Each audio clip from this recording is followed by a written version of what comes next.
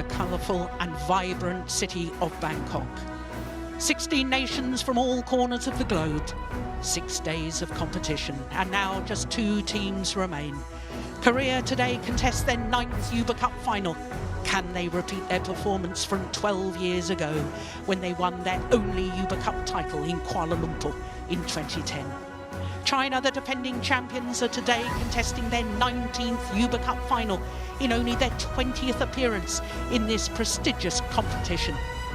They have won the title on 15 previous occasions and are already the most successful team in the history of the Uber Cup. 2 teams, the best of 5 matches, the prize, the magnificent Uber Cup trophy, and the title of World Women's Team Champions. Welcome to Finals Day at the 29th edition of the TotalEnergies BWF Uber Cup. Well, after 4 days of group play, the top 2 teams from each group progressed to the quarterfinal knockout stage. Only 2 teams, India and Chinese Taipei, in the quarterfinal draw had not contested a Uber Cup final in the past. All 4 quarterfinals were won without dropping a match, with the top 4 seeded teams through to the semi-finals. The big surprise at semi-finals was the defeat of the number 1 seeds, Japan, who had contested 3 of the last 4 Uber Cup finals. So Korea are through to their 9th final, having won on just 1 previous occasion, and that was 12 years ago. China have been faultless so far. They haven't dropped a match in all 5 ties of their campaign. Today they are hoping to lift the trophy for an incredible 16th time.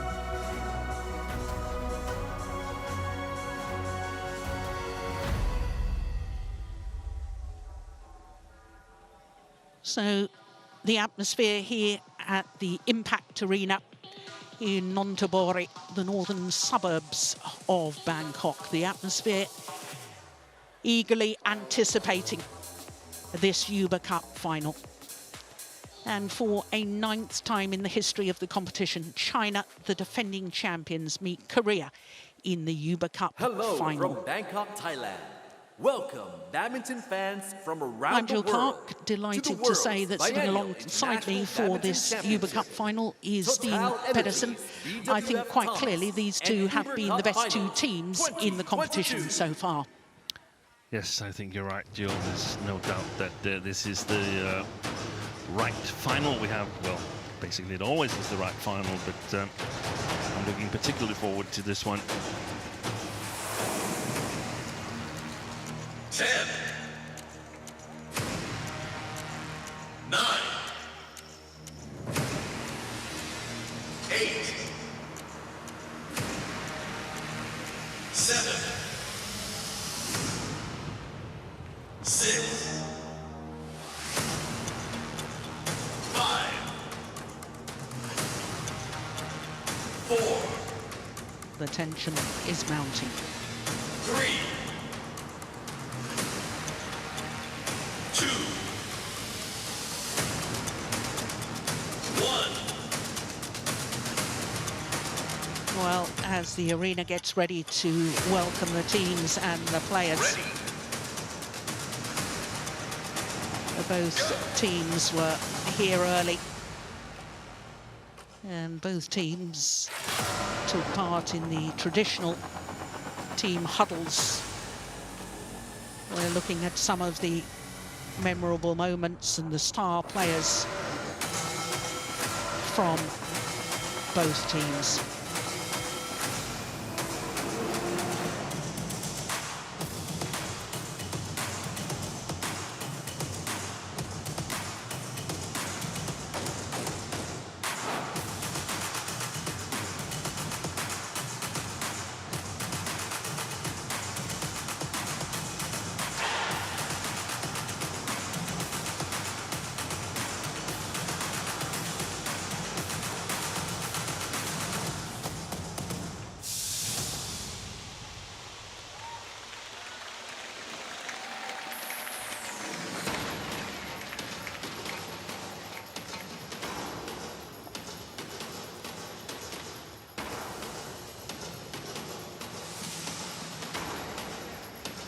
The Thomas Uber Cup mascot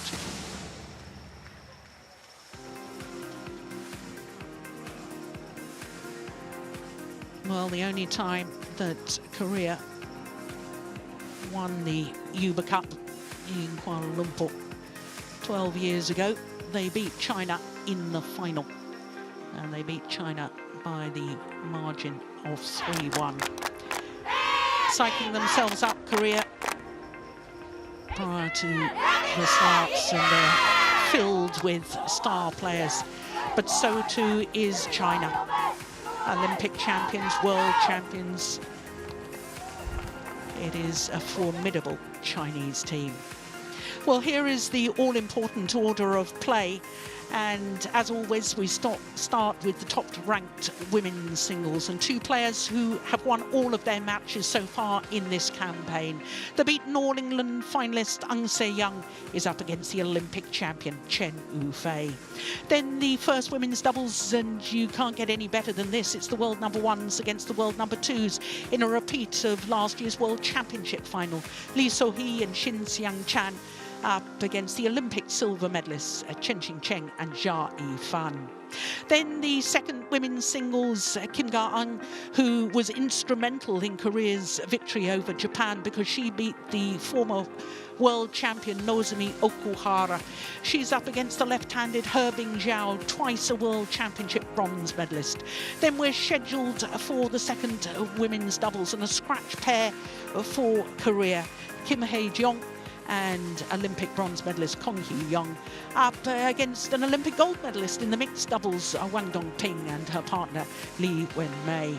And if we come down to a fifth and final match of the tie, it's Sim Yoo-jin for Korea up against Wang Shi-yi, recent winner of the Asian Championships. So our first match, An Se-young, the beaten All England finalist, BWF up against the Olympic champion Chen Yu-fei. Uber Cup Final.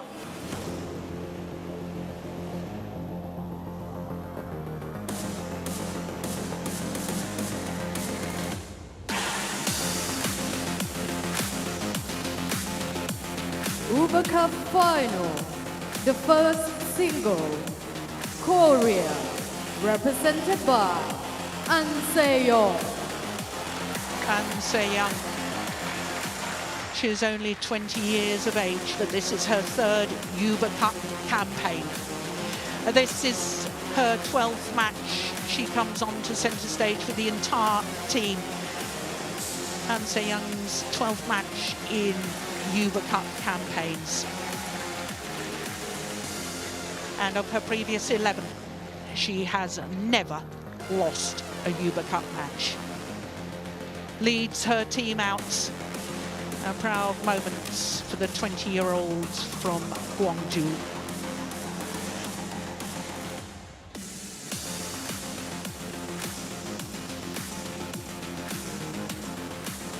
Her teammates break away to take their seats in the Korean bench at the back of the court.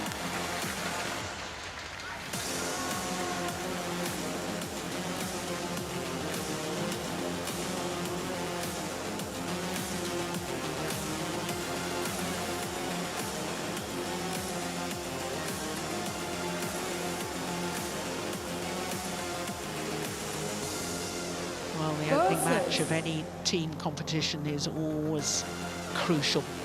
It tends to set the tone for the rest of the tie. But China's record in this event is second to none. Represented by Chen Yu-fei. Chen Yu-fei leads her team out onto centre stage. Chen Yu-fei, the Olympic champion.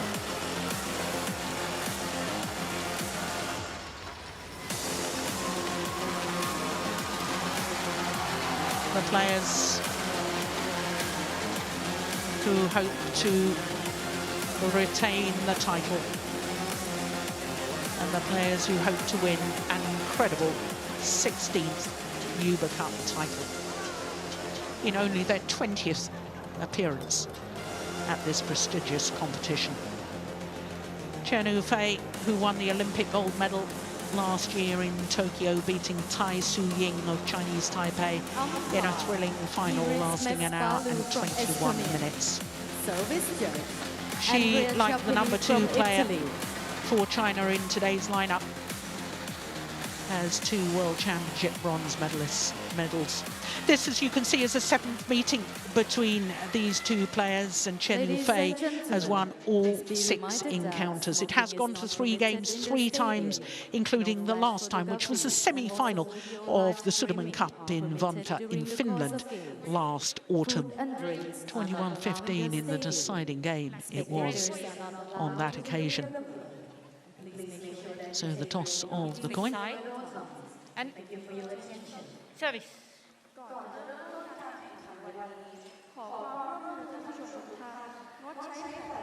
So I was struggling to hear that as to who won the toss of the coin. I don't know if you heard, Steen. And it's a good thing you have me. Because I heard this time, and it was Chen Yufei who won the coin toss and elected to start on this near side of the court. Thank you. Well, I would be very surprised if players don't choose ends if they win the toss. I've discussed that all week. There has been a considerable drift in this arena as we look at An Se Young. As I was telling you, just 20 years of age, enjoying her 23rd consecutive week at a career high of number 4. 3rd Uber Cup campaign for a 20-year-old, and this her 12th match, as I was telling you. Her previous 11 played, 11 won. Olympic quarter-finalist, World Championship quarter-finalist, but All England beaten finalist earlier this year, lost out to Yamaguchi in the final in Birmingham. Well, she wasn't selected for the first match against the United States of America.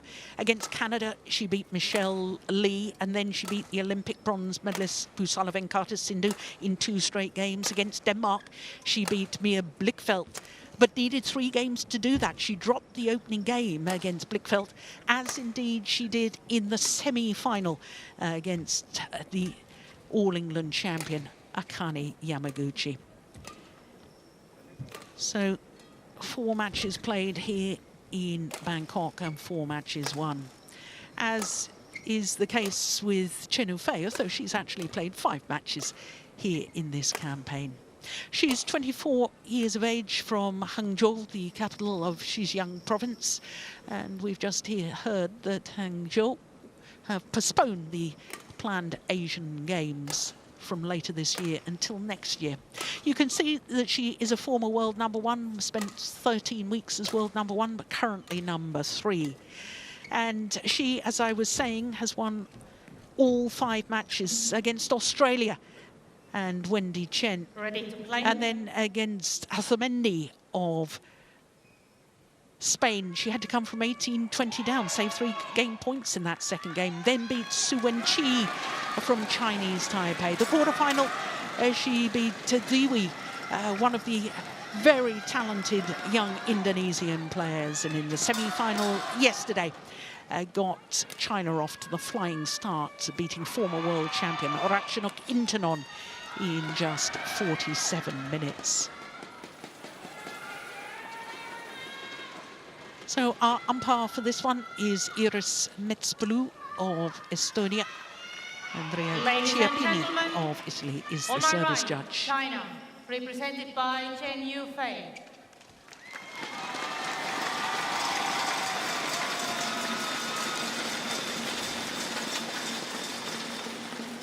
And on my left, Korea, represented by An Se Young.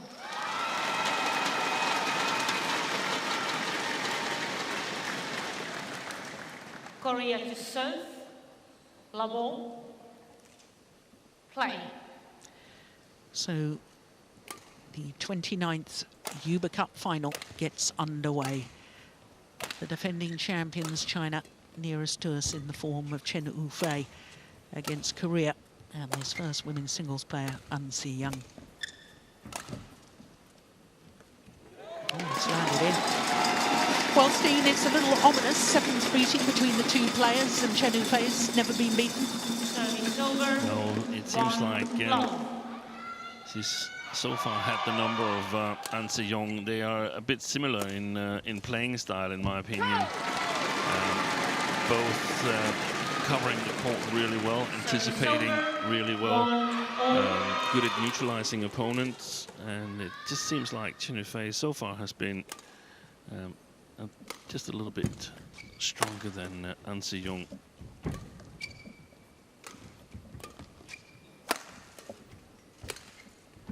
Oh, that's a nice shot. Well, when you and I arrived at the magnificent Impact Arena earlier this morning, you and I both said it's warmer in here. There isn't so much air conditioning, and I wonder if that's meaning that there isn't quite so much drift. Yeah, it's going to be interesting to see. From the trajectory of the first rallies here, I would say that the sideways drift is consistent. Sideways drift left to right.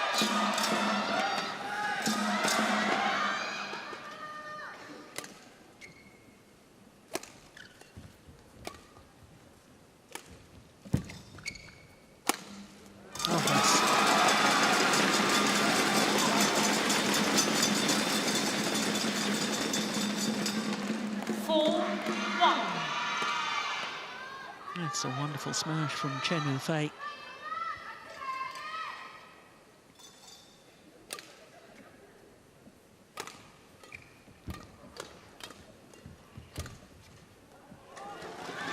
Well, our first challenge, and it's from Chen Yufei.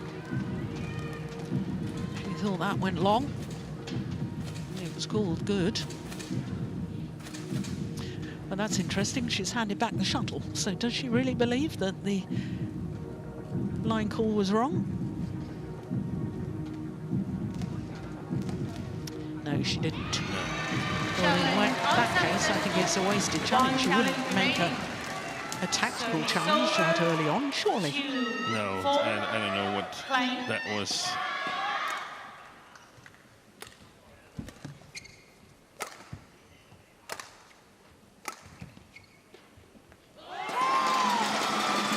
Perfect on the clear there. I don't think the lengthways drift is so pronounced.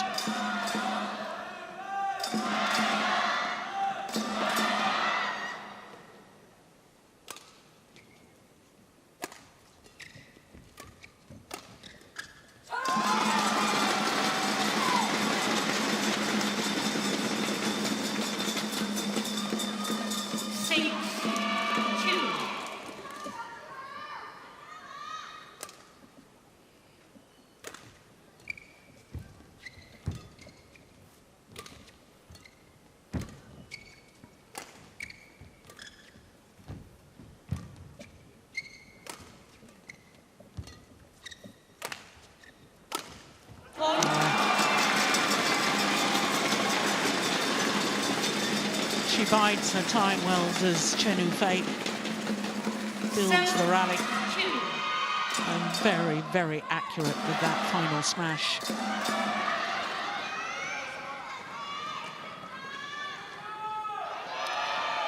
Accuracy is very important. Always is, but particularly in drifty conditions, if you can be accurate and stay in balance, then you've got excellent chances.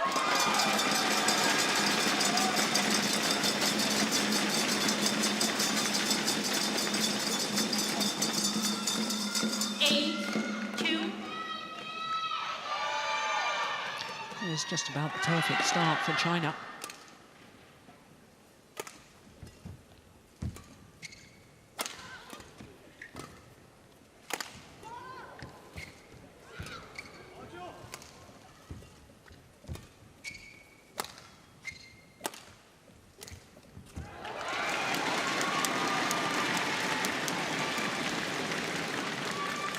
Run of 4 points comes to an end. And I really do think it's very important for An Se-young to do well from the better side of the court. What we perceive all week has been the better side of the court. Wait, what's happened there? Yeah, what on earth happened? Did her ankle give way, or did she slip? Take a look at this. 9-3. Oh no, she hurt. There's some pain there. Yeah. Just didn't, there was no slip. Yeah, somebody's using a flashlight, disturbing Chen Yufei. Is she having a taping on the back of her right calf? Yeah, I can't see from here.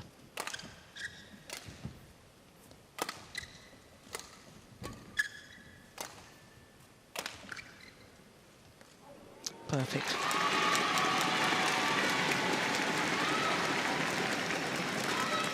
Service over. 4-9.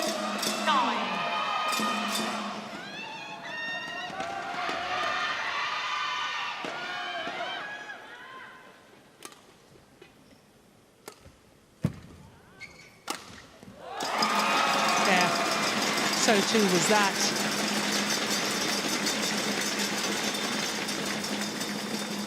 Service over.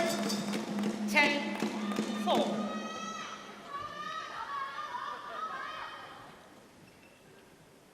And no taping on the calf, only the strapping on below the right knee.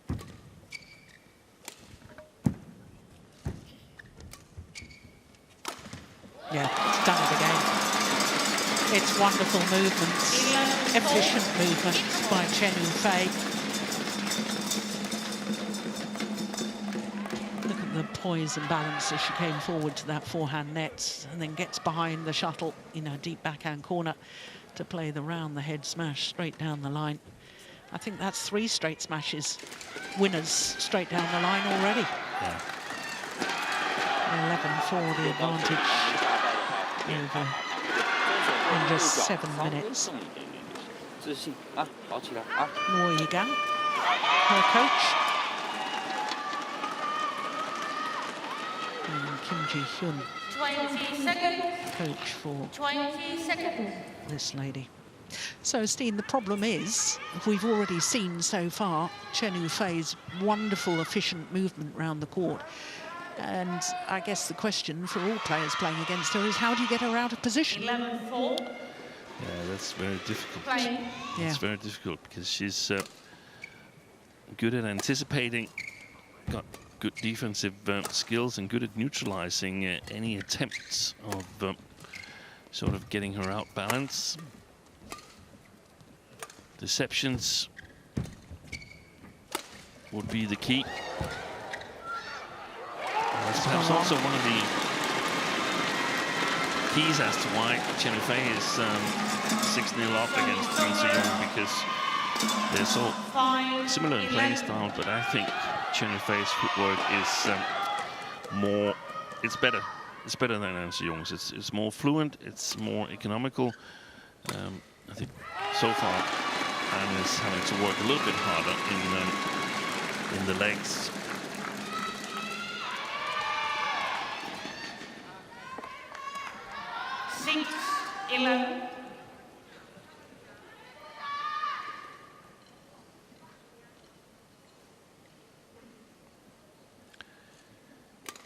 I think Chen Yufei, she chose this side here because she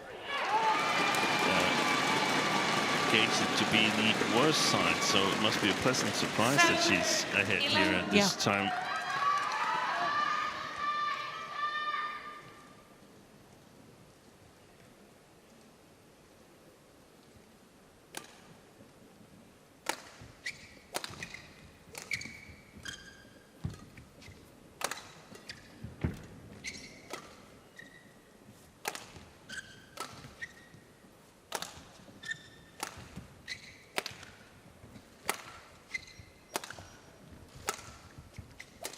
Oh, my goodness, that's a good shot.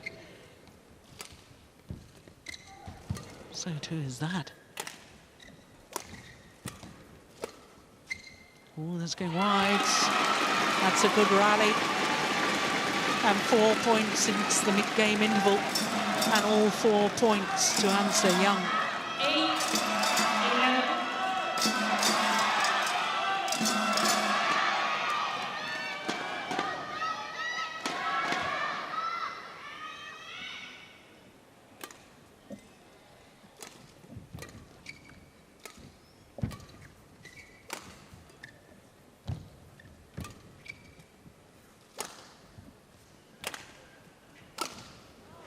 Missed it.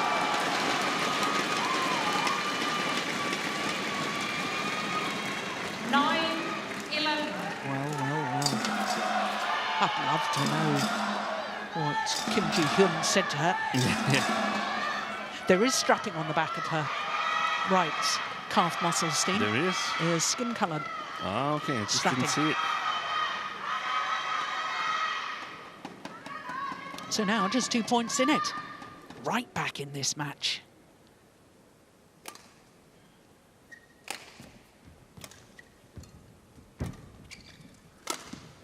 Yeah, that's nice. Service over. 12-9.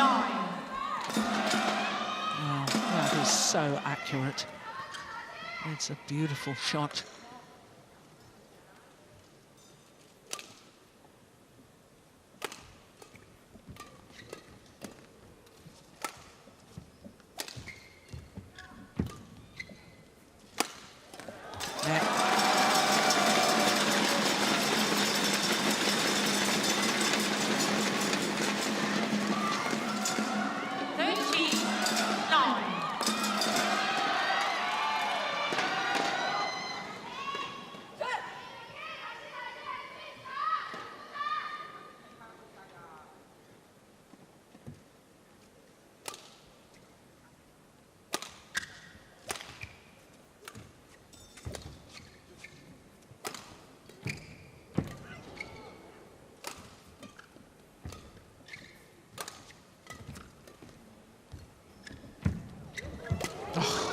Great net shot, short.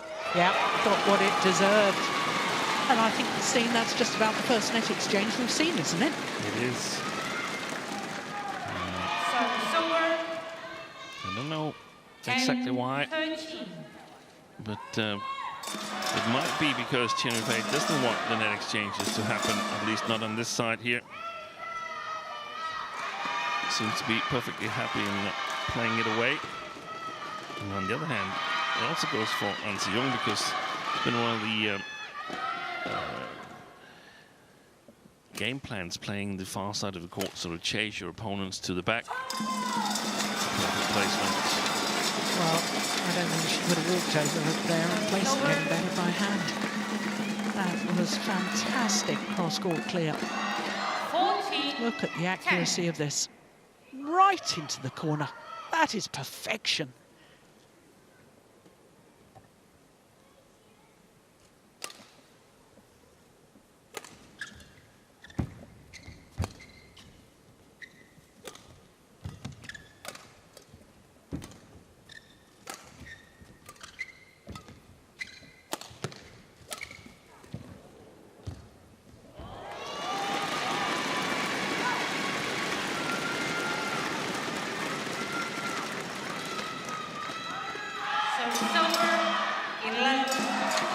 Well reached by An Se-young.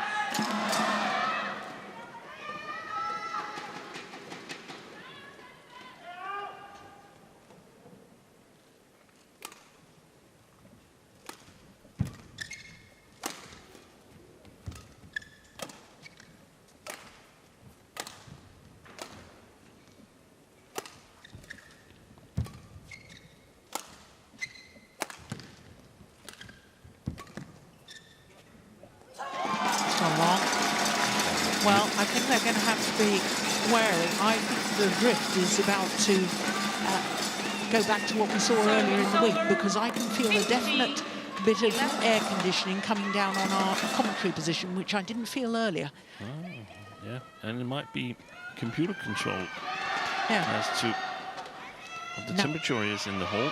And now the fans are in. Yeah. More people here. Literally, the atmosphere has warmed up.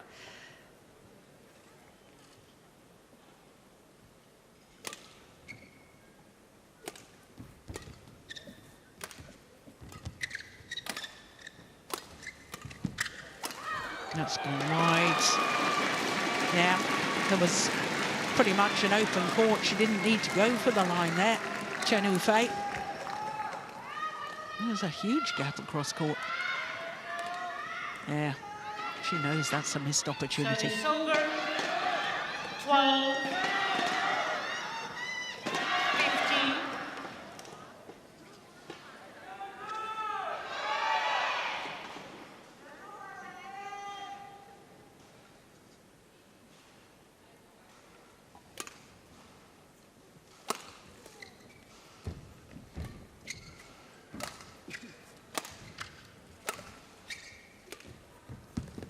Excellent. That's what's puzzled me so far, that Anse Young hasn't been able to 13. control the rallies more. Because the anticipation was that Chen Yufei would have difficulties playing the backcourt, but if they'd started out with lesser drift alongside the court, then that might have been part of the explanation. Yeah. 2 points the deficit.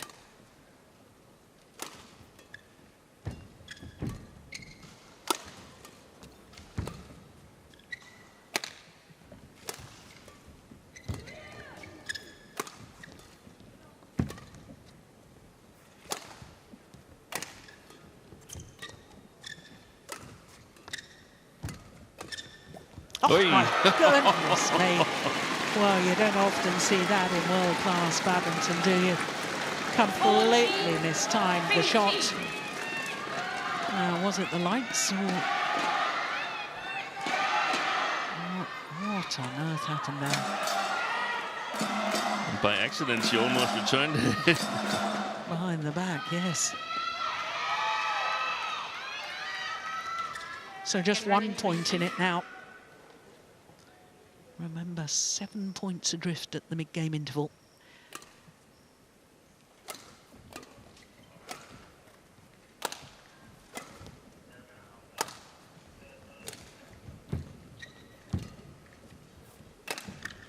Short.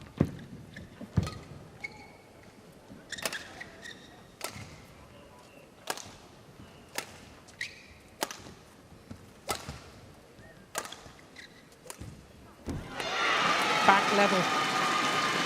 What an extraordinary comeback by Anse Young. 54. And it's interesting that it's, for a big part of the points, it's Chen Yufei who's committed the errors eventually in the rallies. So 11 of the last 15 points to Anse Young.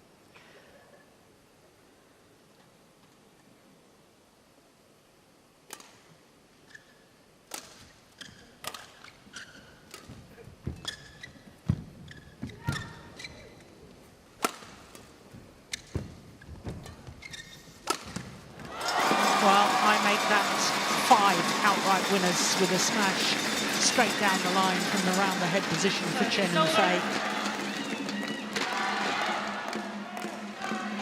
And lots of action in the forehand side of Anse Young.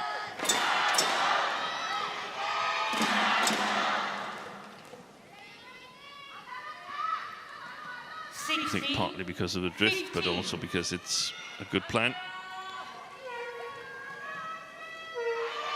The forehand side, the long forehand corner on the Korean side, is the most secure of the two corners. In the backhand corner, both the sideways drift and the drift alongside the court is threatening to take the shuttles out. It's gone wide, well judged. Oh, she's challenging this.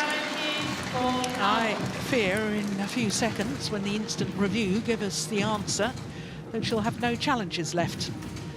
I saw that as clearly wide. You're not giving an opinion. Yeah, I thought it was wide as well. Yeah. I'm certain it was wide.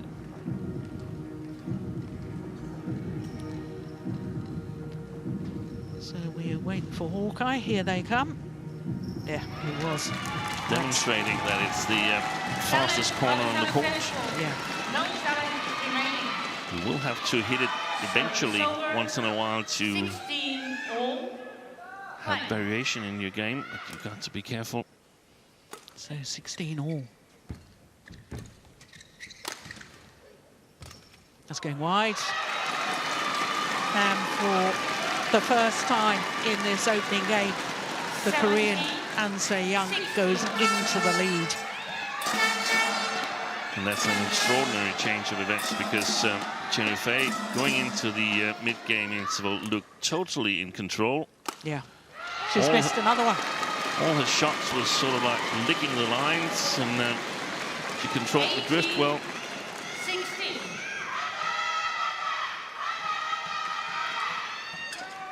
Well, even if she wanted to challenge, she couldn't, because she's got no challenges left. Chen Yufei.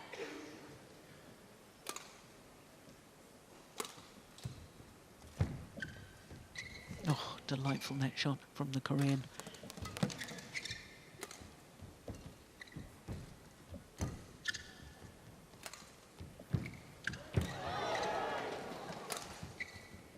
It's a big point. Has landed in. Yeah, there's the drift coming into play, holding the shuttle up. 90. 16. And now she might wish Chen Yufei that she didn't challenge on 4-1, so she'd have an extra, because it would have been nice to have a second opinion on that one, just to have peace of mind. And now the Korean 2 points away from this opening game. 1 point away. Extraordinary. 20. On a run of 5 straight points now. 16. 4 game point opportunities. And it's been quite extraordinary, as you were saying, Steen, the way Chen Yufei is suddenly a spate of errors.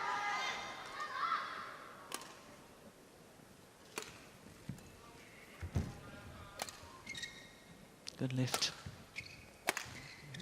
Oh, that's going wide. So 1 game point has come and gone, but another 3 remain for Korea. It's over. 17. 20.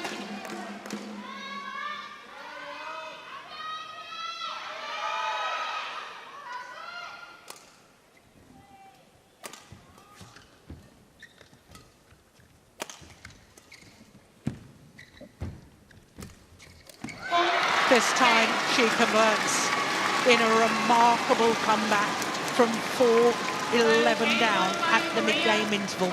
An Se-young for Korea has taken the opening game 21-17 against the Olympic champion Chen Yufei. 23 minutes for the opening game. And what a turnaround. Oh, it's Sung Ji-hyun coaching, not Kim Ji-hyun. Because Kim Ji-hyun is coaching Thailand Of course at she the is. moment. Of course she is.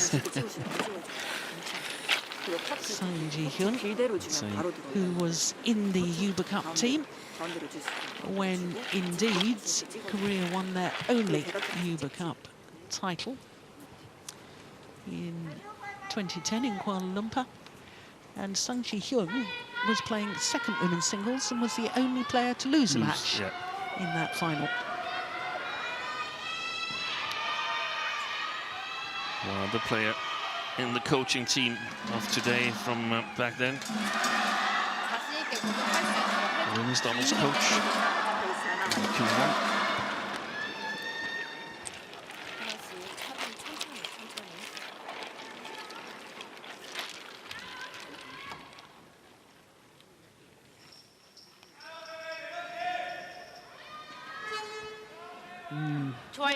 Contemplation. 20 What went seconds. wrong?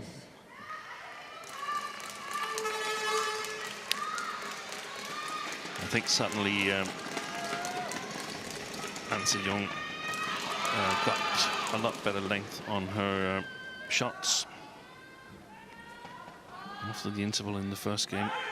Well, we've got a slight delay here because the umpire, I'm not quite sure what's happened, but the right arm raise means she is calling the tournament referee. Maybe there's a problem with her touchpad, the scoring mechanism, or maybe Her microphone has become disconnected or something, but I don't see any of the tournament referees coming forward. Well, perhaps she should raise her right arm again. No, something is happening. Is it the scoreboard? I think it's the scoreboard, is it, Steen? It might be. Here we come, finally. One of the tournament referees comes forward. There's a problem with the court. Ah, well, she did well to spot that then.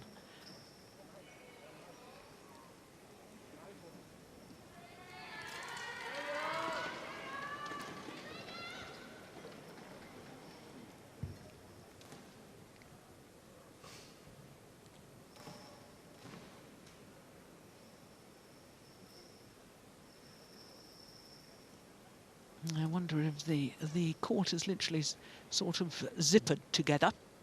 Comes in 3 sections. And I wonder if the zipper... Ah, yes, Yeah. now you can see the a piece of the underside of the mat has somehow protruded through.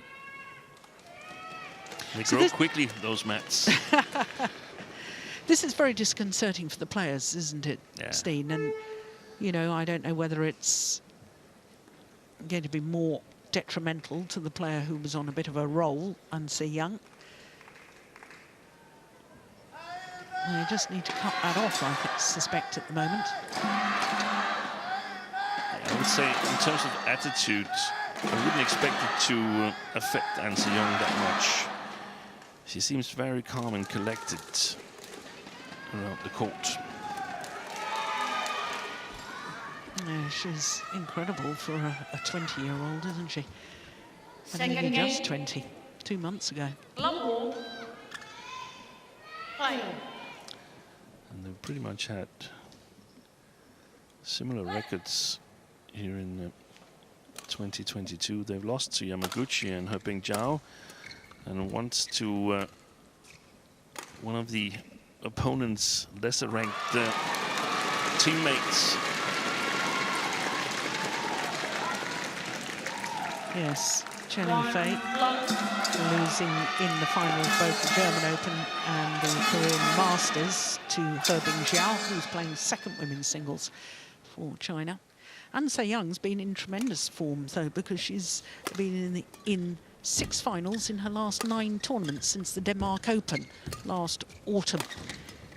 And not only beaten in the final of the All England, but winner of the Korean Open Super 500 event this year. 2 love.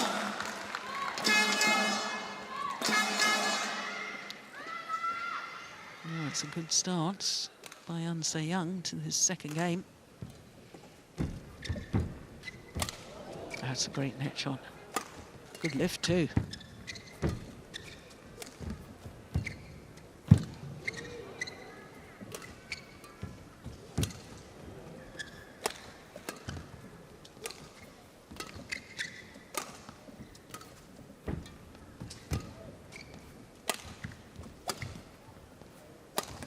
Good shot. That's magnificent. Disguised, fast, clear.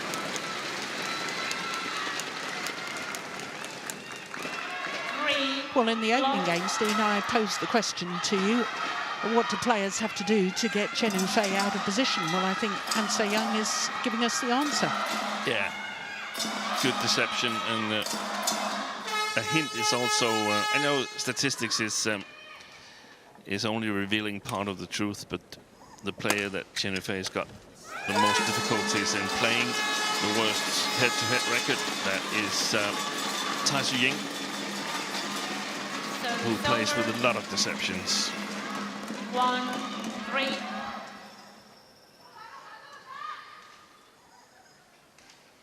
But she's also probably played her a number of times before she really sort of grew into the world-class circuit when she was still a youngster.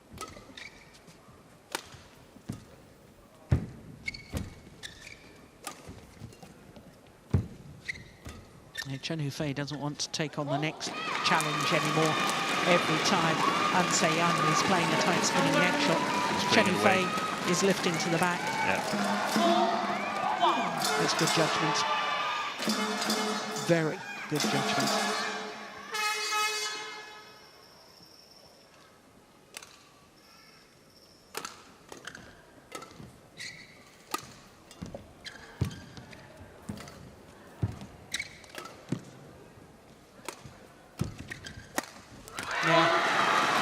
Well worked by An Se-young.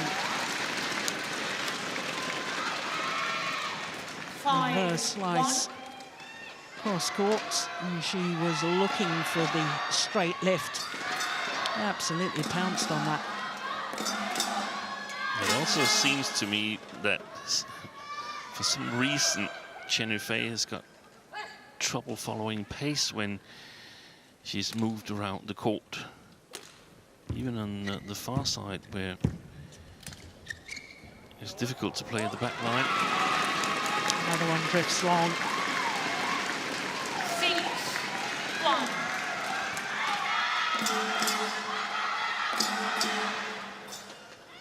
She had a worrying experience back in 2018, Chen Yufei, in the semi-final stage when she had a 4-0 lead against Ratchanok Intanon back then in the head-to-heads and lost that match. Eventually, China went on to lose the semi-final to Thailand. I just thought she would be more experienced now, winning the Uber Cup in Aarhus, winning the Olympic gold medal and so on, but perhaps the shape is not the best at the moment. Service over. Yeah, well, that's the first time that she's responded to a net shot with a net shot for some considerable time, and it paid dividends. She's got to have the courage to take her opponent on that front court area.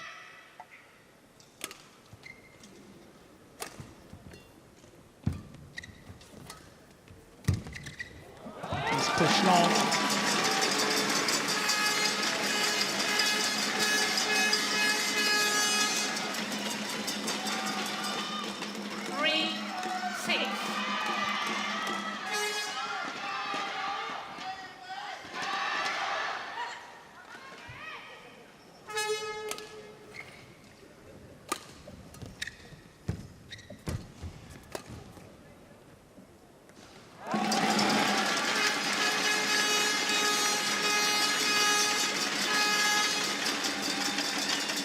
I'm pretty certain the drift has gone back to what we've witnessed all week, Steen. Not that I was working on any of the early sessions, so exactly the same thing may have happened on the earlier sessions during the day. Yeah. That the computer-controlled aircon, as the day warms up and more fans come in, the aircon goes a little higher. He was definitely high on the 2 o'clock sessions.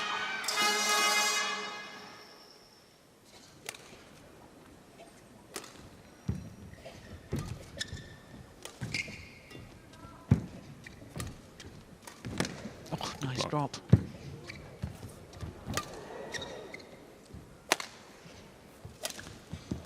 Brilliant. Oh, well, she's going to challenge. Korea Called out. It was mighty close, I know that. Well, my initial reaction was brilliant, which means that I thought it may have landed in. Okay, I'll take the other one then. This time, even though I'm at risk then. Caught the line, indeed. It did. Great challenge by An Se-young. 8-4. Play.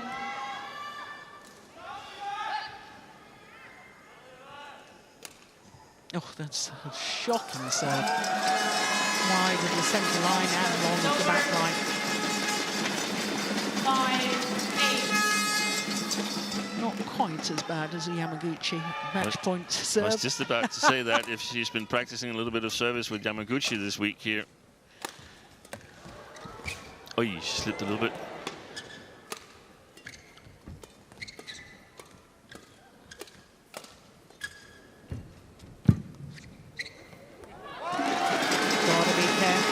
those pushes. And Se Young from this near side of the court.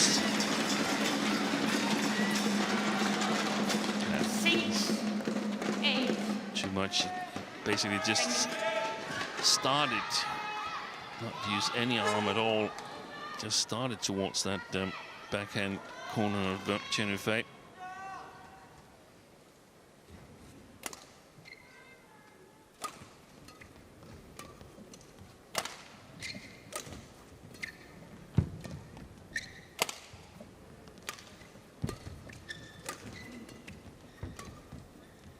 In.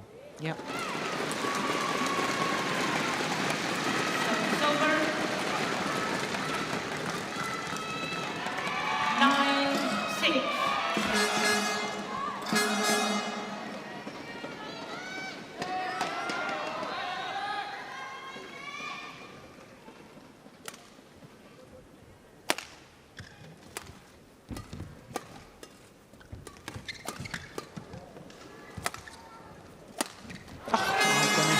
That could be a very, very costly miss. The backhand clear It's over. from Chen Yufei was woefully short. 9. And perhaps An Se Young guilty of overcommitting, looking for the net. As soon as she saw her opponent playing the backhand.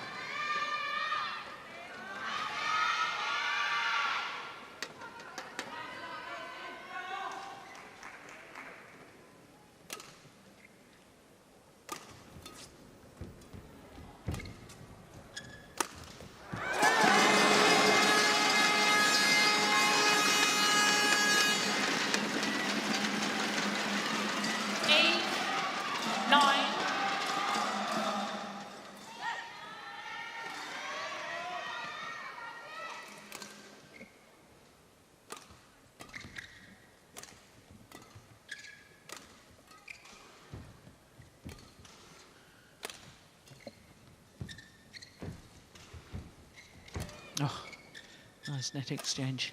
Yeah. Back level, Chen Yufei.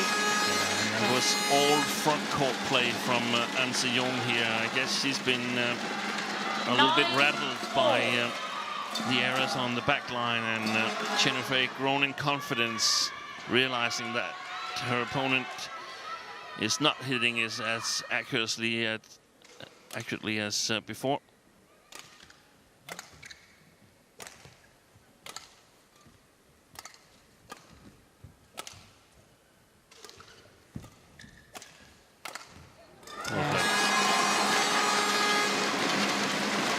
So into the leads for the first time in this second game. The Olympic champion.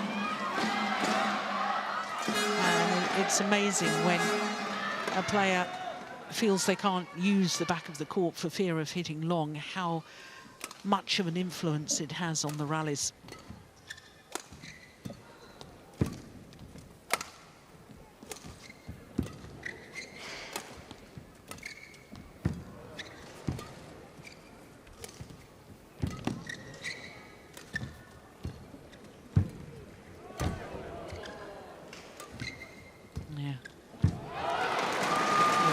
Well, there was 2 shots to the back of the court early on in the rally from An Se Young. Apart from that, everything was back to the net.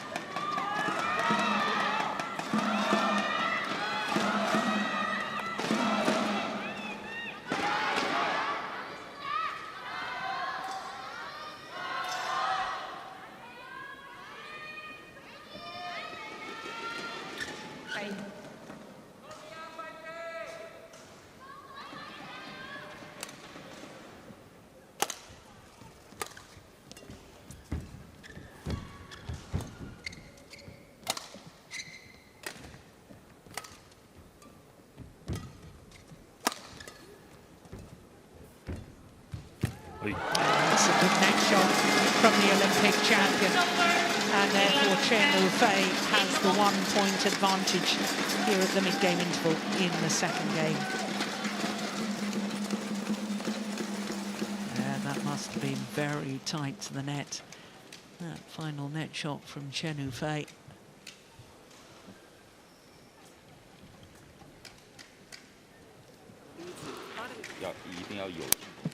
So 40 minutes into the match, and only 1 point in it in the second game. 好吧，啊，把往前提高，抢起来，啊，耐心、自信，啊，加油！ 20 seconds. 20 seconds.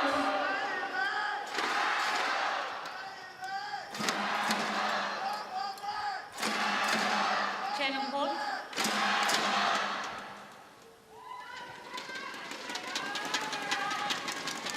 Eleven, 10. Play.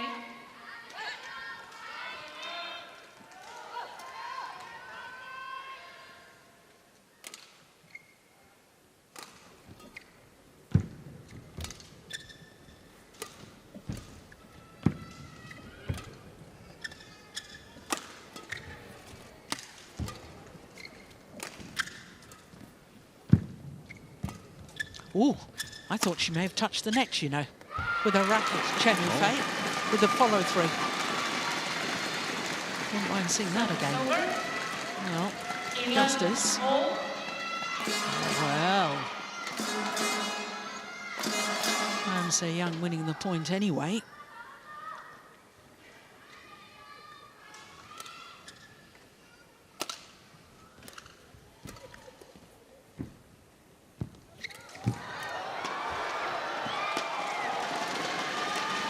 Well, that has gone well along.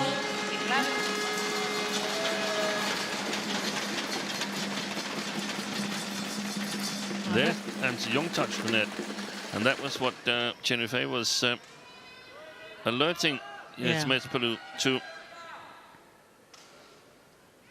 Yeah. She was correct. Yeah, I think that Chen Yufei touched the net at the previous rally, so neither one called.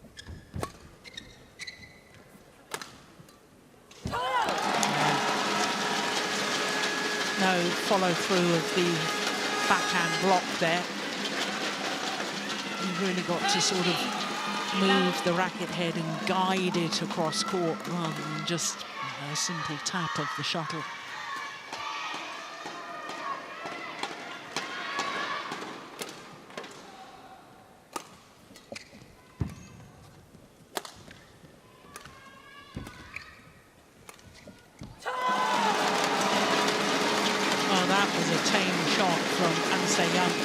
Taking the shuttle late, playing it with a bent arm. 14, 11. Yeah, and her head fell down a little bit. Body language after that. It's pretty much the same sort of pattern to the opening game when Chen Yufei was well up.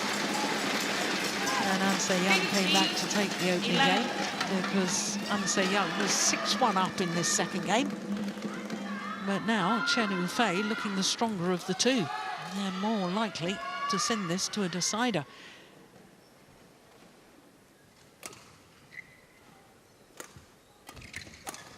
Yeah, that's a good shot. Over. 12, 15.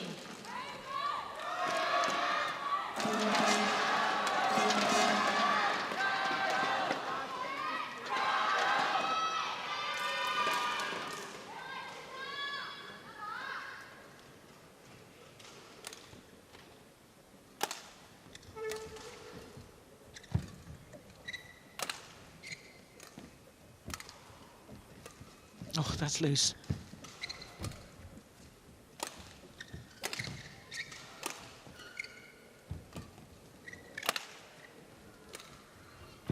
Big point.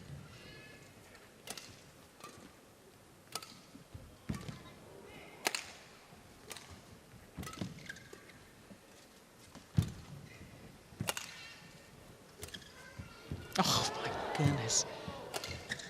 What a rally. It's a fabulous rally. And you could just sense as it was in progress, longest rally of the match so far, the importance of that point. 13-15 is more than believable that you can come back.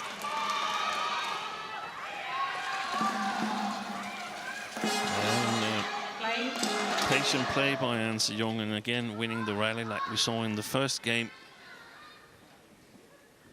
where she, after the interval, won the majority of the long exchanges. Oh, Well, she can't only play back to the net, An Se-young. I know she's got to be careful on the pushes and the lifts.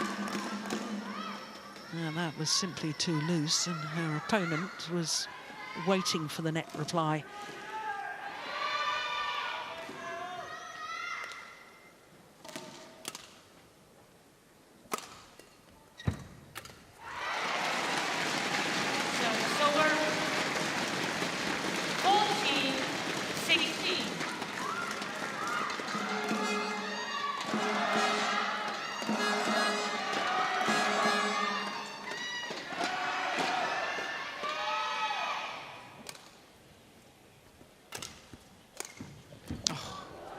Great round the head cross-court smash.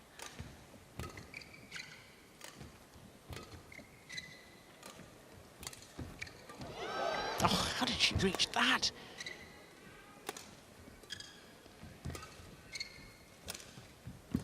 Brilliant. excellent play. Fantastic point by An Se-young. She was under huge pressure earlier on. 15-16.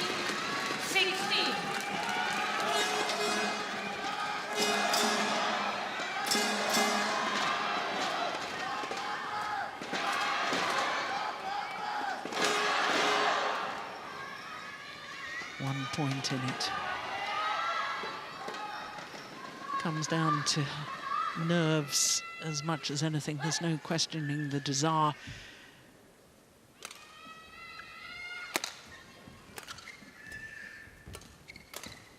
Oh, dear no. Made it right into the hitting zone of Chen Yufei. I suspect An Se-young may have changed her mind.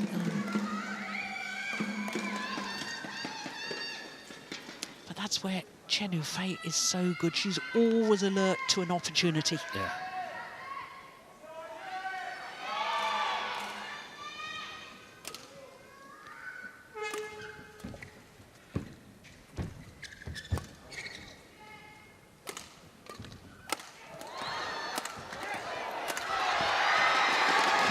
Fantastic play by Chen Yufei there. Something that we've rarely seen her do in this match so far. 18-15. Yeah, all out aggression.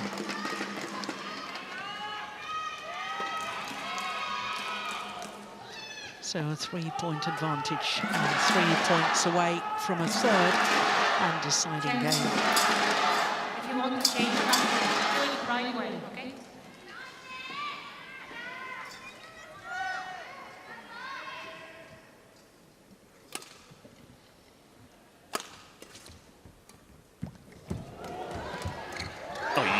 What a save.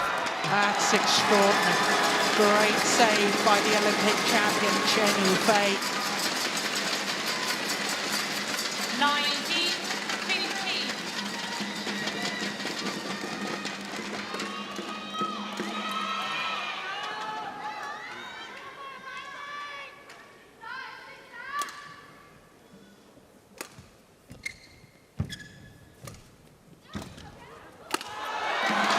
Game point opportunities to level this first women's singles at 1 game apiece. 20. Game point 15.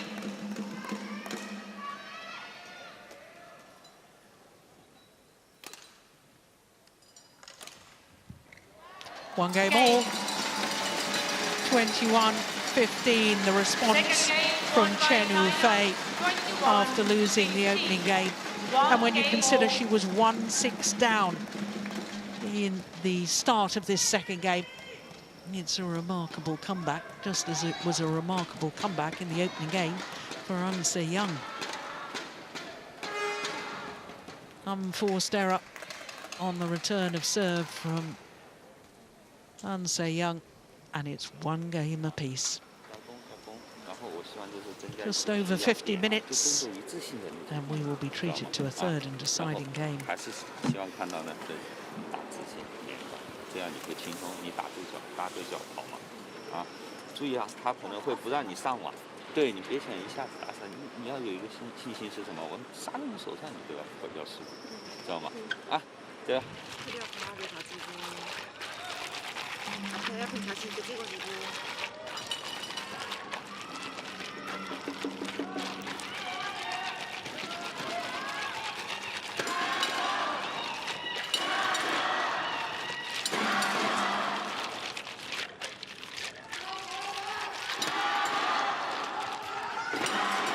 내가 가운데 헤어핀 찍어서 백으로 안 가도 돼. 다시 놔주던지 괜찮아.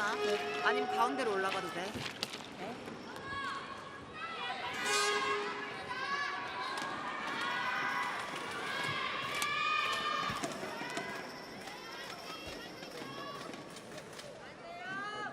Twenty seconds.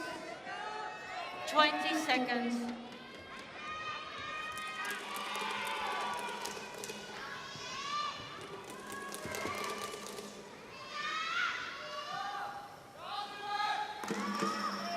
Final game. Long ball. Play. So the third and deciding game in the crucial opening match of this Uber Cup final tie.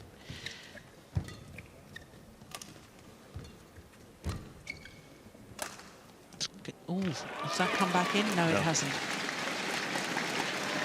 Service over. So, Steen, Long. how do you see this developing? Do you think that anybody's going to have a change of tactics, or? To be honest, I actually have no idea how it's going to develop. I mean, it's been so unpredictable. Yeah.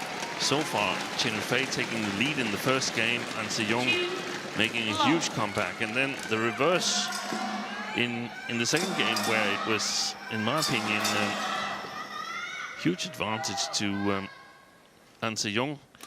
But I'll give it a shot anyway. It's going to end 21-15 to Chen Yufei. Wow. Because all the other 3-game matches they've played have ended 21-15 to Chen Yufei. Is that right? Well, if you're correct, Steen, I'll buy you dinner. So the first challenge of this deciding game, and the challenge has come from An Se-Young.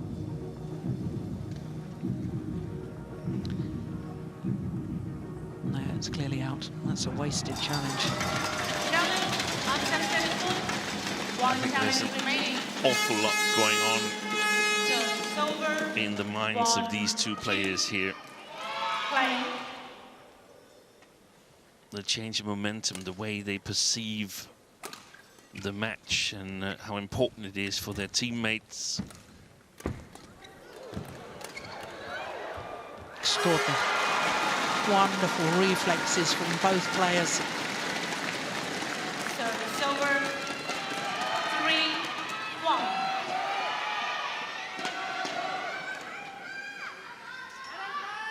It's not often we see that kind of emotion from Chen Yufei, as we saw there after that missed drop shot. No, you're right. 4-1. Usually, facially, gives nothing away.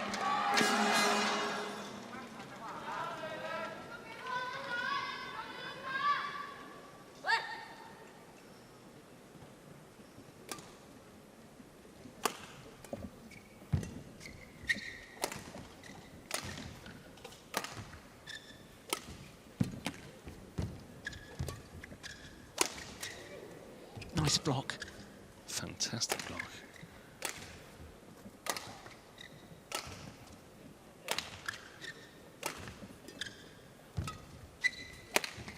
Good clear. Brilliant! No wonder she raises her fist aloft. She was under pressure for the entirety of the rally, and then finds an outright winner like that. the accuracy of the smashing. Well, Chen Yufei, I've lost count of the number of times she's found the line on her winning shot. 4.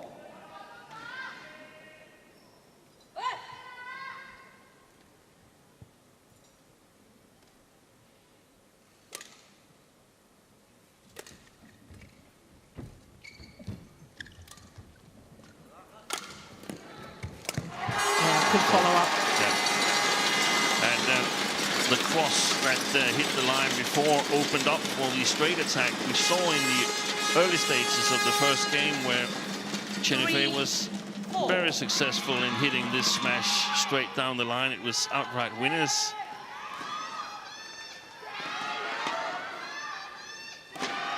It's important to keep variation, hit the cross once in a while, and when you've been successful there, then your opponent has to respect it somehow.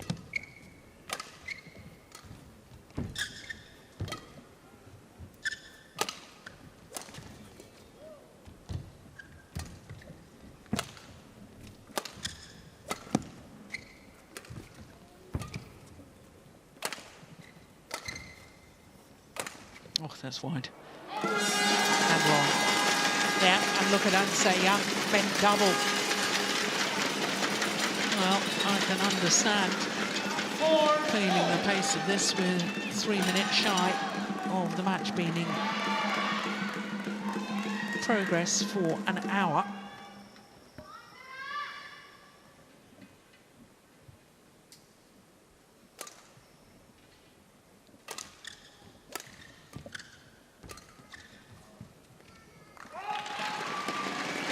Challenge here from Chen Yufei. I do think it's so risky challenging on the far back line. Yeah, I'm For any positive player. it was long. Yeah.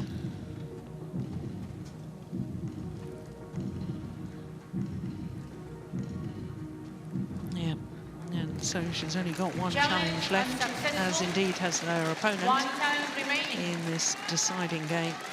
Service over. 5-4. Play.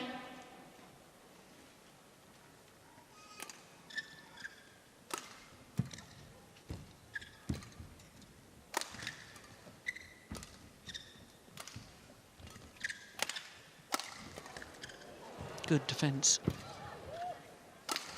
Missed it this time. And perhaps the good defence from Ansei Young meant that Chen Yufei felt she had to go really close to the line once more to hit the winner. Yes, I totally agree.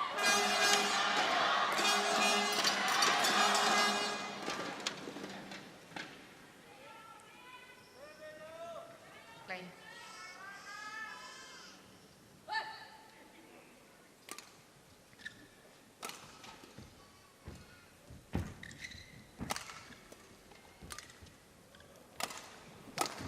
Yeah, well played.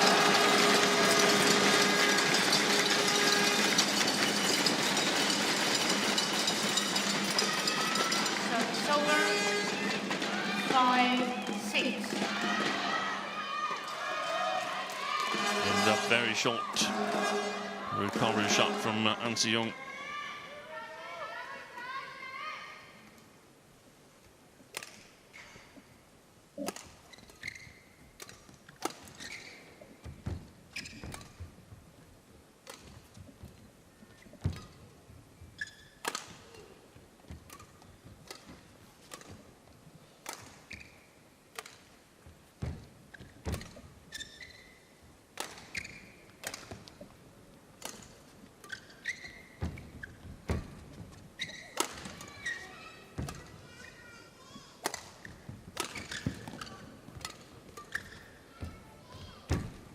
Good rally again.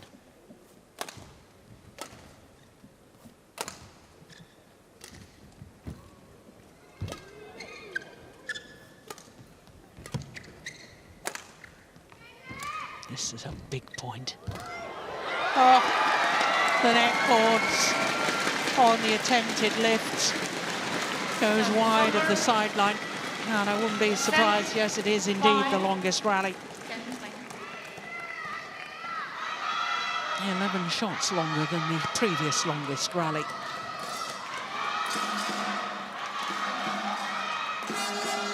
Now, will that long rally have a psychological effect on this match? May have a physical effect too. Missed it. And that may well have been a physical effect. Yeah, she's taking in big gulps of air. Here's Chen Yufei.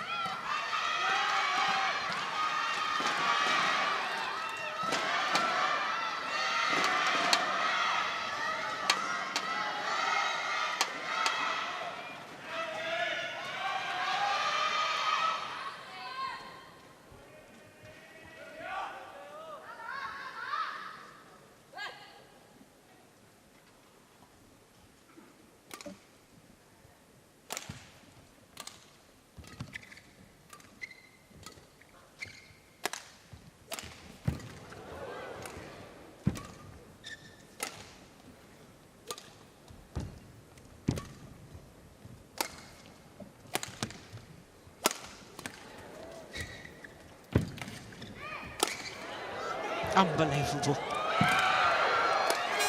I don't believe it! Sensational!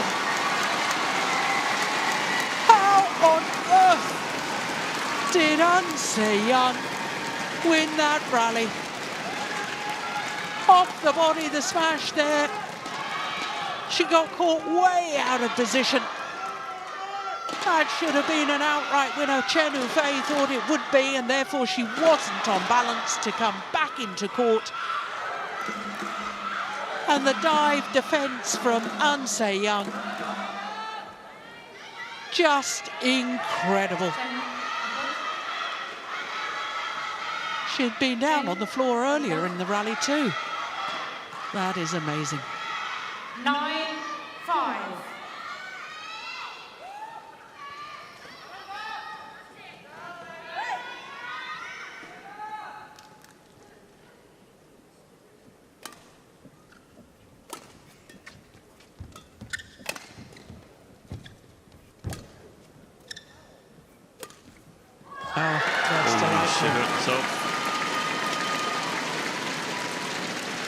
Well, already. Oh, now what has happened? Was it ankle?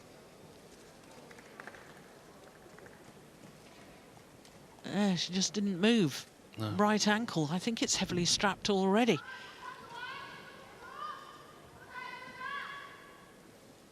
Yeah, it is heavily strapped, isn't it?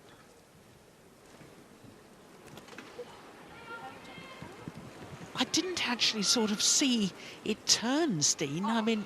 Oi, oi, oi, oi, oi. Yeah. She's in pain. That was the sign of a previously rolled ankle that got hurt again somehow. I couldn't see it. I didn't see it either. That's the previous point. I mean, she was totally off balance when she played that final smash. I just thought it was fatigue, that she thought she was going to hit the winner, that she wasn't going back to the base position. But maybe something happened there. Well, the cold spray coming out. Yeah, it won't really... It won't make any help. No. But it's already heavily strapped. I mean, she can't... More strapping, I don't think, is going to help necessarily. No.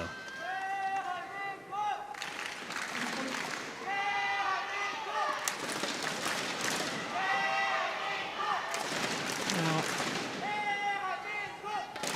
very, very difficult to see exactly what happened.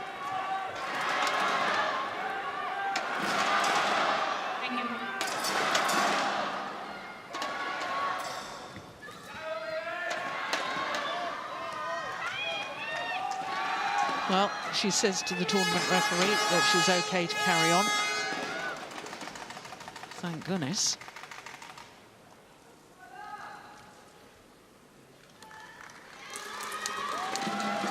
But seeing the grimace on her face when the doctor was just flexing the ankle.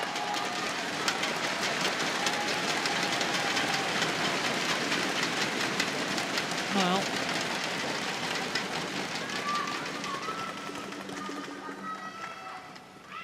whether she's able to play and move as she'd done so earlier in the match remains to be seen. So 10-5 to Unsay Young, deciding game. Oh my dear, goodness gracious, that was wild. 6-point advantage to Unsay Young at the change of ends here in the deciding game.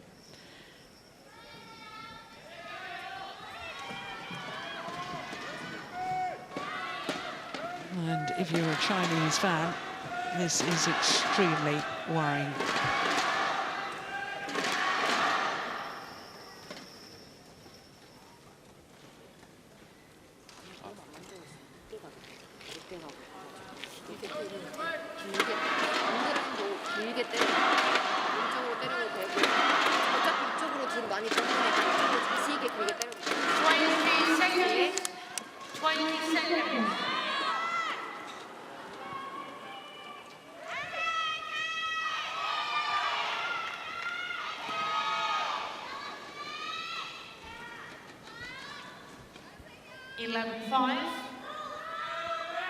Play.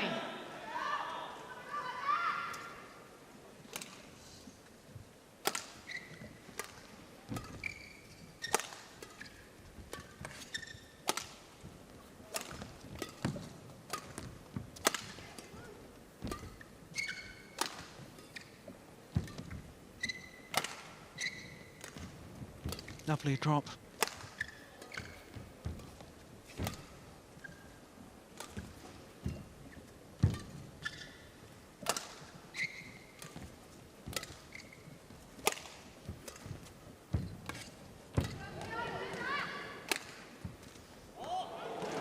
Landed in. That's good control from the Korean. 25. Yeah, interesting, Steen. I don't know if you noticed, she took an extra step further forward to the net. Yeah. She didn't trust that right ankle to push herself back again. No, and looking at her tournament participation here, she might well have sustained an injury either at All England or in practice before Swiss Open. She withdrew from Swiss Open. Chen Yufei played 2 matches in Korea Open, and I'm not sure whether she was entered into. Oh yeah, she won the Korean Masters, so that doesn't really add up. But didn't play Badminton Asia Championships either 2 weeks ago. Yeah, that's right.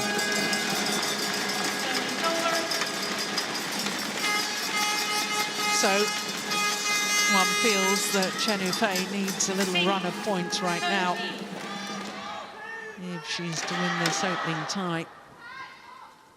This opening match within the tie, I should say.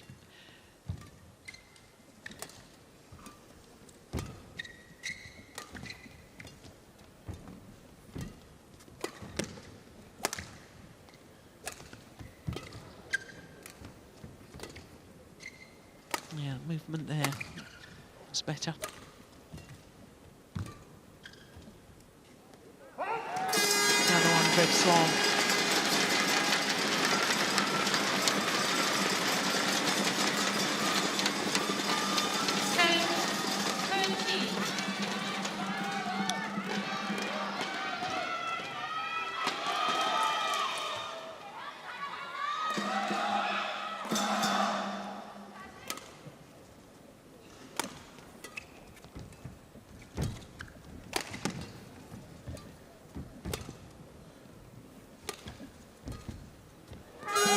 Goodness.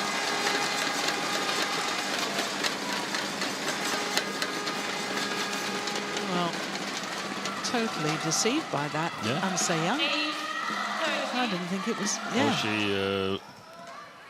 I think she was just about to roll her ankle herself there.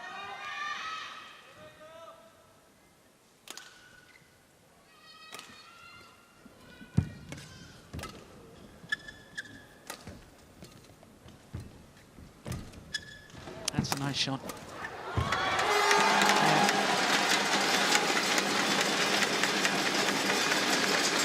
Well, an hour and 11 minutes this match has been in progress.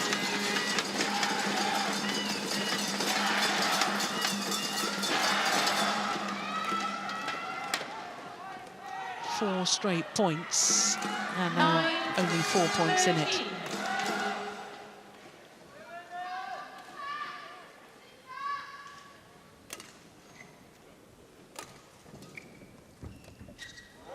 Oh, she's missed it. Chen Yufei was nowhere near it. She's also in. No, I think. Has she got cramps? I think so. I think she might suffer from cramps.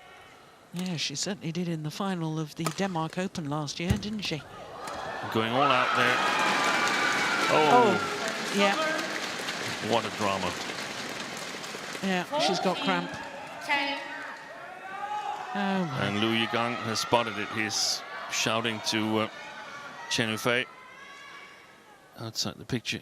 You can see him there in the corner of the court. And that's a gifted point. Well, in the final of the Denmark Open against Akane Yamaguchi last year, she had to retire in the deciding game with cramp.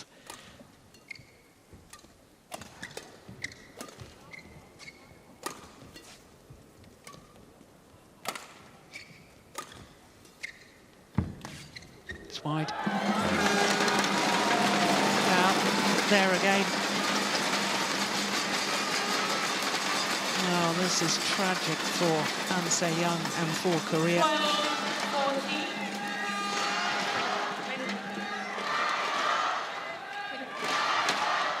Well, I don't suppose it helps An Se-young, that long delay for the medical timeout for Chen Yufei.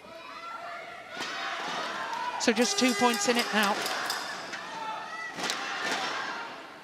7 of the last 8 points. It's landed in. And that was a hope up for An Se-young.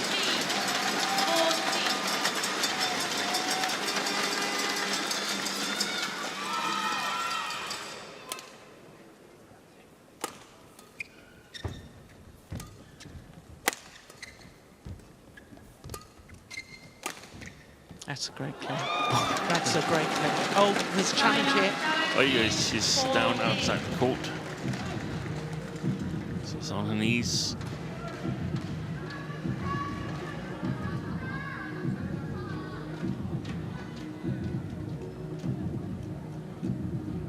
Here we go. Yeah, caught the line. An Se-young calling for the referee. Yeah. No challenge remaining. So no more challenges for Chen Yufei, but a medical timeout now needed for An Se-young. Yeah, hamstring. All the way down the back of the right leg.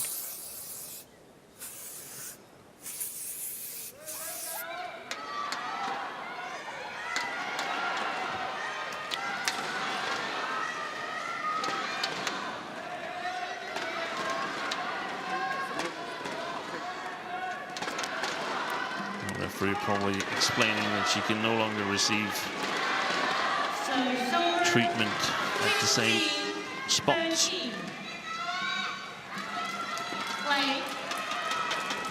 So 15-13. Well, this match has been all drama.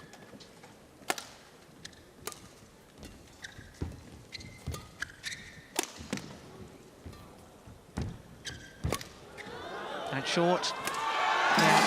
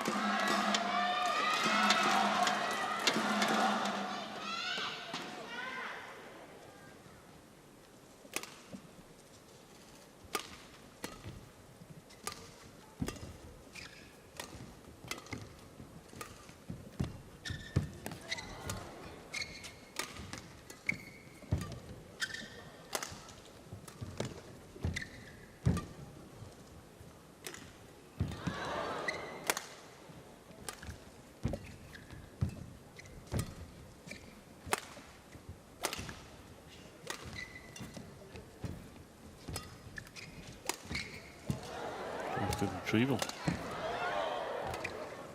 What a rally.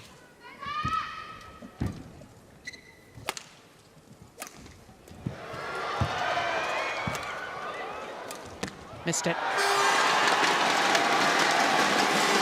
Wow. And so, yeah, goes down on the floor again. It's 15 all. And 10 of the last 11 points to the Olympic champion.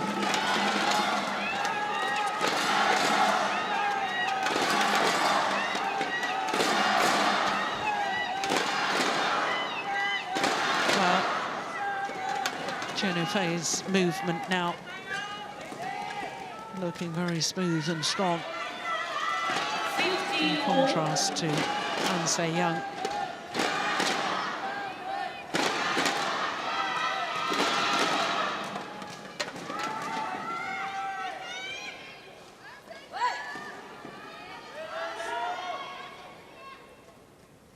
That scoreline of 21-15, you're looking like you've got a dinner here, Steen. No, I don't think so.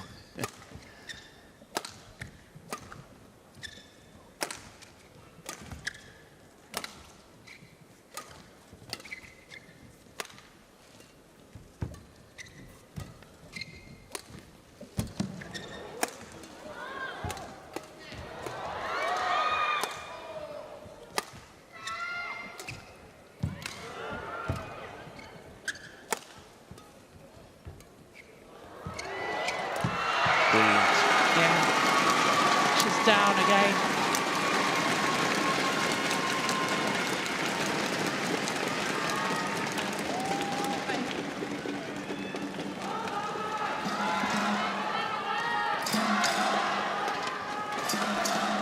Point by point.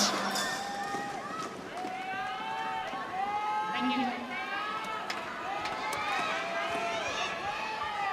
Service over. 16-15.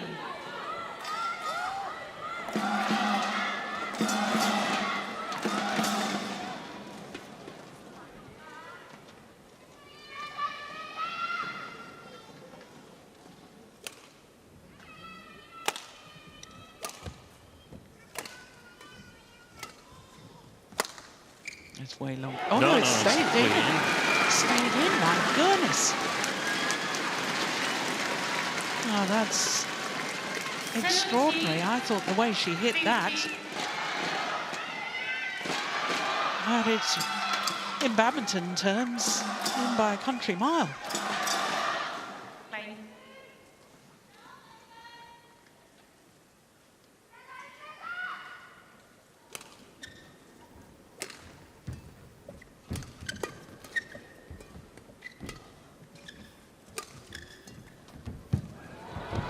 Amazing. Mid-court.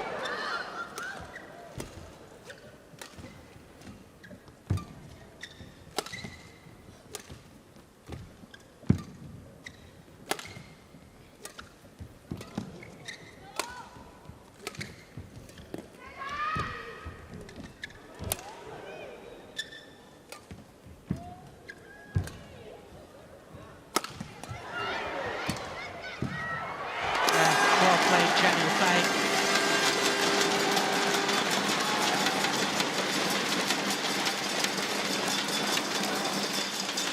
Service over.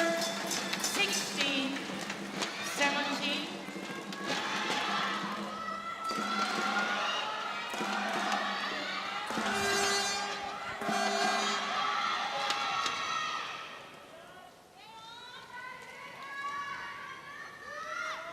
Korean teammates looking nervous and concerned.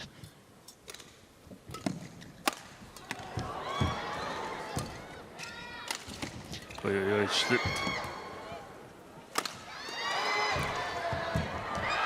Oh, well, the follow-up from Chen Yufei, putting pressure on her opponent, but An Se-young was alert to it. 18. I've only seen the final shot, and it was prior to that. Here we go.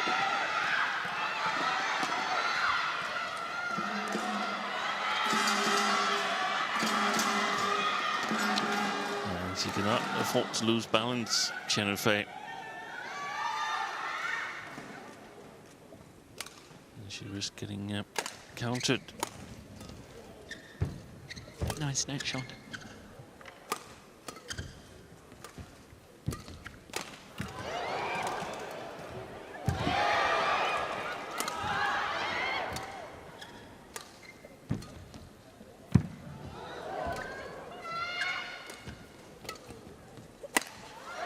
She's made it.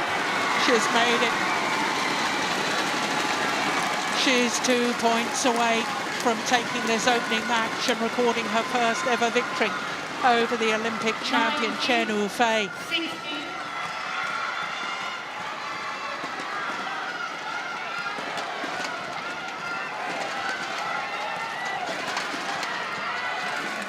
Oh, it was a great final smash. It found the line.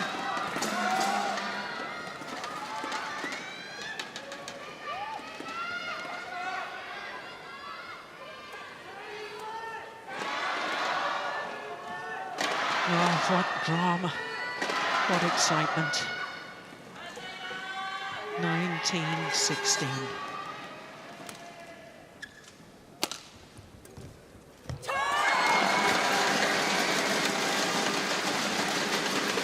Lower. 17, 19.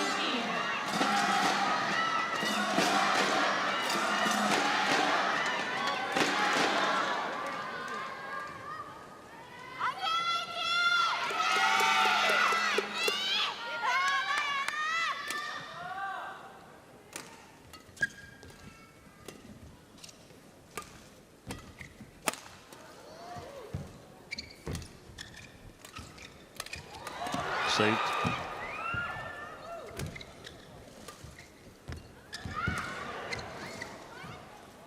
It's landed in.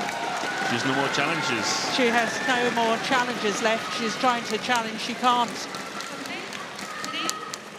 Yes, you can push it in. Can try to push it in. It's over. 20.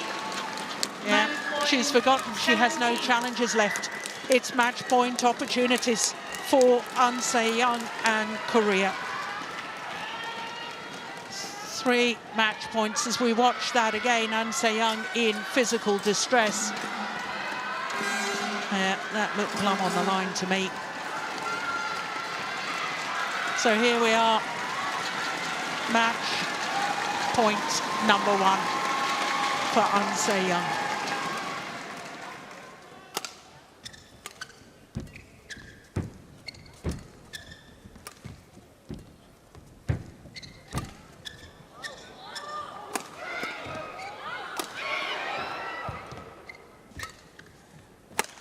That's wide.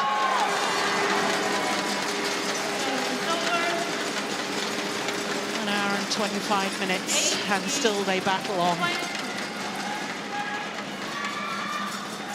1 match point has come and gone. 2 more remain for this lady.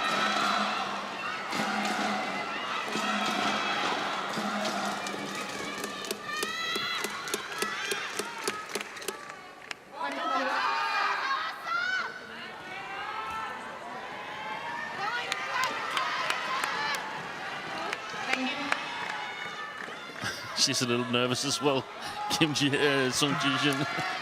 Yeah. Understandable. 18-20. Match point Korea.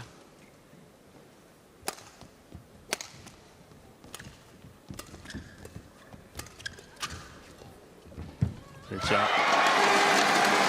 2 match points have come and gone. Just 1 more remains in favour of Korea.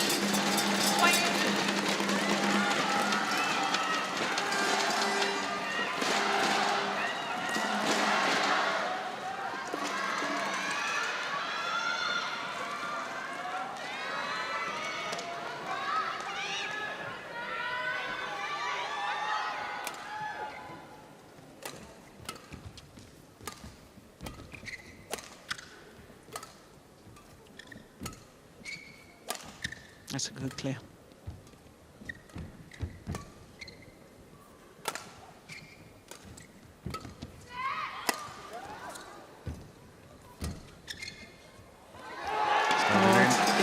putting it in. It's 20 all. And once again, An Se-young goes down. This is challenging. Well, A tricky situation for the umpire as well. yeah, very difficult.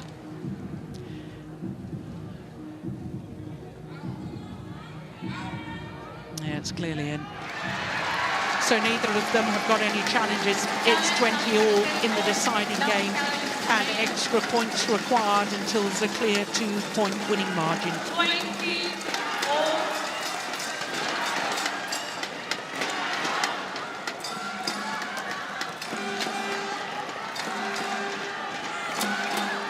Thank you. Thank you.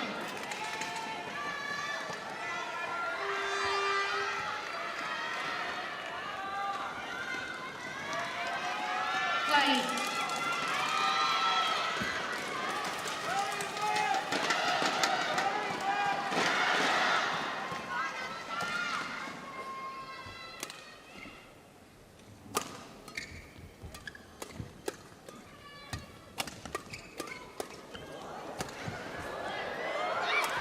Well, you should have missed it. There was a golden opportunity for An Se-young. Chen Yufei was way out of position. And we can all be wise after the event, but perhaps the straights match. Look, Chen Yufei was racing back to cover the cross court.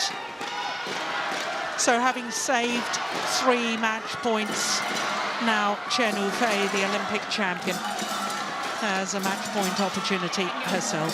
Thank you.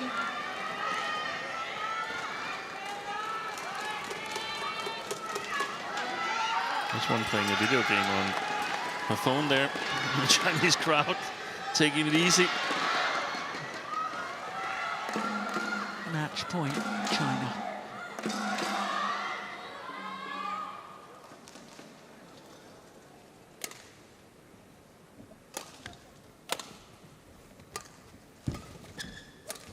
Good shot.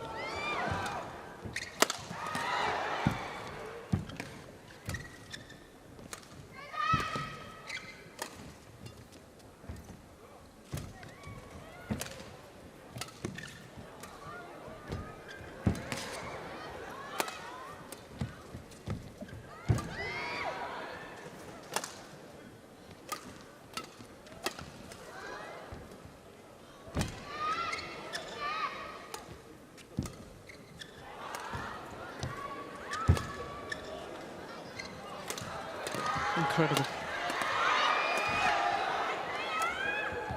She's missed it. Both players are down on the floor. And Chen Yufei, the Olympic champion, has come back from the brink of defeat to win the opening match of the Uber Cup final. Coming from 3 match points down to beat An Se-young. Both players struggling physically. Chen Yufei acknowledges the fans, and that is one of the most extraordinary matches I think I've seen in women's singles. An hour and a half. An Se-young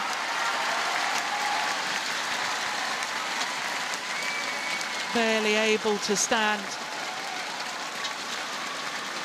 Match won by Well, China, 17-21. such drama, such 21, excitement, 15, such elation, 22, such 20. disappointment. The double-edged sword of sport.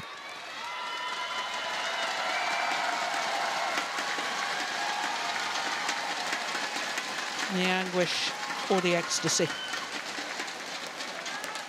Perfectly illustrated in that first women's singles match. Delight for one, disappointment for the other.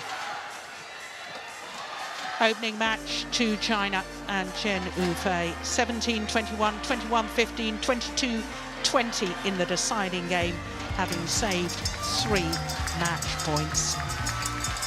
So China 1 love up in this Uber Cup final. And next up is the first women's doubles. Lee So-hee and Shin Seung-chan for Korea. Chen Qing-cheng and Jia Yifan for China.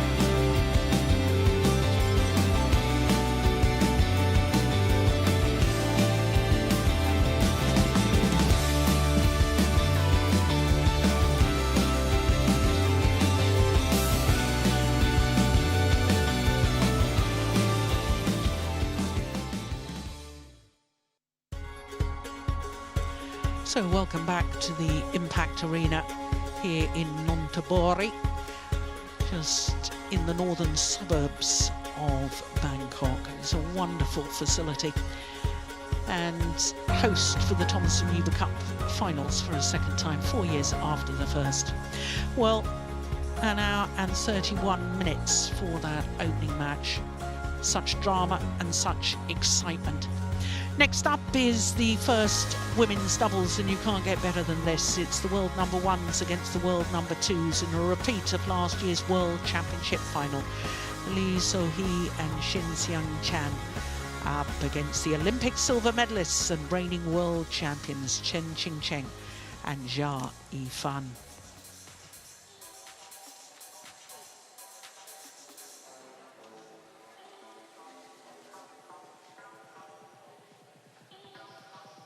So, as far as these two pairs are concerned, this will be a sixth meeting, and surprisingly, to me, the Koreans have never actually beaten their opponents of today. TotalEnergies BWF Thomas and Uber Cup 2022 Uber Cup Final.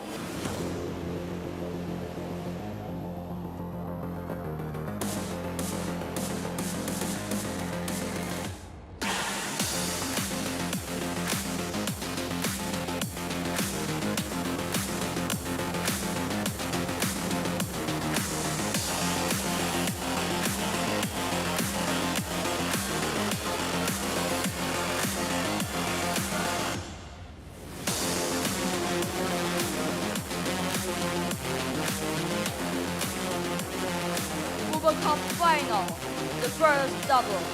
Korea, represented by Lee So-hee and Shin Seung-chan. The current world number twos Lee So-hee and Shin Seung-chan.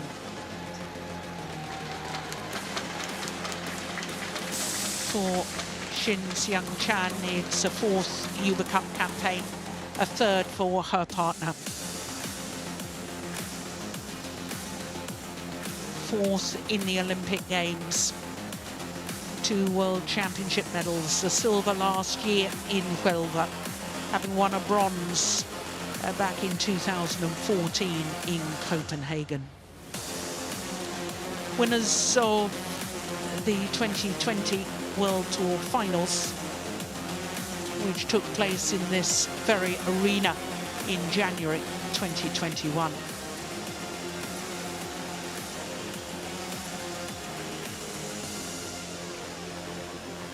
Versus China, represented by Chen Qingchen and Jia Yifan.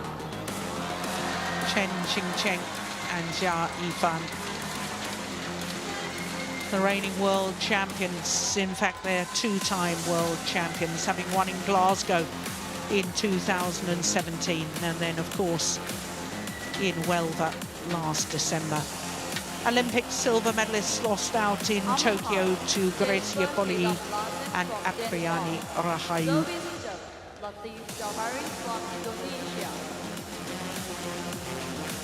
Recent winners of the Asian Championships a couple of weeks ago in Manila.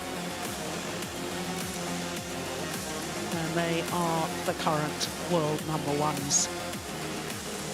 Well, that confirms what I was telling you, that this is a 6th meeting between the 2 pairs, and Chen Qingchen and Jia Yifan have won all previous 5.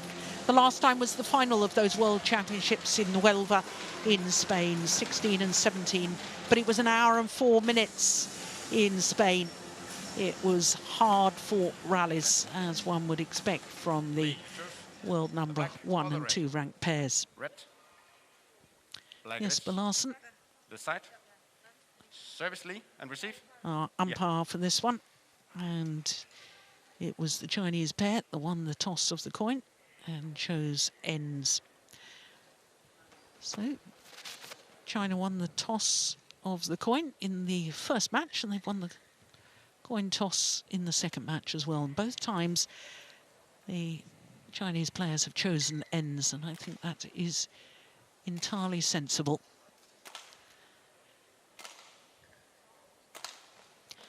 So this is Lee So-hee. She'll turn 28 next month, born in Ulsan. She's 5'7.5", and she has been world #2 with 2 players. You can see there, Chang Ye-na, with whom she won the All England title, and she's also current world #2 with this player, Shin Seung-chan. She is 27 years of age, and they, as a pair, have struggled a little at the start of this year.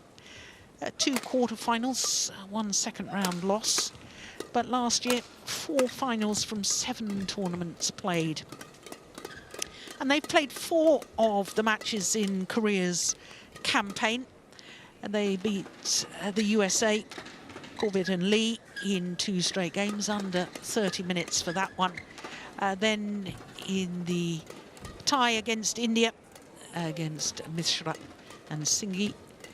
Then in the quarter-final, it was a thrilling match against Denmark and against Throgo and Tuason. They dropped the opening game 21-23, but won 21-19 in 1 hour and 23 minutes. And in the semi-final yesterday, beat Matsuyama and Shida in 2 straight games.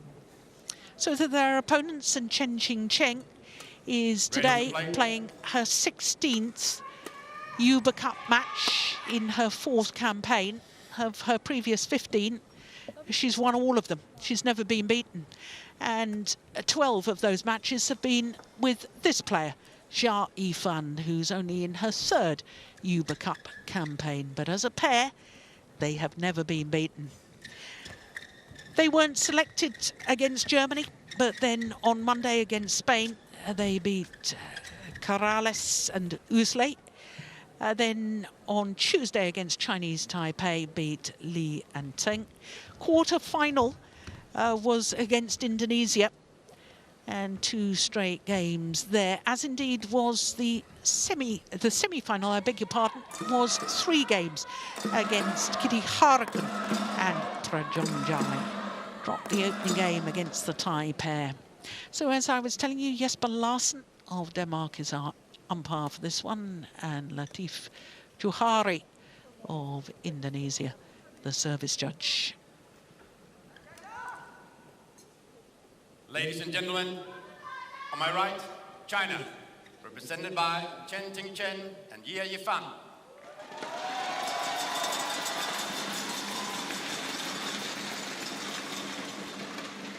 And on my left, Korea, represented by Lee Sung-hee and Chen Cheng-chan.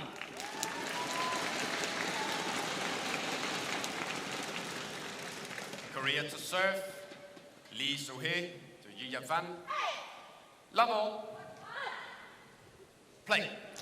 So Korea getting this second match of the tie underway. The number 1 and 2 ranked pairs in the world. And without stating the absolute obvious, Steen, I think for Korea's morale, as much as anything, I think the Korean pair have to win this match. Yeah, I totally agree. They are the underdogs in both second women's singles and third women's singles, in my opinion. Now, given the circumstances of Uber Cup being in the final and the psychology and stuff like that, I definitely think they would have a chance. But if China takes a 2-0 lead, then there's not a lot of pressure on them. They have a formidable second women's doubles as well with their Swiss knife tool, Huang Dongping. Yes, can play anything, do anything. Yeah.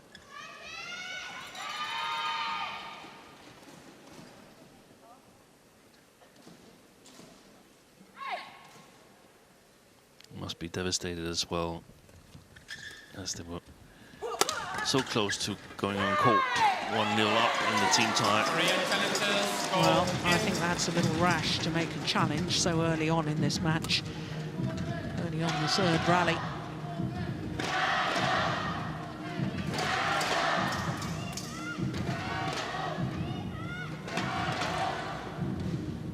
And difficult for us to see from here. We're way up in the stadium.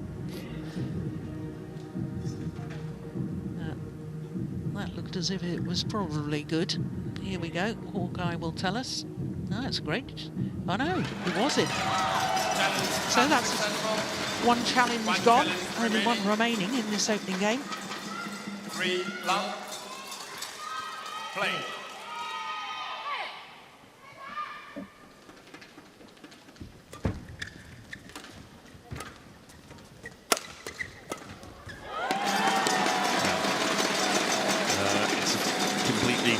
Start from Chen and Jia today than compared to yesterday when they were playing Trajongjai and Kitty Harakun. They were 12-0 up in head-to-head against the Thai pair, and well, I think they took it a little bit too easy.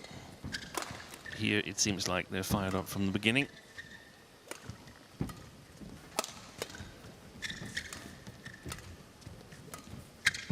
Good work from Jia Yifan at the back of the court. Yeah. We've got to make mention, so Steen, of Chen Cheng and her record in Uber Cup. Her first Uber Cup campaign was in Kunshan in 2016. She was selected for 5 matches with Tang Yuan Ting, but the quarterfinal and the semi-final were not contested because China had already won the ties by then. So 15 matches played in Uber Cup, 15 matches won. And that's amazing, and I think it was a very important tournament, the one in Kunshan, because I was positive that Chen Chen and Tang Yuan Ting was going to be paired together, but that didn't happen. Yeah, in fact, I think we discussed that if they were paired together, for the Olympic campaign building up to Tokyo that there wasn't a pair in the world at that time that we could see touching them. No, But- that's exactly what we discussed. Yeah, but Tang Yuan-ting decided to retire. She was playing the Olympics with Yu Yang, who was once, in my opinion, the best women's doubles player in the world, but not in the 2016 Olympics when China ended up without a medal. And I think that started the difficulties in Chinese women's doubles. But Chen and Zhao, they re-established some sort of well, it's not correct to say dominance, because there's a lot of other pairs that can compete, but they're still capable of winning big titles. Chen and Zhao. 6.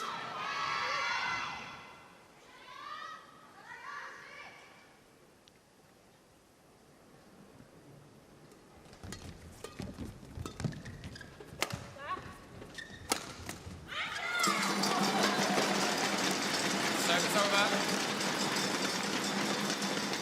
Good attack. 7-2.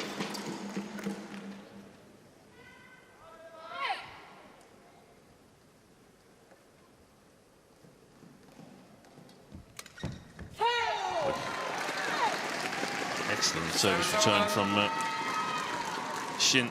3-7.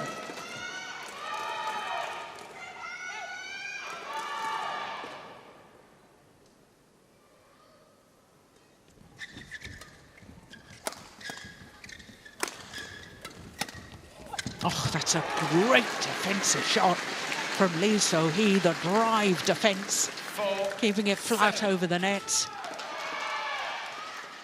Oh, that's fabulous.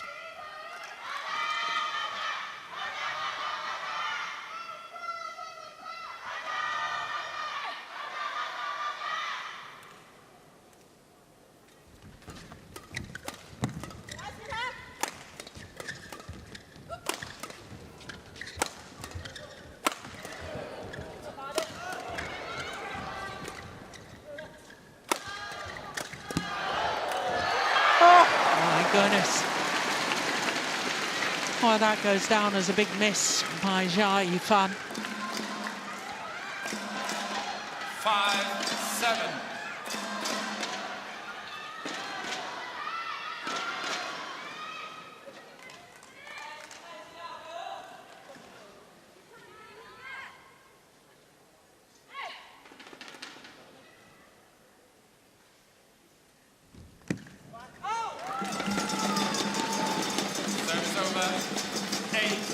Service error from Shin Xiang-chan.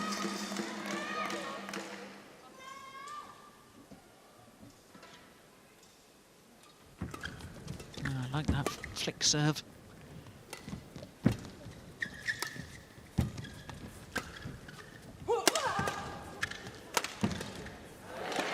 Service over.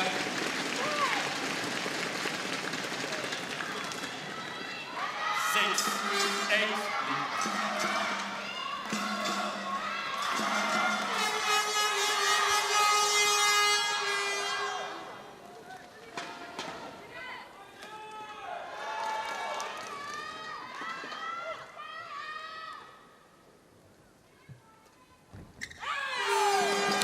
Short. Service over. The service from 9-6. Lee So-hee.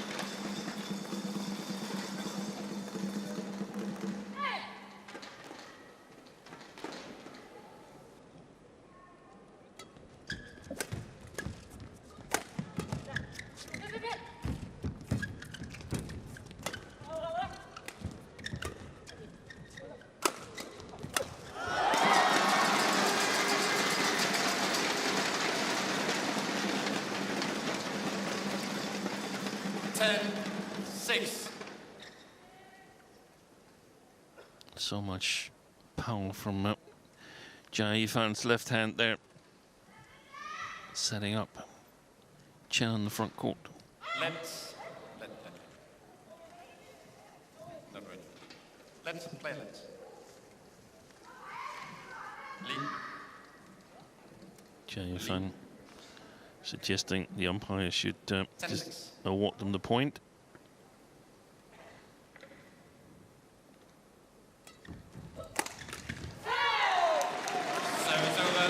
Yeah, that's a good return of the flick serve. Got behind it well.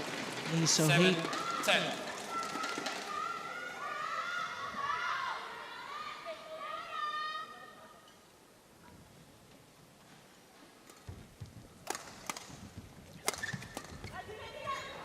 Oh, that's perfect.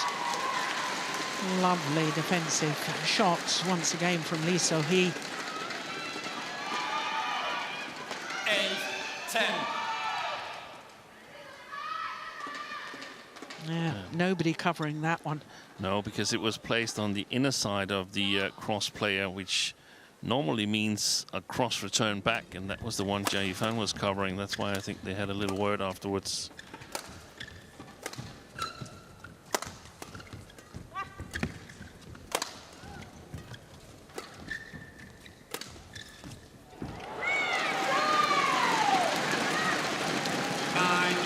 Nice side here from Chen Qingchen.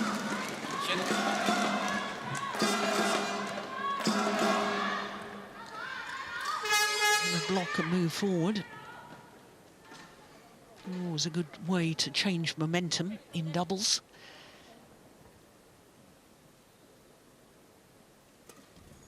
Oh, what a drive serve. That's brilliant from Shin Xiang-chan.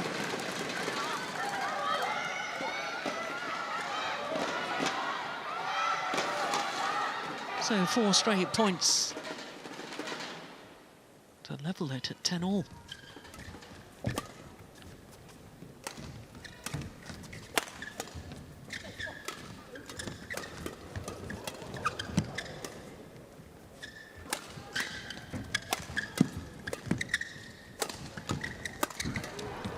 Good rally again. It's all fast and furious.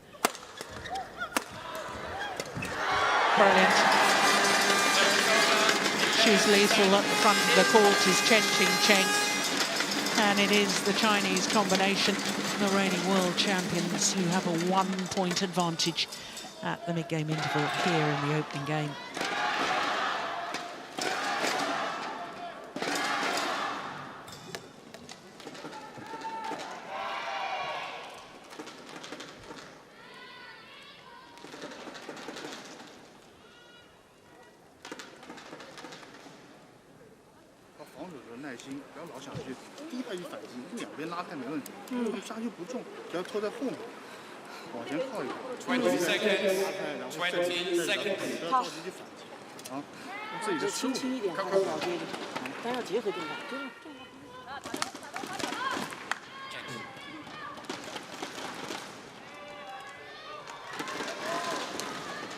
Tao Jiaming, the Chinese coach.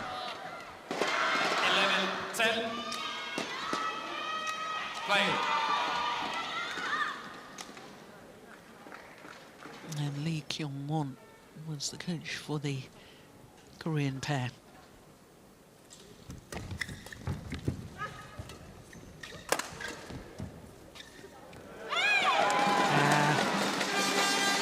That's good control on the left from the Chinese pair. 12-10.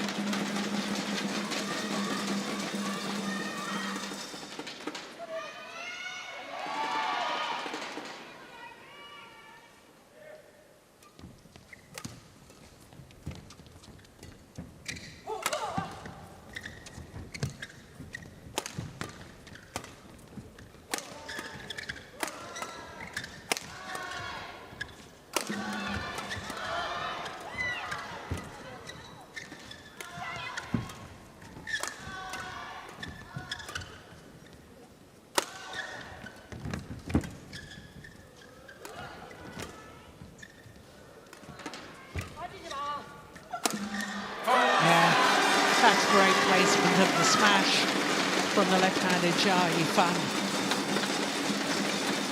First to the right of the right hip of Shin Xiang-chan. And Steen, it seems to me that the Korean pair are very content just to lift and defend at the moment. Surely this is, maybe it's from that end of the court, but surely that's not going to be the way they're going to beat their opponents. Not in the long run, I don't think so,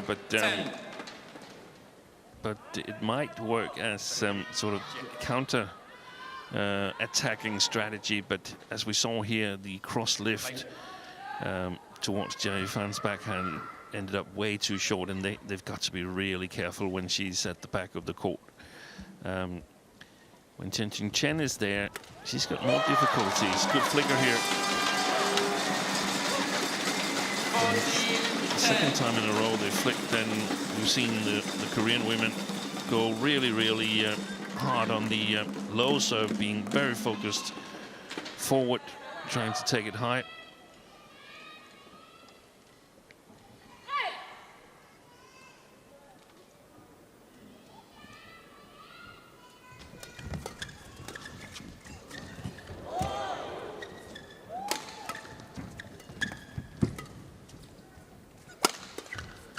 Got to come forward when they play the flat blocks, the Koreans. Yeah. Because otherwise it's going to be too passive. There's no danger to the Chinese pair. No, I totally agree. And Chen, she will just keep on working from the back court, trying to find an opening. And then you have Jia Yufan with the dangerous left hand on the front court, so you cannot stay too passive, in my opinion, if you're the Koreans.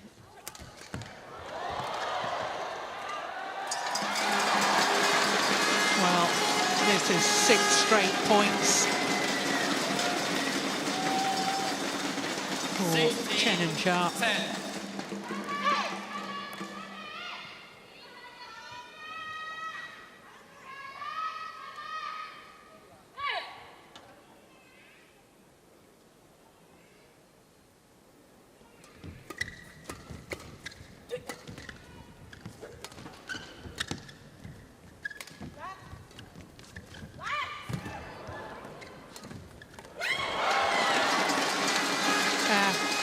It was a nice idea from Shin Xiang-chan.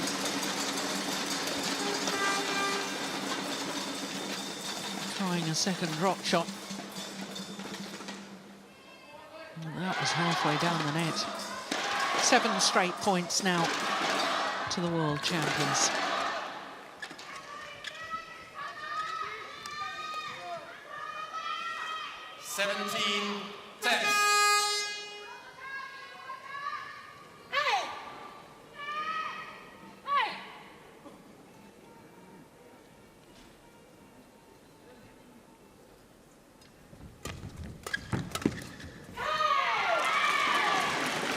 The run comes to an end.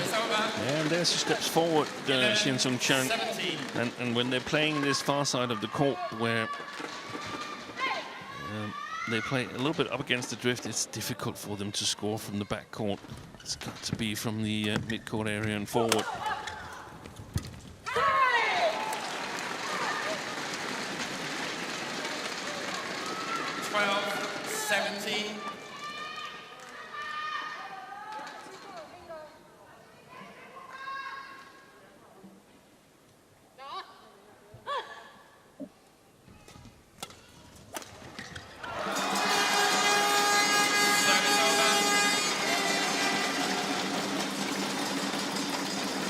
Well, in all honesty, the Chinese pair have very much deserved this lead in this opening game.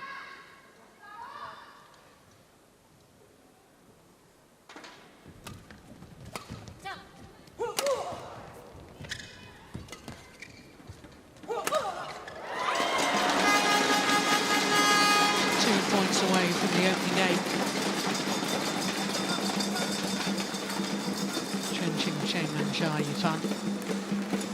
Oh, had a little think about it.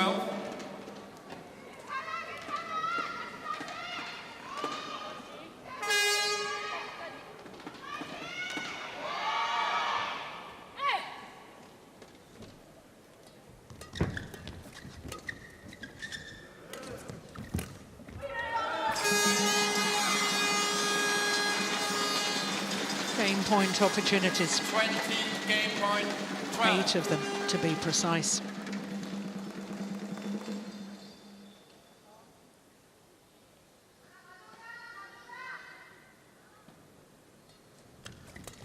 Oh, my goodness, that's good from Chen Qingcheng. First game won by China. She knew 21-12. exactly where the reply was going to come and how efficiently she just found the gap. So opening game in favour of China. Chen Qingcheng and Jia Yifan. 21-12 opening game. Just about 19 minutes for game number 1. 翻稍微慢一点，然后第3拍的人，不管是你在后面还是他在后面的时候，第3拍往后站一点，很好。然后进攻的时候在逆风不好攻，别着急。这边不要想着就是像那个실수싸움. 누가 더 빨리 움직여서 눌러주고 공격하느냐. 그 다음에 실수싸움. 올라가면 그냥 크게 없어. 얘도 괜찮아. 하고 싶으면 다 하는 거야. 하고 싶으면 다 해. 진짜 떨어지면 하고 떨어지고. 내가 때릴 때 빠지지 말고. 스마싱도 한 방 아니야. 그래서 밀려나가니까. 내가 계속 보잖아. 애들 둘 다 배가 많으면. 제할판이 드로우 많이 하잖아. 빠지지 마. 향이 저这种去跟着跑。好。这个拼点节奏是要在自己手里做，就像我昨天一下强度不好，让我们连起来就好。发球短是没关系的。他们会傻的，会犯错的，跳上来一下子，他想推你知道吗？跳上来他去冲了。没问题。没问题的。主要是困难点的，就不要想在几拍打掉。20 seconds. 20 seconds.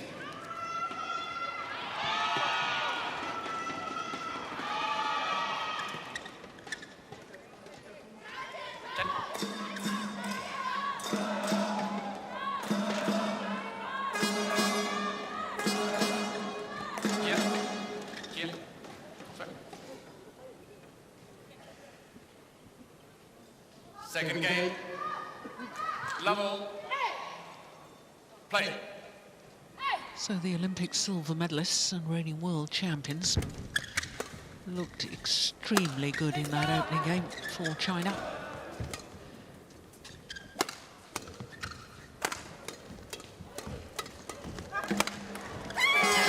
Something that concerns me a little bit, Steen, is that the Korean coach, Lee Kyung-won, I always thought she was quite a defensive player.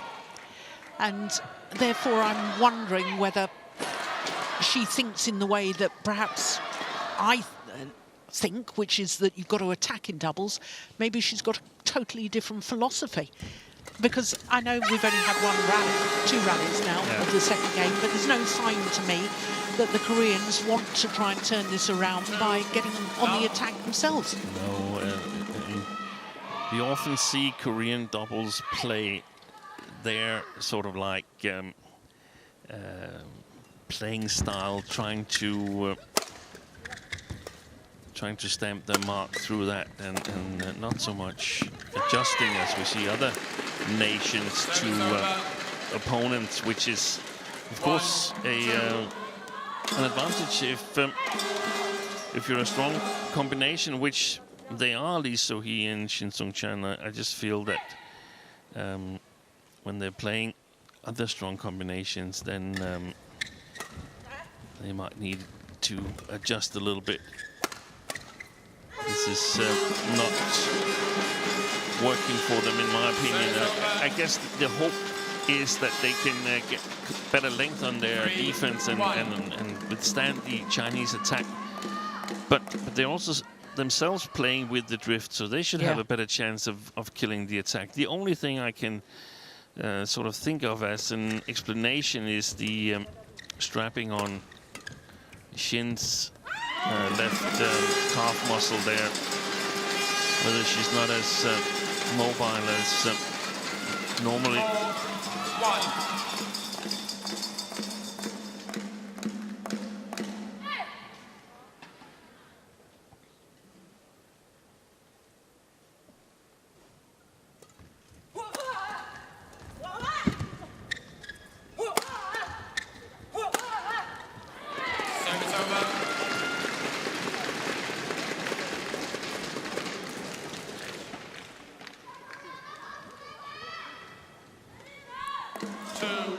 4.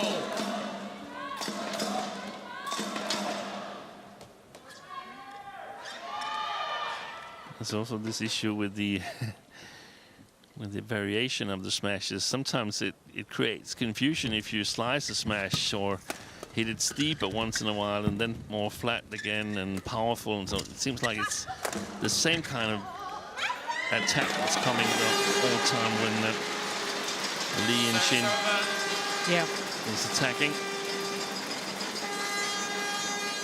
5-2. I think that's a very good point. It's either a slow drop from the Koreans or it's a full power smash. Yeah. There's no in between. There's no looking for angles, no slices, or very rarely. And that's a great interception this time from Jia Yifan. 6-2. I think Lee So-hee has had very little success today in her actions. No, Jen, come to me. Don't throw thread, okay? No. No, Jen, no. Well, Shin Seung-chan wanted to towel down. The umpire said no. She then flicked some sweat away from her face, and she was told off for doing that. Oh, that's a fantastic counter shot from Jia Yifan. And I guess that's why Lee and Shin also have some problems with the Danish combination of Thyssen and Fruergaard. They won here in this tournament in 3 games in the quarterfinal, but lost to the Danes at the Olympics. 8-2. Quick one, Jen.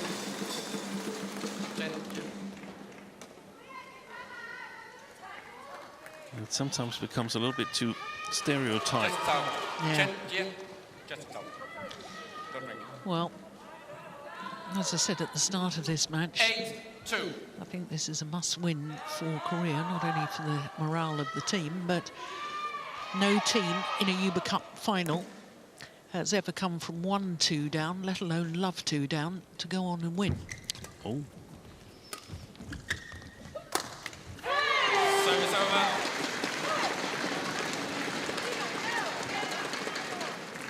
Three, 8.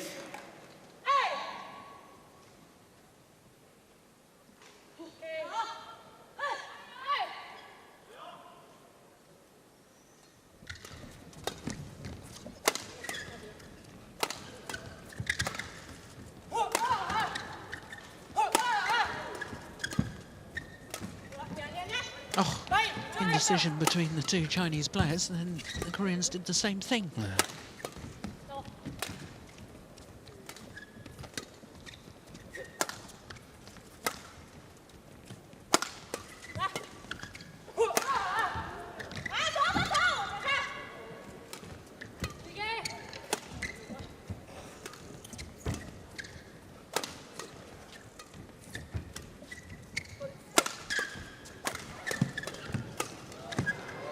Good rally.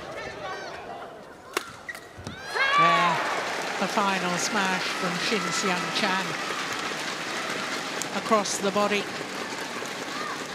and got the reward. Here it comes. Jia Yifan waited, committed to the backhand defence, aimed towards her left hip and to the left-hander. That caused a huge amount of problems. And that's basically what we're seeing nowadays in women's doubles, that the cross-court, cross-body smash is necessary to play to penetrate the opponent's defense in the top of women's doubles badminton.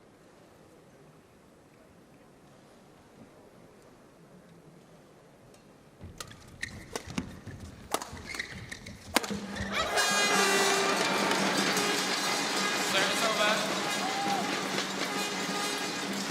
9-4. Hitting it outside the body of Lee So-hee and forcing a weak reply. Great setup by Jia Yifan. Great follow-up by her partner. Yeah. Well, much more positive return of serve from Xin Xiangqian.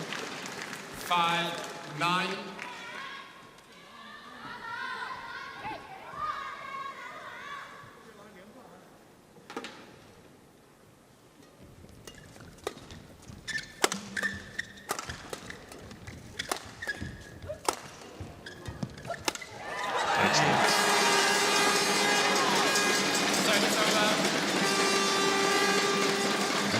Positive defense from Chen Qingchen just earned the Chinese a very easy point. Only having to fire one smash to win the rally. That's exactly what you're looking for.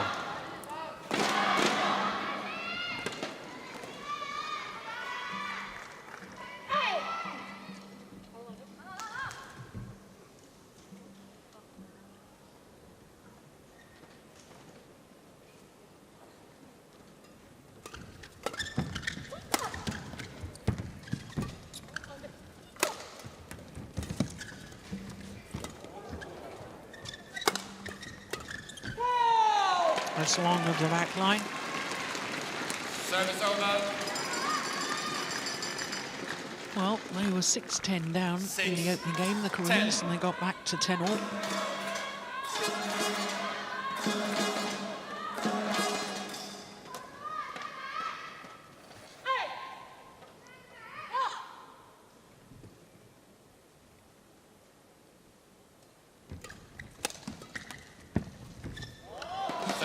To the mid-game interval, so the Chinese pair with a 5-point advantage.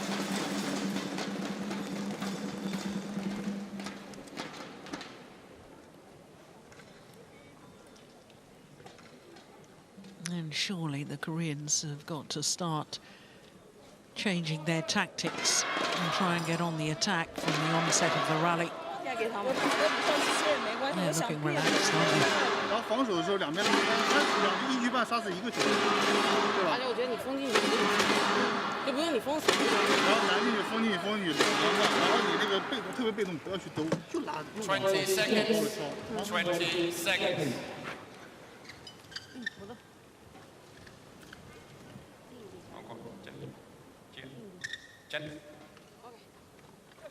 Chen to serve. Chen. 11-6. Play.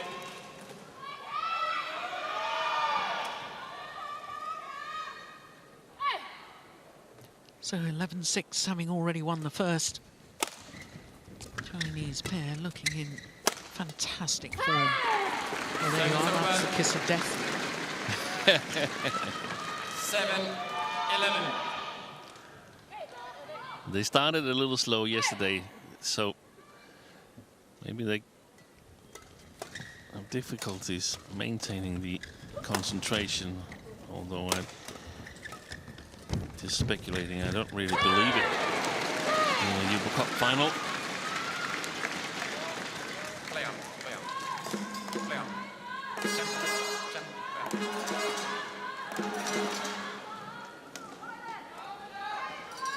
8-11. Discrepancy as to whether the shuttle should be changed. Korean said no.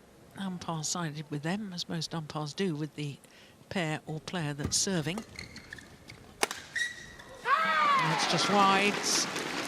And all of a sudden, there's just a 2-point deficit. 11. No, she didn't mean to miss that, you know.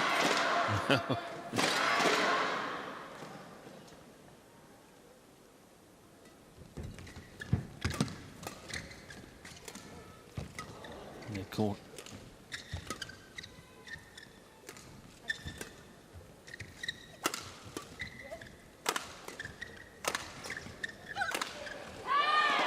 Just wide. There's a challenge here from the Chinese pair. I saw that as out. I thought the line judge got it right.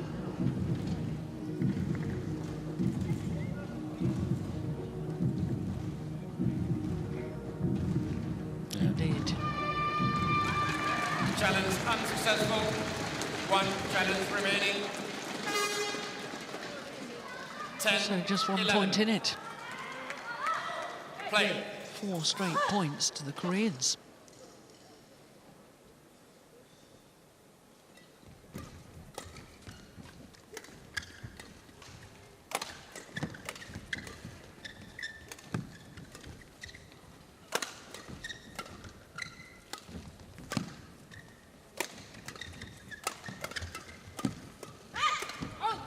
Oh, that's gone long. They're back level. 11-all. There you are. It's all my fault, because I'm the one that said that the Chinese were looking really comfortable. Put the kibosh on them. But perhaps too comfortable. Yeah. Too confident. Because they played themselves to a number of chances, but just hasn't been able to finish with quality. Chin. Ready. And chin. No. Play.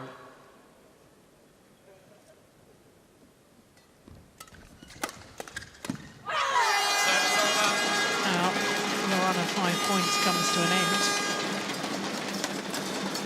The Koreans have done exactly what they needed to do, which was to play themselves back into this second game.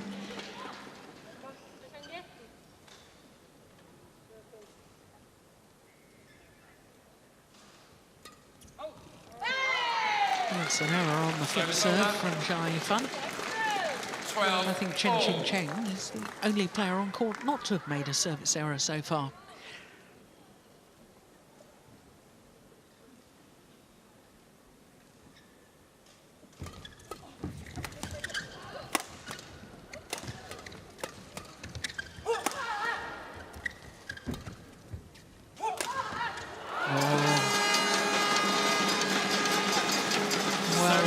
The mark.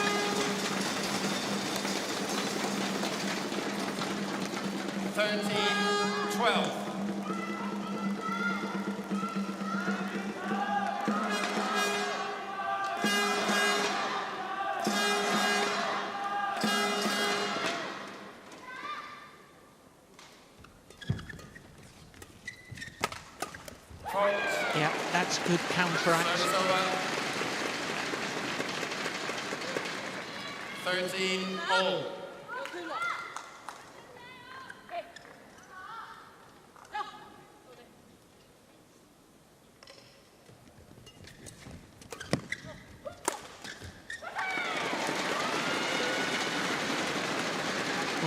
Well. He's fallen down. Jia Yifan. 8 of the last 10 points. 14-13.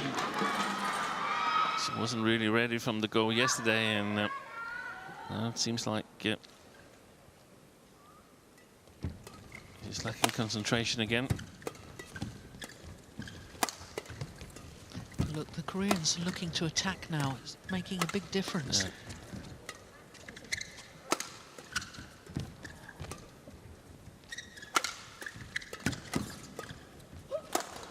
Oh, goodness, how did she get that back? I think she played it with closed eyes.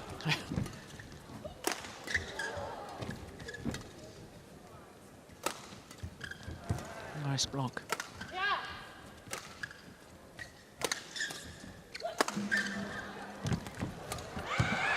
Yeah.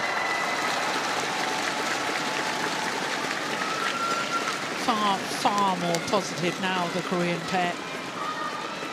And they're getting their just rewards.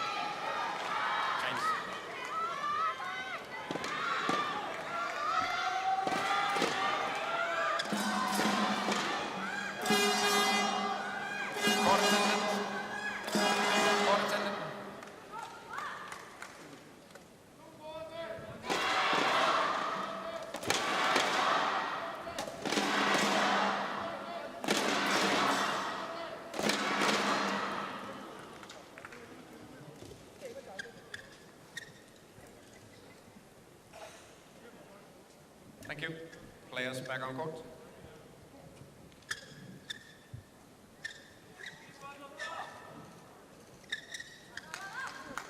Fifteen, 13.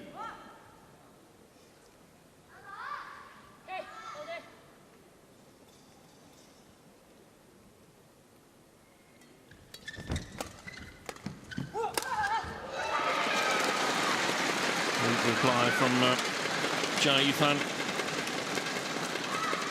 16-13. 10 of the last 12 points now to the Koreans.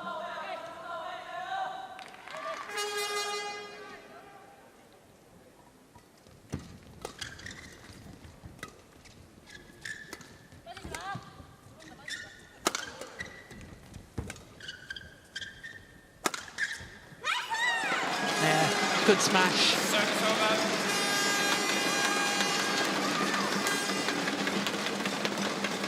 14-16.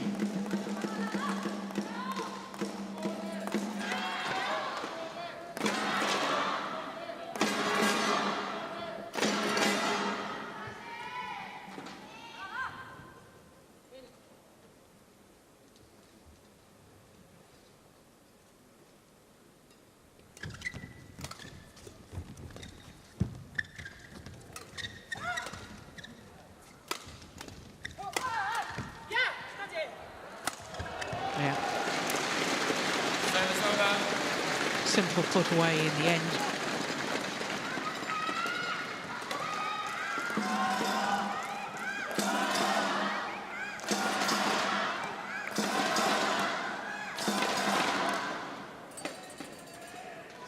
Not quite sure what Jia Yifan was doing at the back of the court. No. Seemed to kneel down or something.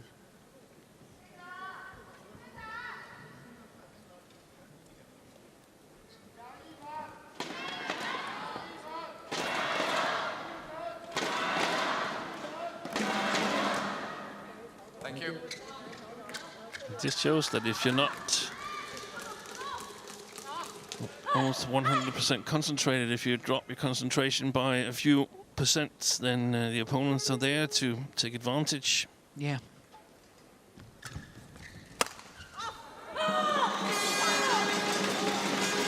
Service over. 15-17.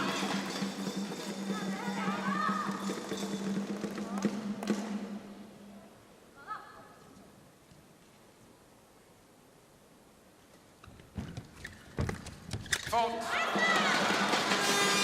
Well, Lee So-hee was faulted. 16-17. Not quite sure why. No, neither am I.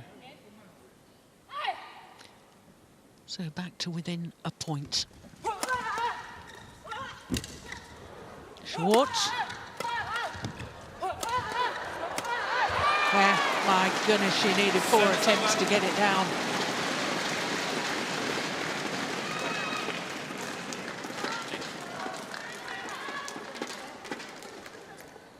Eighteen, 16.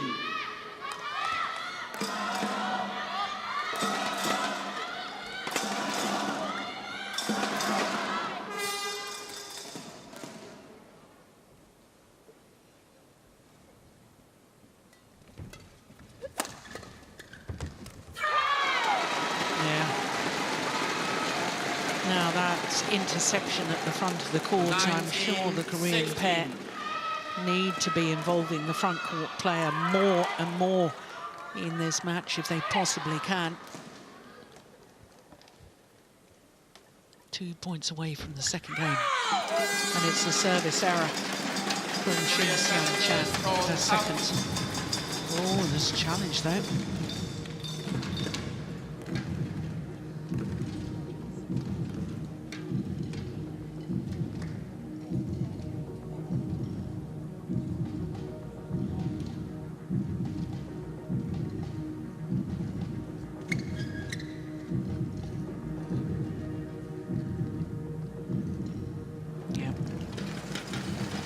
Correct call by the line judge. 1 challenge remaining.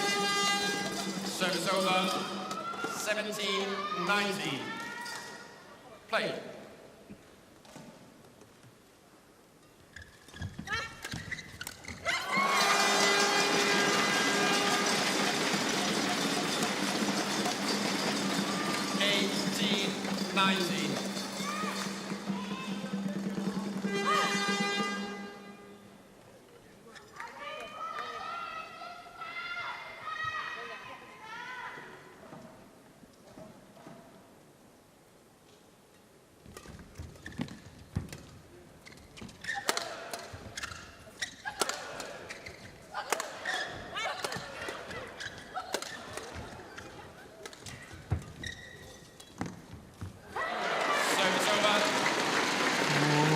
drop shot found the nets. And it's now 2 game point opportunities for the Koreans. Opportunities to send this to a third and deciding game.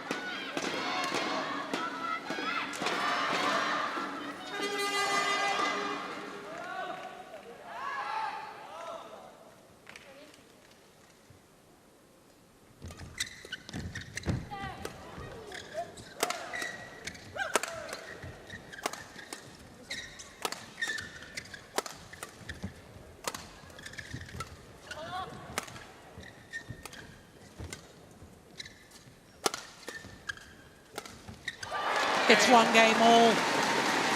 Had a remarkable comeback from 6-11 down in this second game by the Koreans, Lee So-hee and Shin Seung-chan.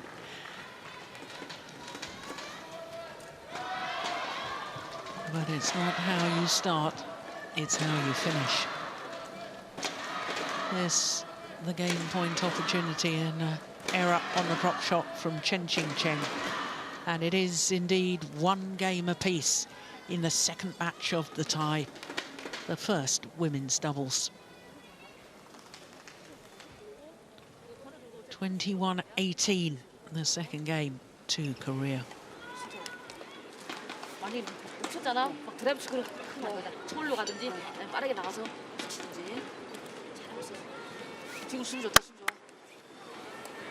여기서 안 나가니까 처음에 리턴 하나만 좀 우리 둘 다 정확하게 올리려고 하는데 사이드로 말고 그냥 일단 길게라도. 보자, 보자. 그리고 순천은 스매시 짧았을 때. 그리고 진짜 우리가 이거 줬어. 저거 이게 수능도 안 되다니까. 100% 드라이브니까 네가 중간판에 잡고. 顶着你们2个很难受，对吧？然后不要连续丢分，连续丢分一定要是打住比分。好，加油啊！好。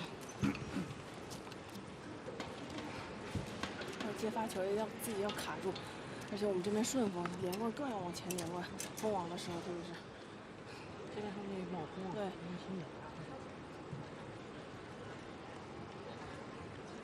加油，相信自己啊！20 seconds. 나 자신 있게. 20 서로 seconds. 믿고 하자, 서로 믿고.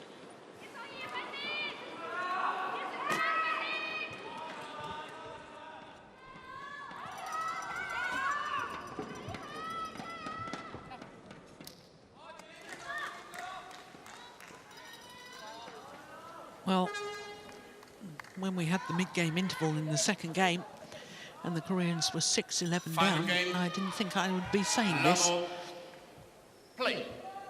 The start of the third and deciding game.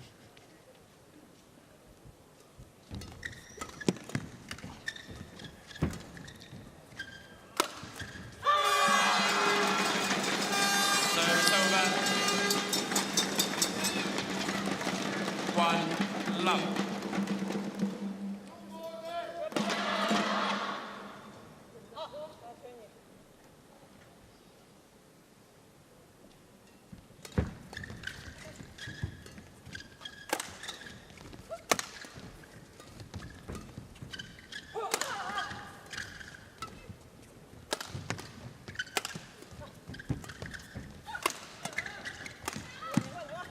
Oh, shot. Yeah. She's grown in confidence, Lee So-hee. 1-all.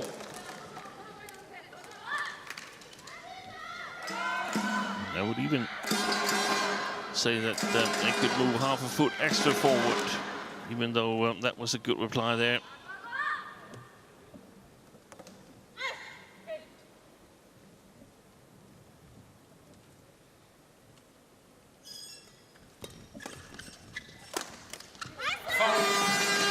That was a flatter smash.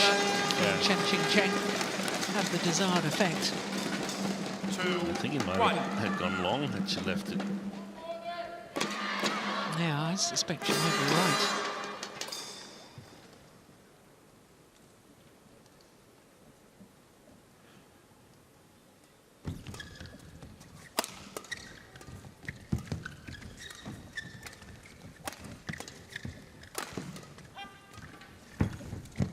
Oh, she was there. Mistimed it though, Chen Qing-chen.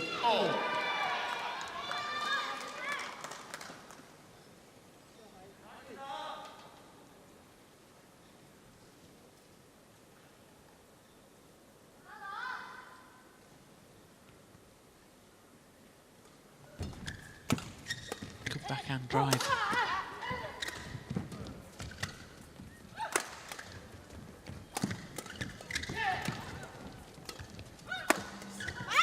Yeah, she forgot her opponent was a left-hander. Lee So-hee.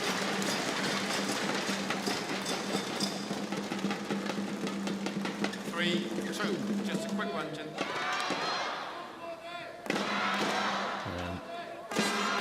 Just before that shot, she also played it very, very short, Lee So-hee. So when the chance is gone, from a Korean perspective, it's about getting it all the way to the back line without risk of Chen Ho-jia intercepting early. Service over. 3-all. It's point for point at the moment.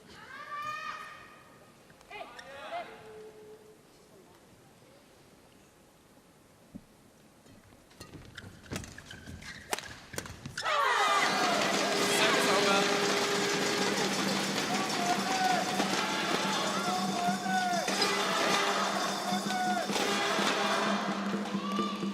4-3.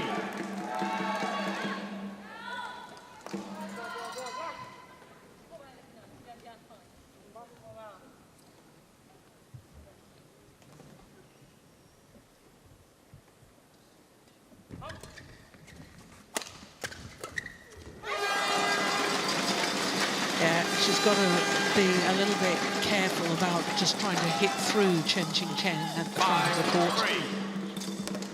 5-3. Was a fine mixed doubles player, was Chen Qingchen. And she's very happy intercepting those.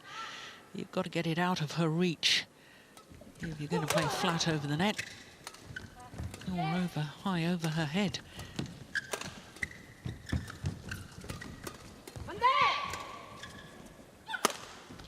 Oh, that's fabulous. And the smash. Probably the most powerful smash in women's doubles at the moment. Jia Yifeng. 6-3. And now she's on the side where she gets a little bit of help from the drift. So if I were the Koreans, I would be careful lifting to her. Either give it a lot of height so it drops down vertically, or make sure that she's made to move before she can hit. Service over. 4-6.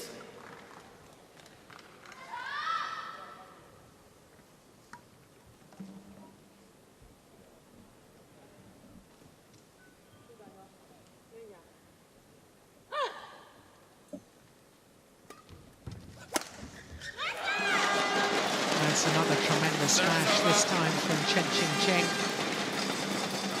Once again, aiming towards the left hip. Yeah, and that's an issue when you've got a backhand defence. The players tend to stand with the backhand defence. That's a marvellous flick serve from Jia Yifeng. Because technically the backhand defence is much easier than a forehand defence. Yeah, perfect.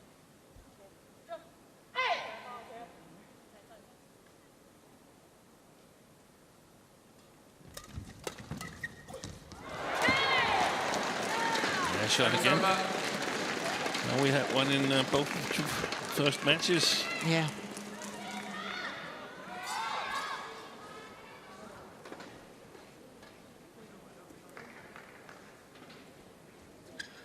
Yeah, I think she sat on the shuttle as well after that. And the shuttle will be required. Oh no, she missed it.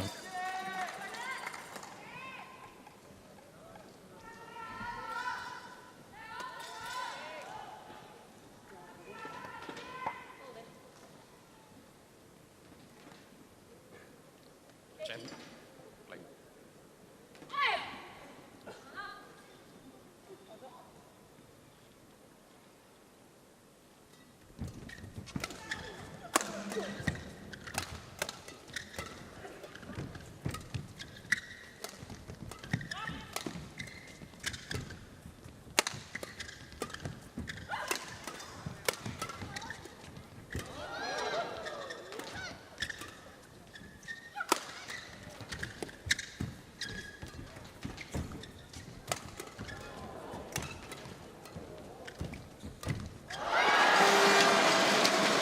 was a fine rally.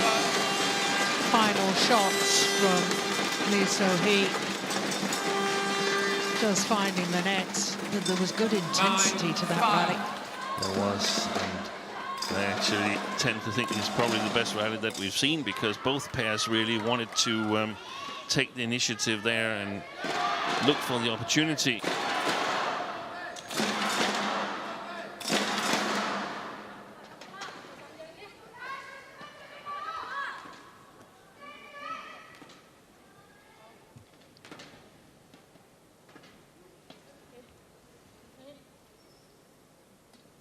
Oh, that's a shocking serve. Yeah, under pressure from the start. 6-9.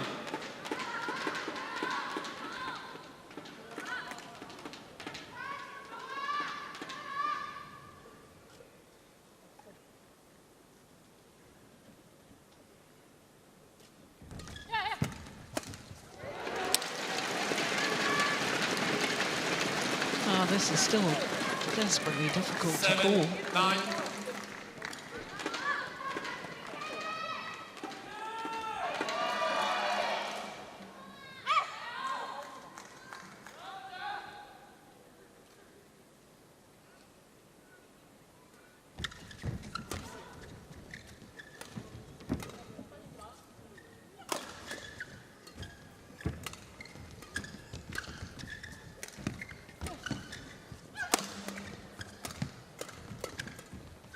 Nice block.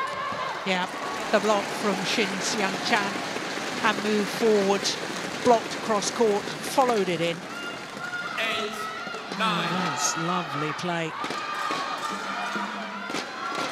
The whipped initial defensive shot, the second one blocked cross court. That's a nice change of pace. And just 1 point in it.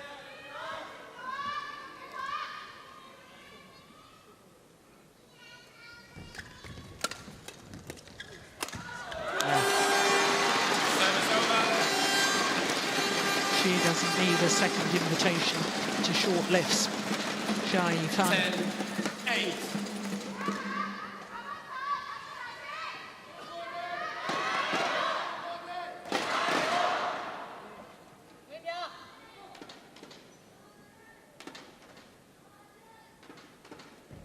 Oh my goodness. It's her second service error. Service over. 9-10. And a little bit of advantage with the Koreans as they finish on the near side here, where both pairs have won their game.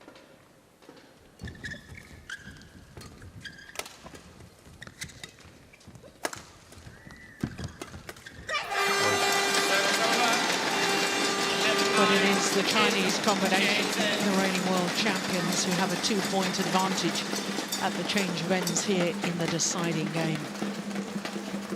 2 minutes shy of the hour mark.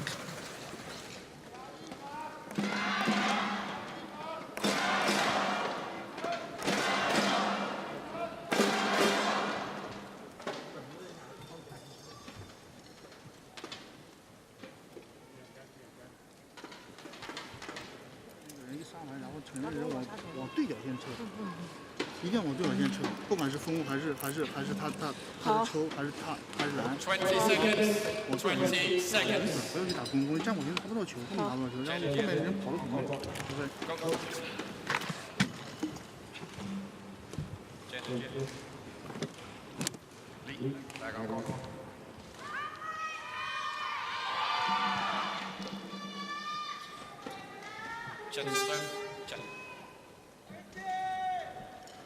11-9. Play.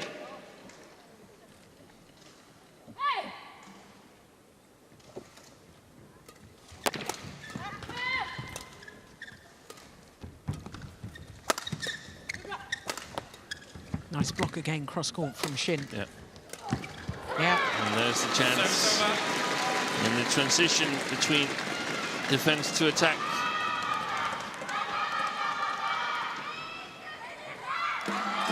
Lock in net court. 10-11.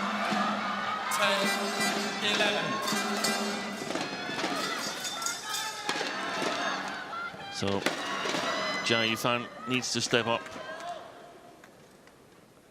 for China.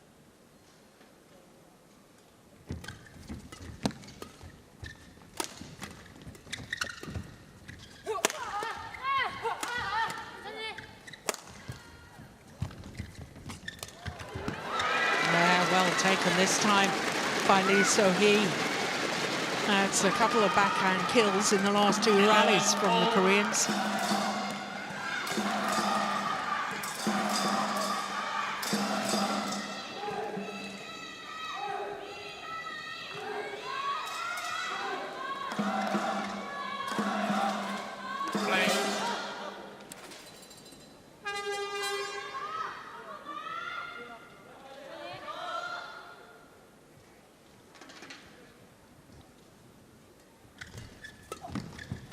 Oh, that may have been going wide, you know.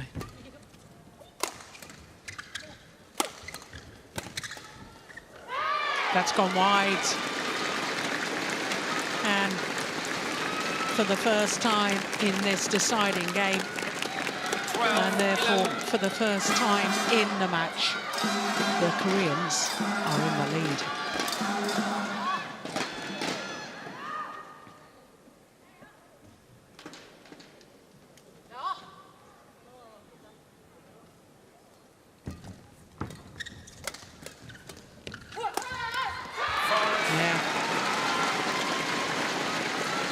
Well, it's such a contrast, this Korean pair, when they get themselves on the attack.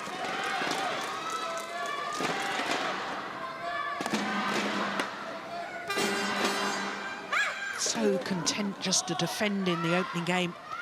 But since the mid-game interval of the second game, they've been far more positive.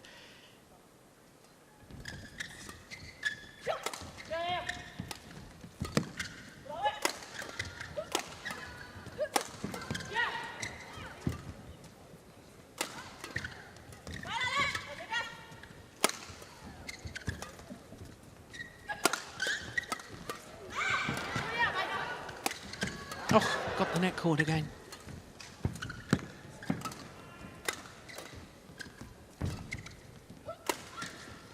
Good rally. Yeah.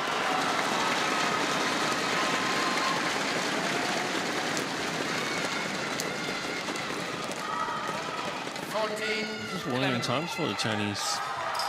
It is, because remember, they had a 2-point advantage at the change of ends. That's right, so they've lost 5 straight. 5 straight points.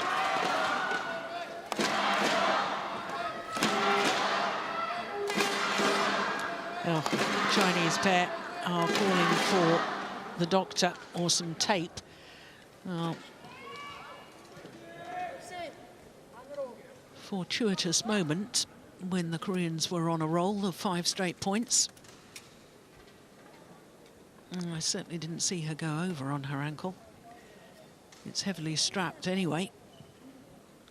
Oh, she's trying to take the strapping off.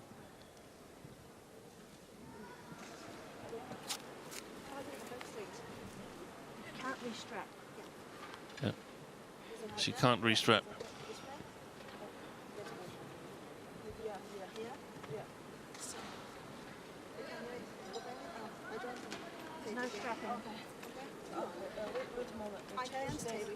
Yeah, in badminton, we're not allowed medical treatment as such. The doctor can assess and say whether the player is fit to continue, but I think Jia Yifan doesn't realise that. Taking off her strapping, and she'll have to play without strapping. Yeah. I think they're discussing the doctor is saying she cannot restrap her, but then Jia Yifan hoping that Chen Qingchen can be allowed to restrap her, and I think there is a need for more clear rules regarding injury timeouts. Yeah, I concur. I mean, the thing is, Steen, it's desperately difficult. We want to see badminton. We don't want to see a pair retire, but it is a fortuitous moment for them when the Koreans were on 5-point straight point win. And they would never have retired here. No. We also had the issue in the previous match with An Se-young and Chen Yufei, where both of them had a injury timeout. See, now she's trying to strap it herself. And time is running. Yeah. Well, the thing is, in tennis, now look, Shin Seung-chan is saying, what on earth is going on? This is ridiculous. And in tennis, the doctor or the trainer is allowed to assess. And then after the assessment has been made, I think they have 3 minutes of injury timeout. And then that's it. That's it. And if they're not ready to continue play after that, then the game is unfortunately over. Yeah. Well, she's going to have to continue without any strapping. And interestingly, I thought the two Korean players were just going to have a little knock-up to keep themselves warm.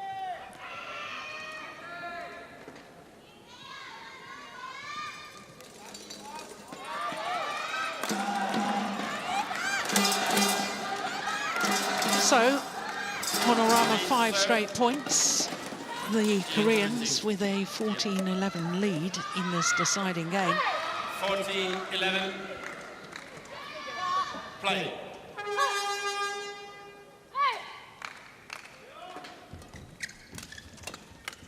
Short.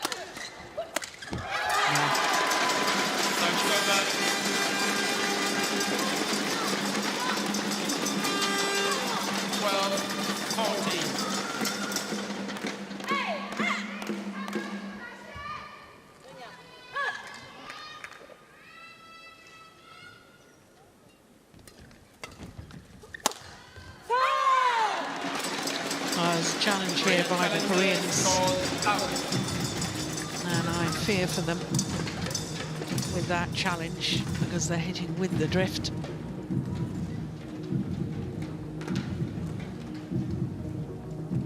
Maybe a little bit of an emotional challenge because they're feeling frustrated by the injury timeout. And this is where experience counts. Here we go. Clearly long.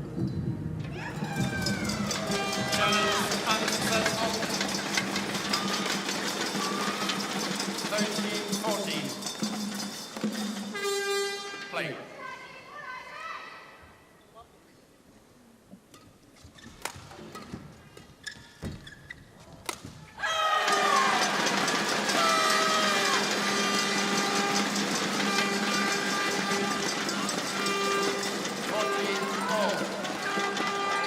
So, Shin.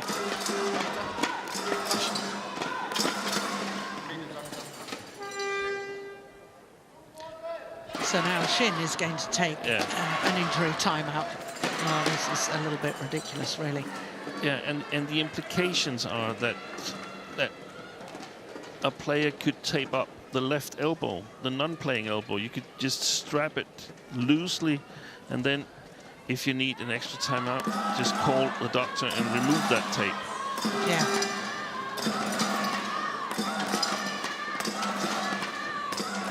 Well, the psychology of sport and the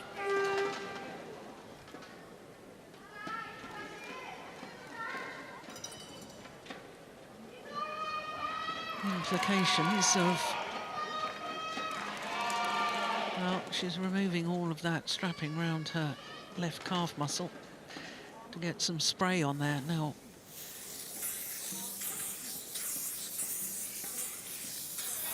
if she's got a calf muscle injury, I'm surprised that she now wants to play without strapping on.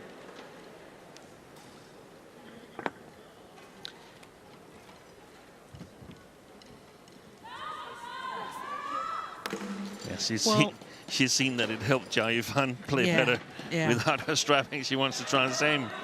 Well, one of our colleagues mentioned yesterday that rules are there to be exploited. I'm not sure I agree. I think that taking things to the edge of legality in a situation like this, where in my opinion. It's been tactical timeouts. But we will never know. It's only the player who can say whether you really need a timeout or not. Yeah. So 14 all, deciding game. An hour and 10 minutes into the match. And nothing between the two pairs.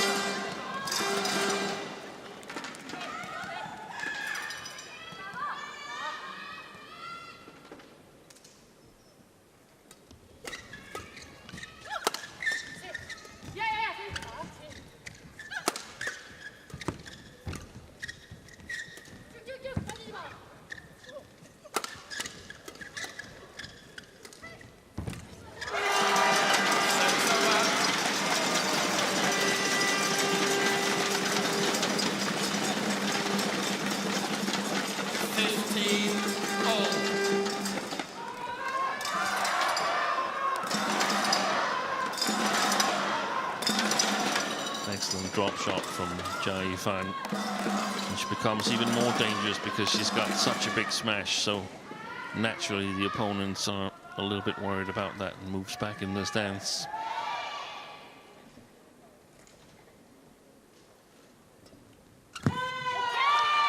So now all four players on court have made a service error. 16-15. And that's a gift at this stage of the match.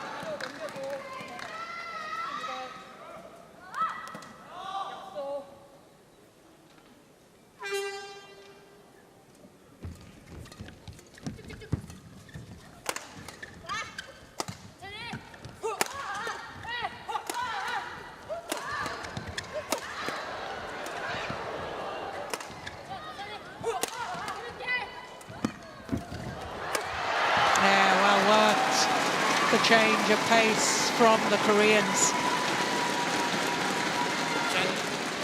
The drop shot did the damage, but it did emphasize the point you made earlier, Steen, that it's either a drop shot or power smash from the Koreans.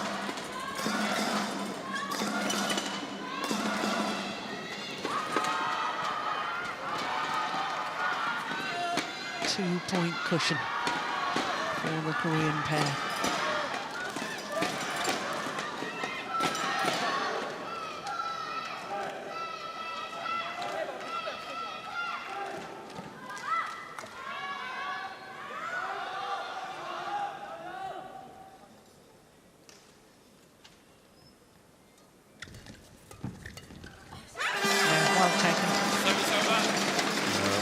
Play. It was a good serve from Lee So-hee. 16-17. A lucky return of serve, got the net cord, Shin Seung-chan. 18-16. And 3 points away from taking this first women's doubles and levelling this Uber Cup final at 1 match apiece.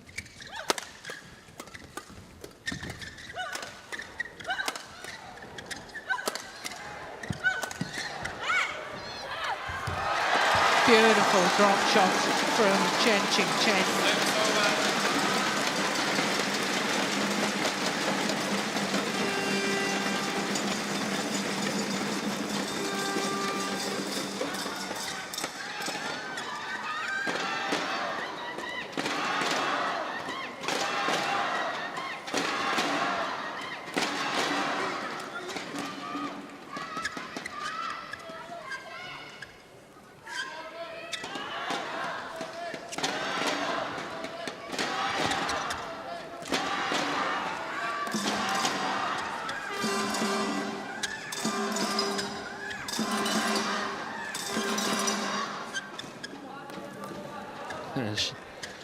Outside the picture, Shin wants the court attendant to really go at it to get the sweat away. 17-18.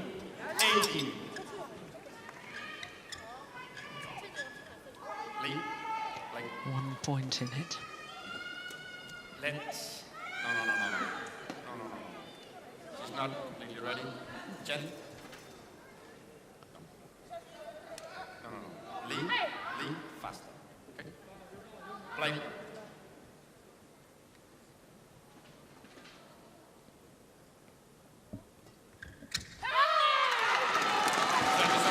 Another service error from Chen Qingcheng. That's twice in this deciding game. And that could be very costly indeed.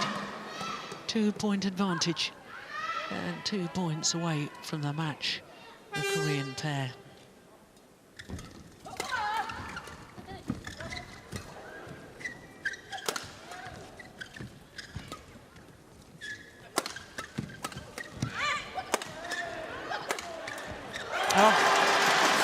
It was a super idea, but she was really taking it a little bit late to play the cross-court block. 18-19.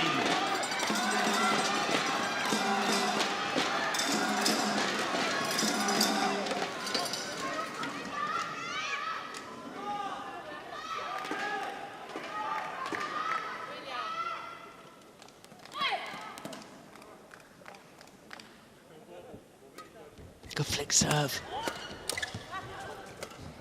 And short.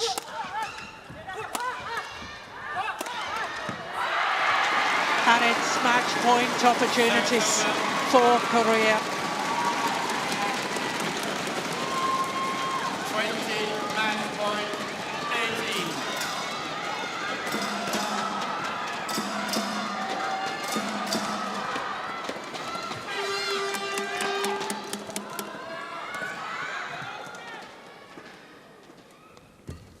Good serve. And they've done it for the first time in their 6th meeting. Lee So-hee and Shin Seung-chan beat Chen Qingcheng and Jia Yifan. Coming from a game and 6-11 down to win 21-18 in the deciding game. Match won by Korea. 12, An hour 21, and 17 minutes. 21-18, And 21-18. Korea have won the second match of the tie. For Chen Qingcheng and Jia Yifan, their unbeaten records in Uber Cup matches has been broken. This, the final rally. The missed time shots from Jia Yifan. And the delights for the Koreans. Well, my goodness, after the mid-game interval of the second game, they changed their tactics. They did start to be more aggressive. They looked for opportunities to attack and involve the front court player. And they've beaten the world champions in a repeat of the World Championship final. 12-21, 21-18, 21-18 in the deciding game. Well, next up is the second women's singles, Kim Ga-eun, who's been in terrific form here in Bangkok, up against the left-handed He Bingjiao, two-time World Championship bronze medalist.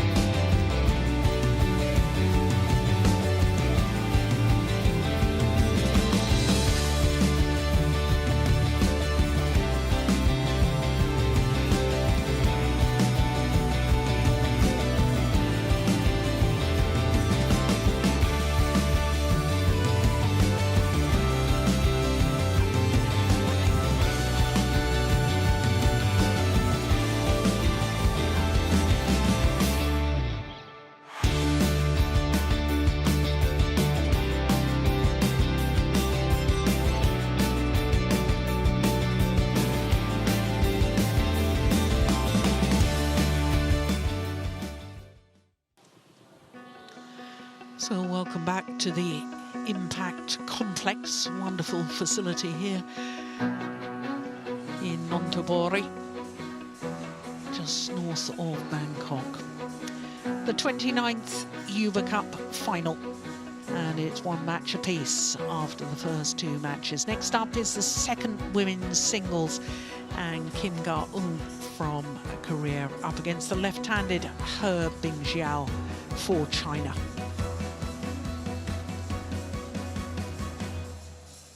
Well, we know we'll get at least a fourth match, as it's a 1-1. Kim Ga-eun, who's had a terrific tournament so far, beating the former world champion in the semi-final yesterday against Japan. He Bingjiao, well, she's been equally as impressive. But in international competition, He Bingjiao has won 2 World Championship bronze medals and also won 2 titles at the start of this year. She's had a tremendous early season, winning the German 300 event and also the Korea Masters 300 event. So we await for the teams to be announced onto centre stage. Steen, I mean, when you look at the first 2 matches, I mean, they could have gone either way, but I mean, Korea having 3 match points in that first women's singles, it could have been 2-0 to Korea at the moment. How different it is now. If they're losing, that's going to play on their mind, but you never know what's happening in Yuba Cup, Thomas Cup matches. Very unpredictable. Yeah, and that's why we love these team competitions. Yuba Cup final, the second single, Korea, represented by Kim Ga-eun.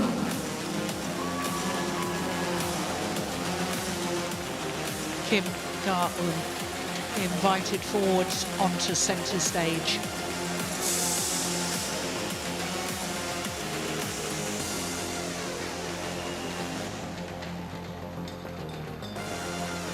Making her second appearance at Yuba Cups.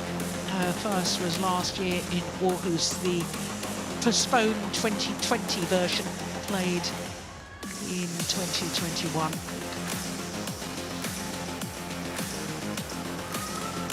She has a good record in Yuba Cup so far. This is her 10th match, and of her previous 9, she's won 8 of them.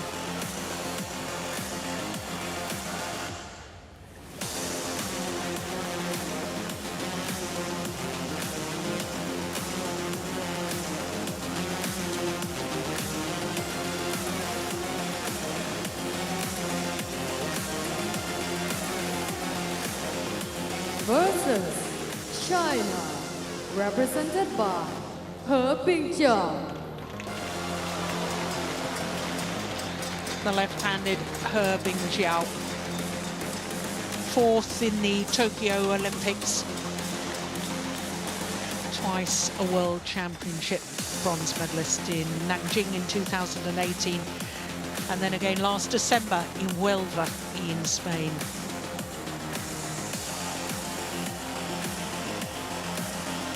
Umpire, Robert Tommy Oscarino from Indonesia. Service judge, Philip Ayong Hugely from talented the player, USA. the left-handed He Bingjiao.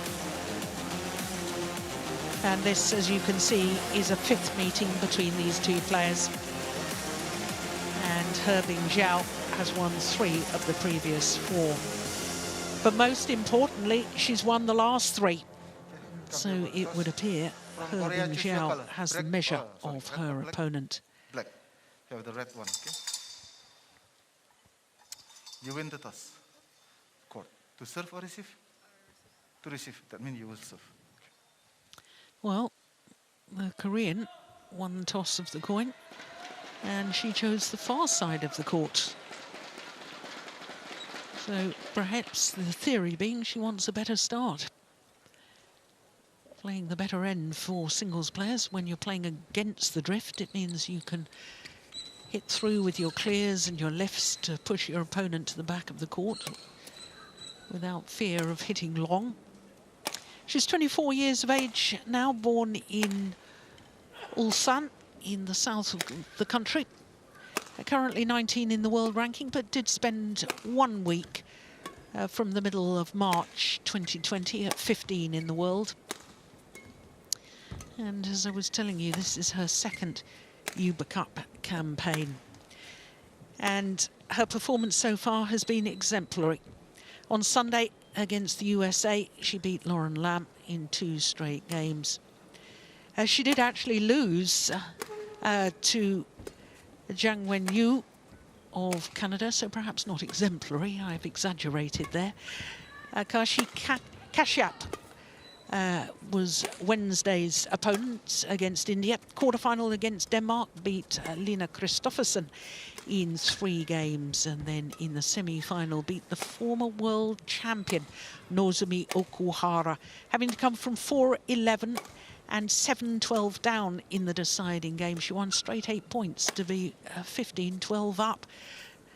Hebing Xiao is 25 years of age from Suzhou, just west of Shanghai in Jiangsu province.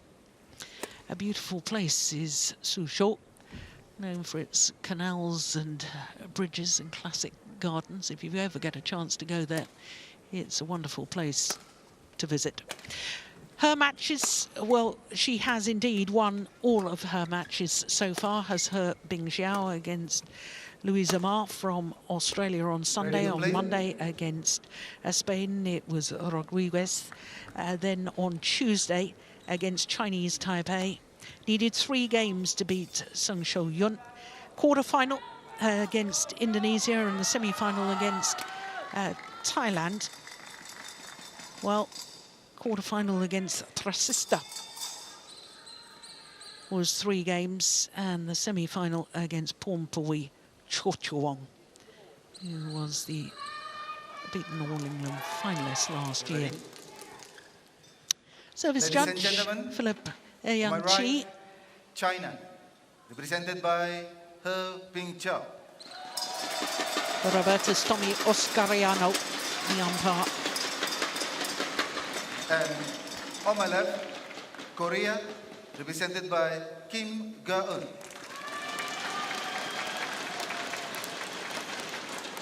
Korea to serve. Love all.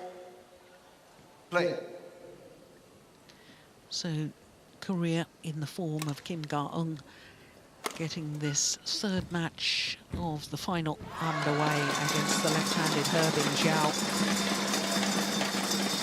7 over, 1 love.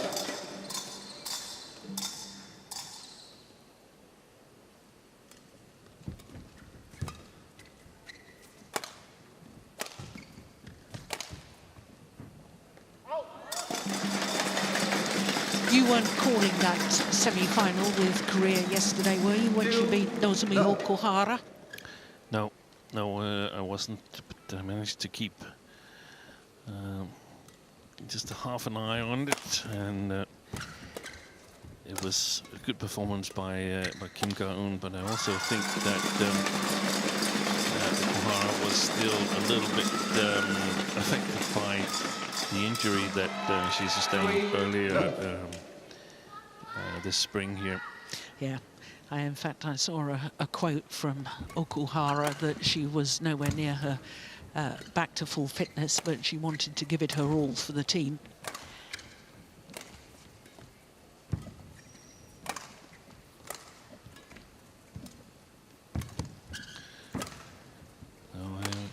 So Hebing Xiao against Pornpui Chochuong yesterday, and seemed in excellent form. One of the things with Hebing Xiao is that she's got excellent touch, and perhaps better than others, or many others, are capable of adjusting to playing with the drift, and also got a good attack. So not sure it suits us so badly to start on this near side. Service over, 4-1.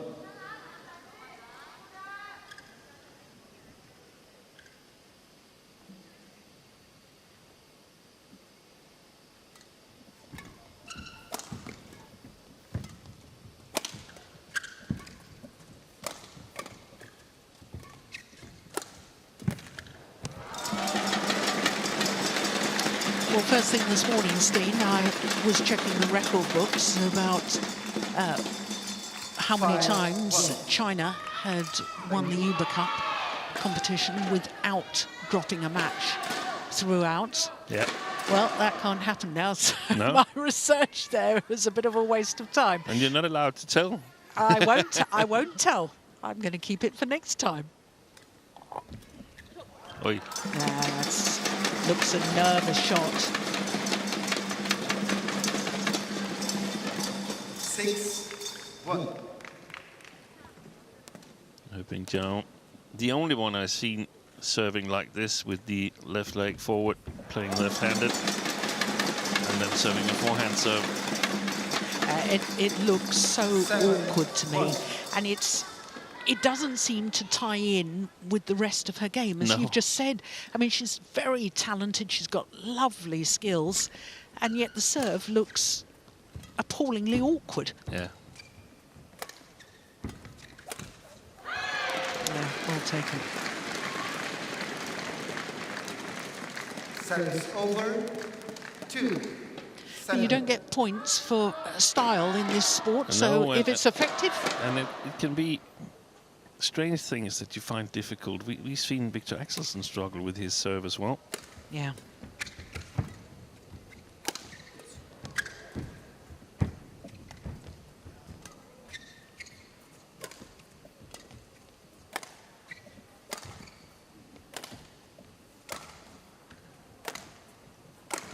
Oh, dear me. Well, she's already got her right leg bandaged. Service over. 8-2. And I think it was the right leg that slipped away from her. I think she's okay. Here we go.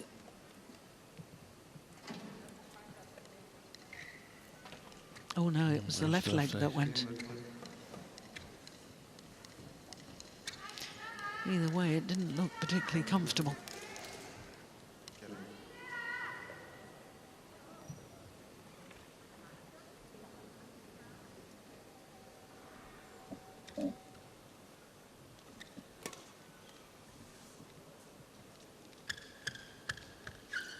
Eight, 2.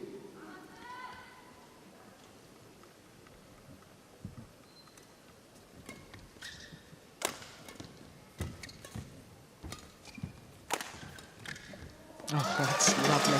That's the sort of touch you were talking about. She's got absolutely amazing touch. 9-2. Change.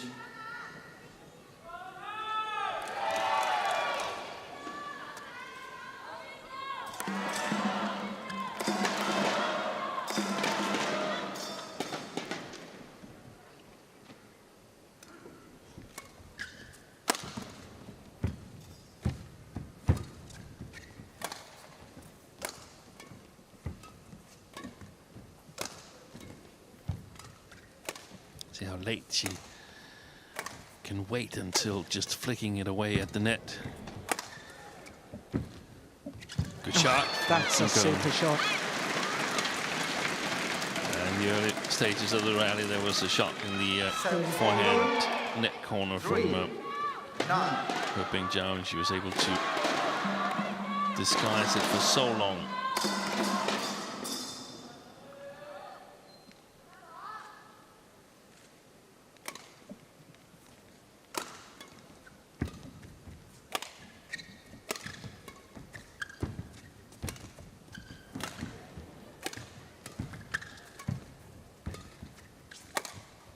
Going wide. Yeah.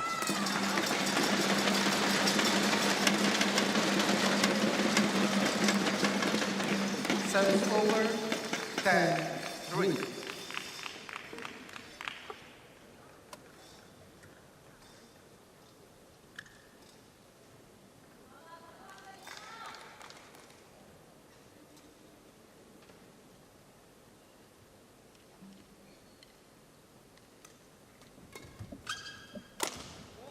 That's a sensational smash down the line.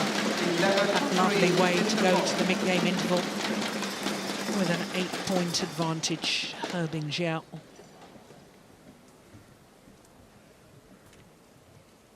Gosh, that was plumb on the line.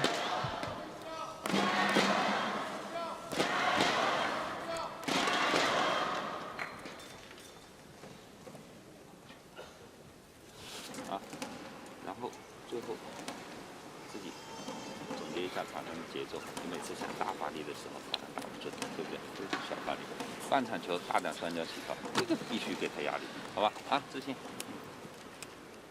20 seconds. 20 seconds.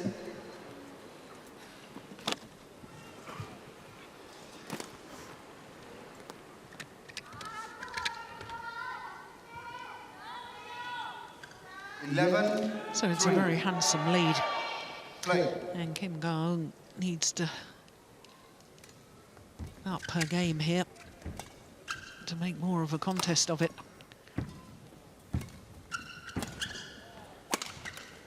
Yeah, did precisely that in that rally.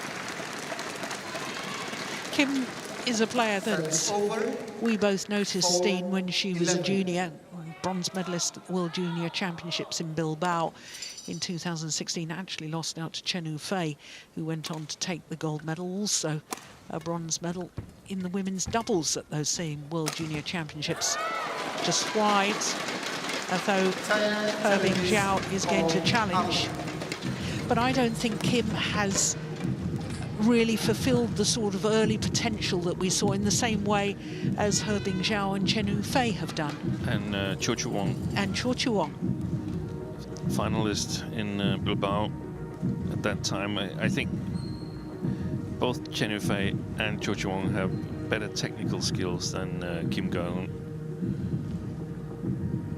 It was right, it was a good call by the line judge. 5-11. Play.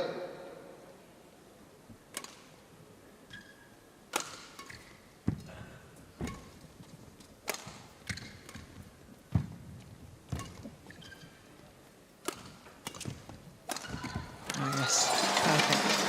And its skills, the technical skills, actually eventually give you more potential in the long term. But when you're juniors, consistent players tend to do well.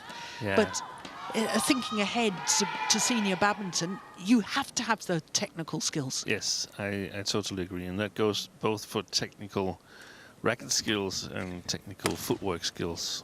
Yeah. Where a player like Chen Yufei is having almost perfect footwork.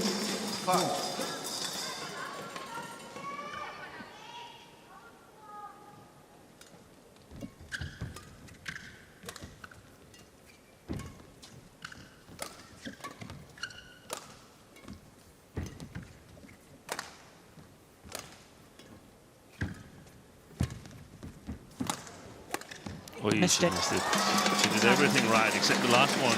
Yeah, there was a big gap down the backhand side of Herbing Zhao. 14-5. Keep ready.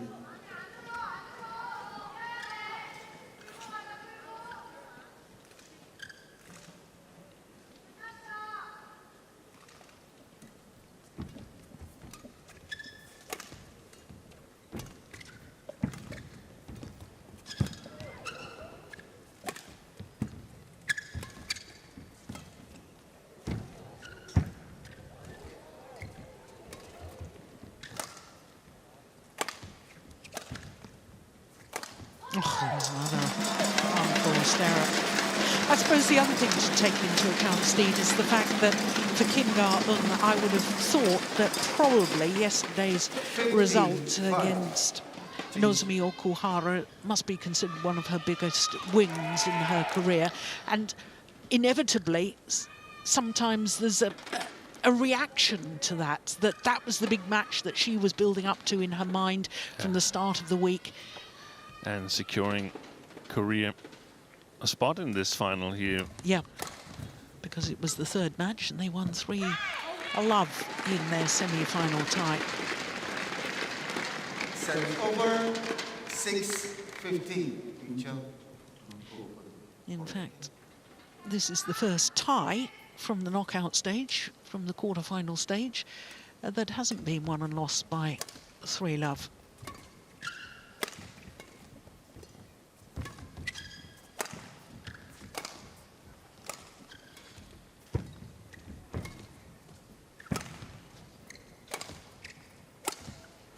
done it.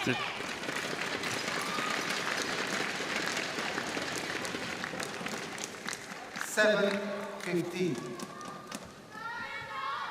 Just to finish on the technical, physical discussion. Obviously, He Bingjiao for quite some years have had amazing technical skills, but lacking on the physical part of the game. I think the way we see her move around in this tournament here proves that she's worked hard during lockdown on the physical part of her game. She's in good shape. Yeah, and I thought there was a big difference in her physical shape. Here we go. Yeah, good call, line judge. It was just out. When we first saw her in Tokyo at last year's Olympic Games, I thought He Bingjiao looked fit. She looked to be moving a lot more smoothly around the court. Lost to Chen Yufei. Yes, in 3 games in the semi-final. Then lost the bronze medal playoff match to Pusala Venkata Sindhu. Now that's the one I probably would have challenged. 17-7. Yeah. That was definitely worth a challenge.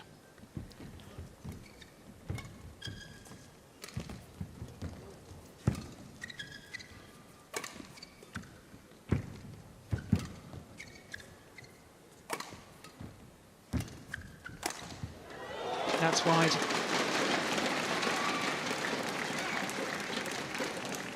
Service over. 8-17.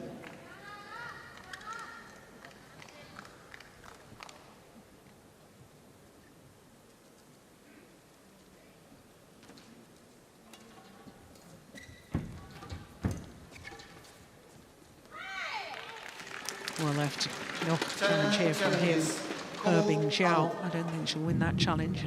And then she won't have any challenges left. Strange decision when you're so far up. 17-8.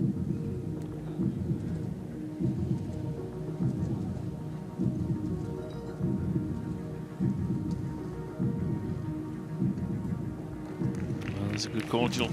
Challenge unsuccessful. No challenges remaining. 9-17. Play.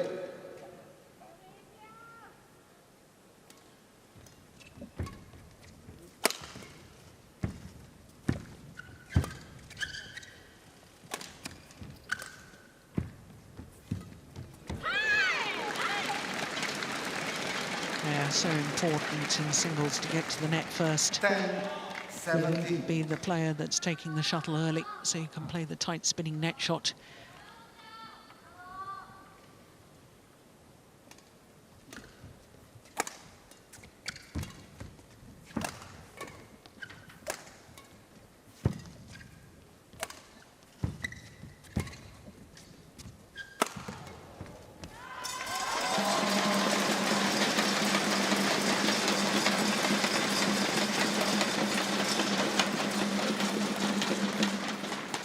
Service over.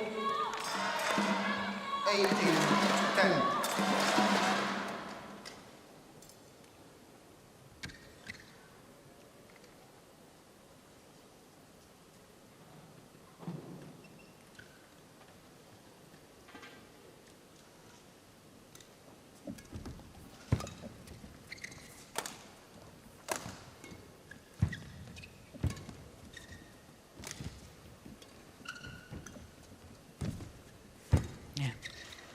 Kim was the first to the net with the high shot.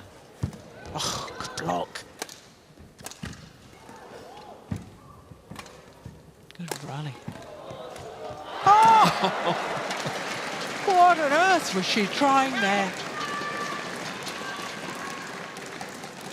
Service over. He Bingjiao's attempted cross-court net shot. I think she was trying to play it with slice or something. Oh, totally mistimed it. Thank you. And it was an open court. Anywhere over and in. on the rough cross-court net would have been a winner. Play.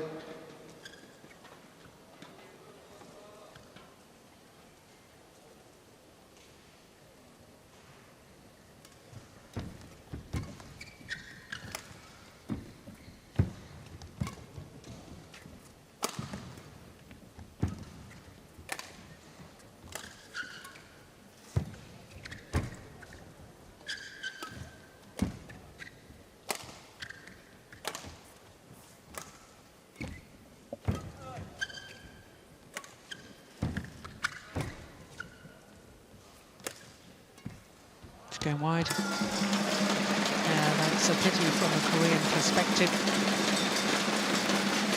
But she's living with the pace of these rallies now more, isn't she? She is. I think she's moving perfectly well around court, Kim Go-eun here. And I don't know, I mean, He Bingjiao is doing a bit of movement as well. So who knows?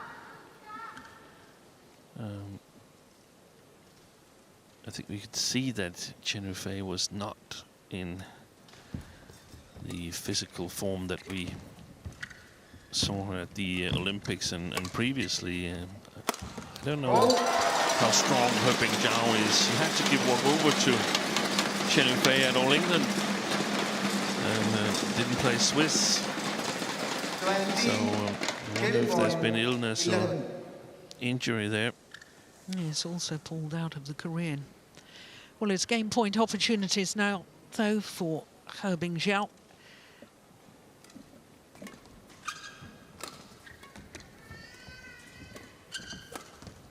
Oh, my goodness. Wayward backhand. 7 over. I guess when you're 2011 up, you can afford an unforced error. Yeah, I actually think He Bingjiao has fallen a little bit in intensity level, and I think she feels rather in control of the match.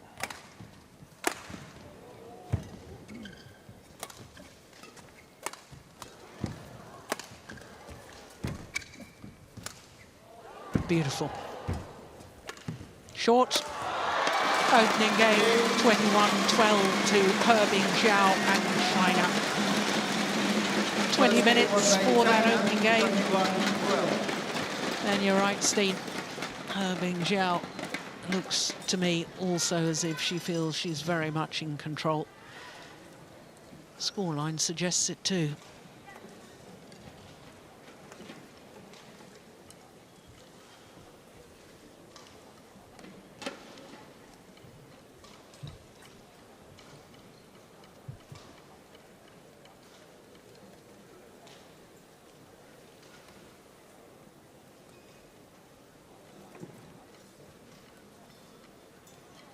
So 1 game to the good. Her coach has already left. He said his bed, Luo Yigang, and gone to sit on the coach's bench. 21-12 opening game.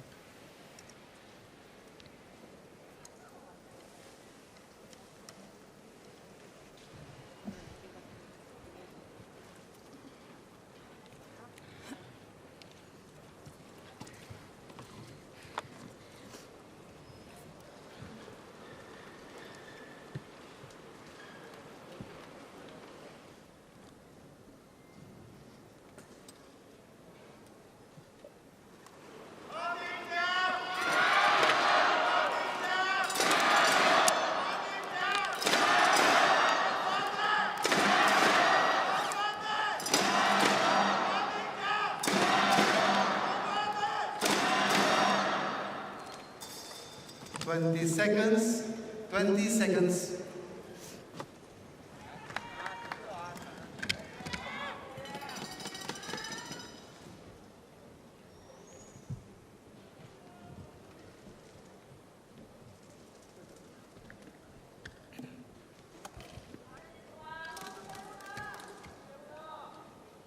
Second game, love all, play. So 1 game to the goods. He Bingjiao in this second women's singles against Kim Ga-eun. So what's your read on this, Steve? What has Kim got to do? Has she got to take more initiative? Yeah, she's got to attack on this near side of the court. There's no doubt about it.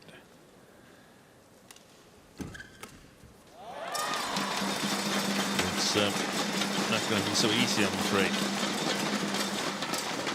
Service over. 1-0. Then, if she's not going to attack directly, then try and put some pressure on the backhand side of her Ping-Jiao, where the court, the Chinese court, is playing a little bit slower.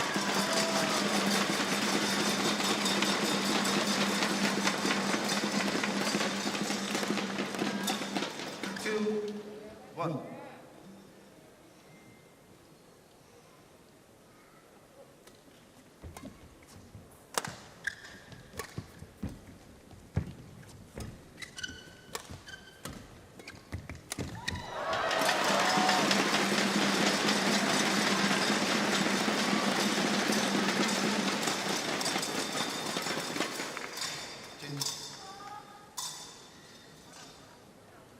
Three, 1.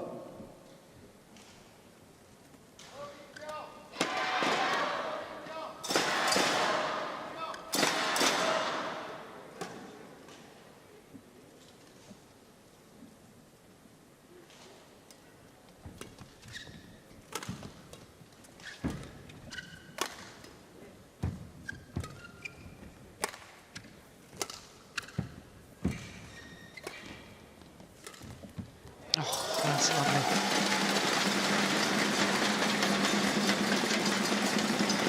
Making Kim stop and turn. 1. Yeah, she'd gone back to her base position, then had to go to her forehand net. Not able to run in a straight line. Changing direction very more difficult physically.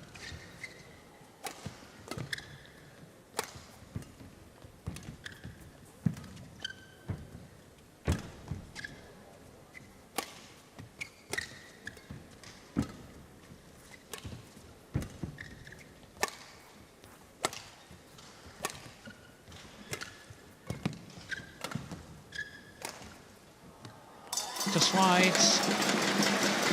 I like the idea of a punch clear into the left-hander's backhand corner. 5, 1. Change.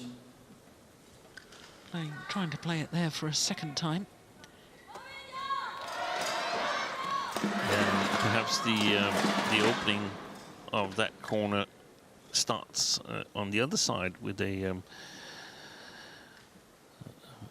smash, not a smash to win, but a smash to the forehand side of her Ping-Jiao, or a drop shot, and then having extra space to work with in the backhand side of her Ping-Jiao there. That could be a possibility for Kim. Sometimes you got to sort of drag the opponent to the other side of the court to open up the corner that you really want to target. It is constantly behind, can't really anticipate well what kind of shot is coming from her Ping-Jiao, and that makes it difficult for the Korean woman to take any initiative in the rallies.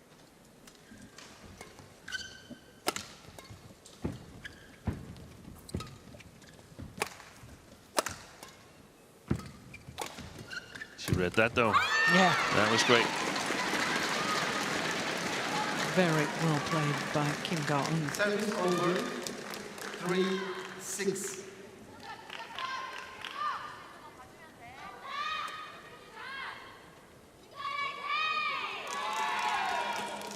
She didn't play on the European swing here in March. She played the Korean Badminton League instead. That was on at the same time back home in Korea. Keep going.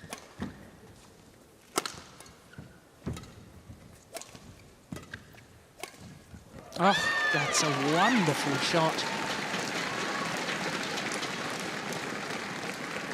fast movement to the round the head position because she'd been in the forehand corner. Forced to move to the backhand deep corner and plays a cross-court winner.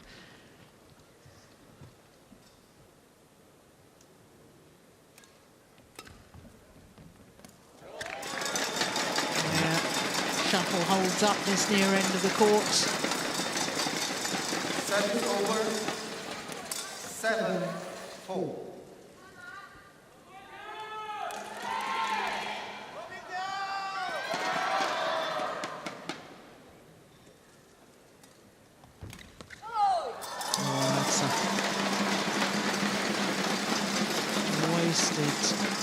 Wasted shot from Kim Ga-eun. Can't afford errors like that.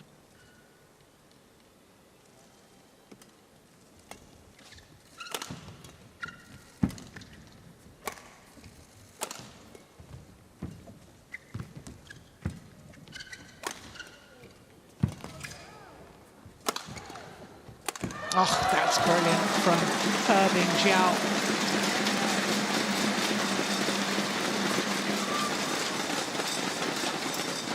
Jump smash, and look at the follow-up. Real commitment coming forward. And that's what we've been seeing from her in this early stage of 2022, her Bing Jiao, these rushes towards the net, sometimes even from drops from the opponent, drops from the backcourt with low quality. She's making moves for those, and that was not something we saw earlier before she got in really good shape.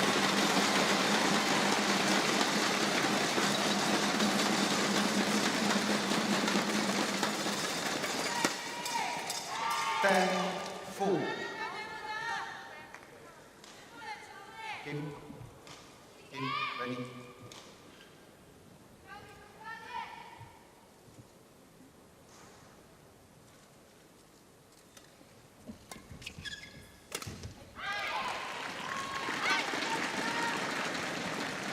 Well, one suspects that Kim needs to close down this gap a little bit more before the mid-game interval. That said, the Korean women's doubles pair were a game and 11-6 down and still came back to win.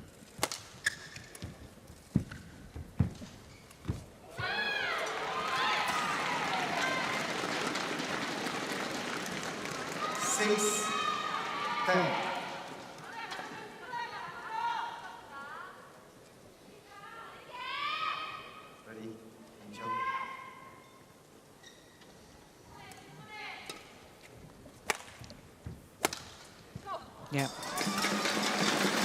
All about placement and angle. Lovely shot from Herbin Jiao.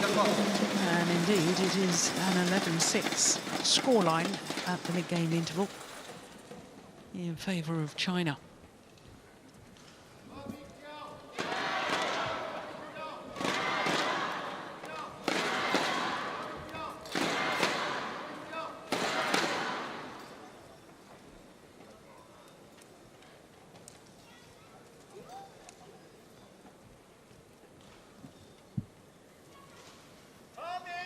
You can always tell when Luo Yigang, Chinese women's singles coach, when he's happy. Comes on, very quick word. Yeah, he's obviously not paid per word he's saying during the interval. No. But I like it because, I mean, what can he say that can help? Yeah, because she's already extra. doing. Yeah, he can more or less only disturb by getting her to start thinking.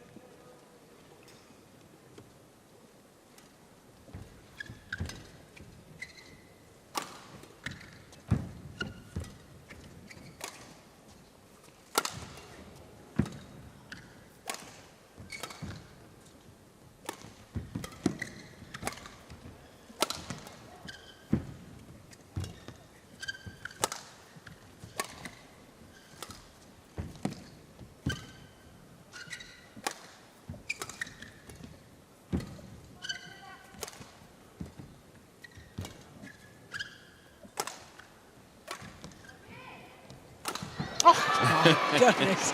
That's a shocker. Service over. 7-11. She got a lot back there, Kim Go-eun. Yeah. And perhaps that's why she was forcing He Bingjiao to go for the line, but that missed the whole court.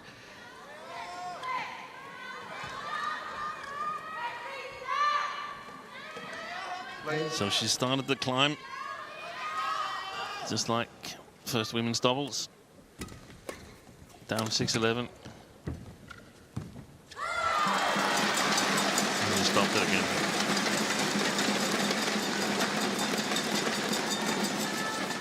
Service over. 12-7.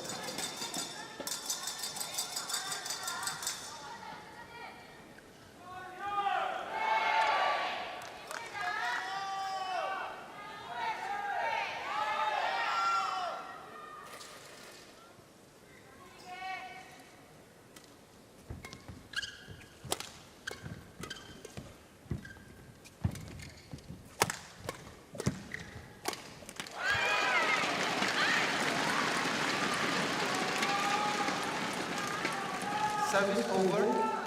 8-12.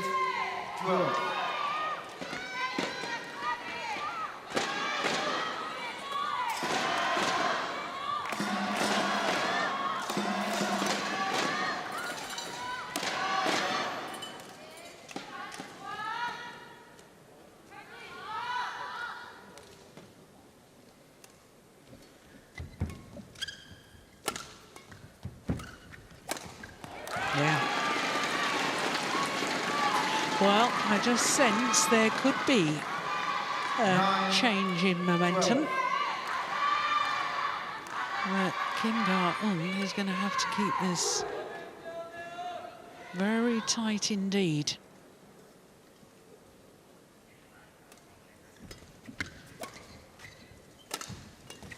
Yeah. And that was my fear. You know, when you sense a player is maybe just getting back into it, you cannot afford these simple errors. 13-9.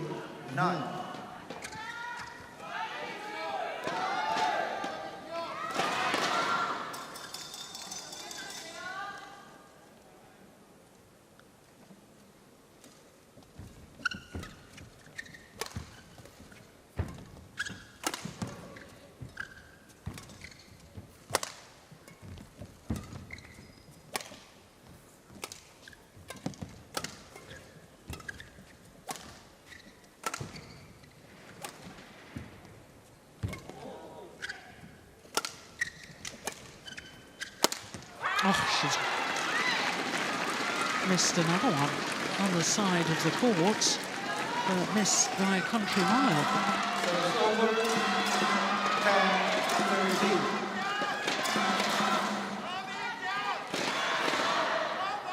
Yeah, it would be nice if she'd been playing doubles.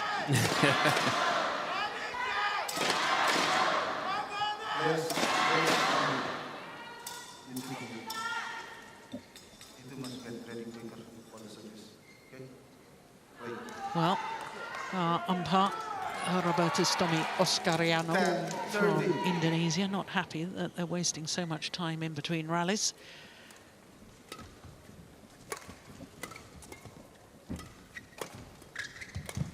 Excellent. That's quick going forward, isn't it? Yeah.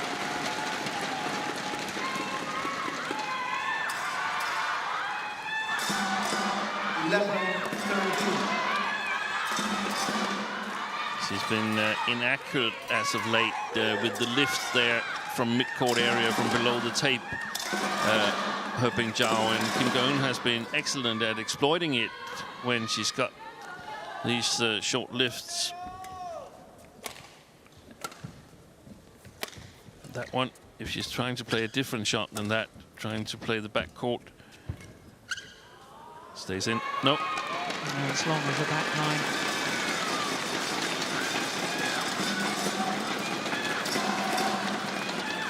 Over. 14-11.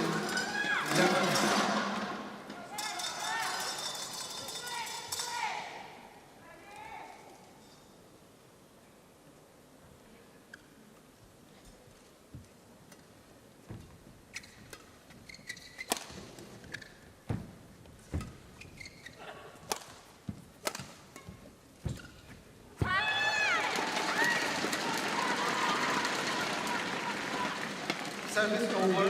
There's a definite opportunity here for Kim, because not only is Kim playing better, but as you've rightly pointed out, Steen, focus seems to have gone from He Bingjiao.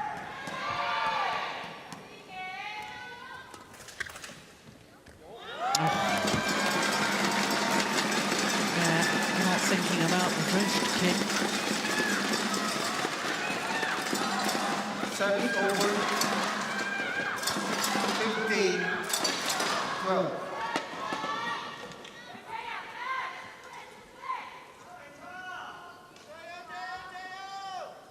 Ready?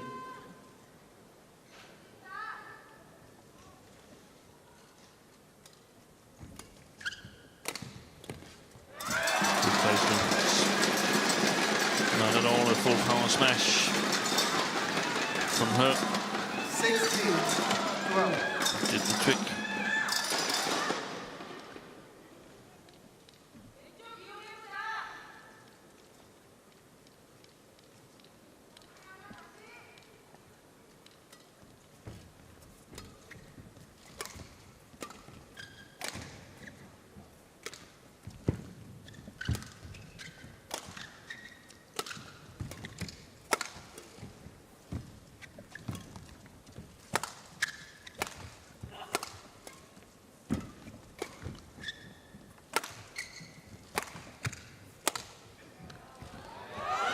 Another one finds the back line from He Bingjiao. And now the Chinese left-hander has put herself in a very strong position.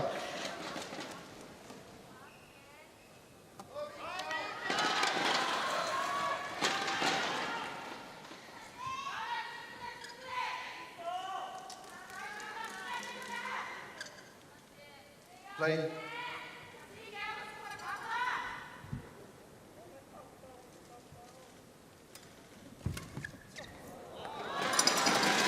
Push is long. It looks like she forgot where she was. Kim going in there. She was on the fast side.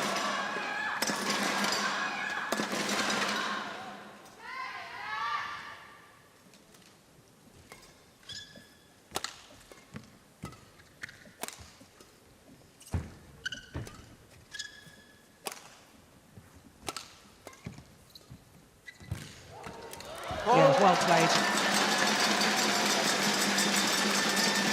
It was the shot before the winner from the left-hander that did all the damage. This one, that's a beauty. Look how far forward Kim has got to reach to get that one back. And then she was out of position, nowhere near her base position there.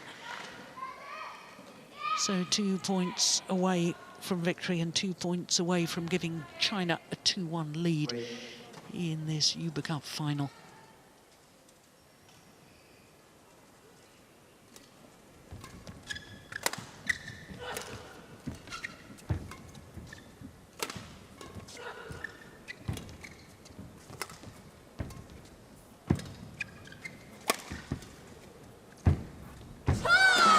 Match point opportunities for He Bingjiao.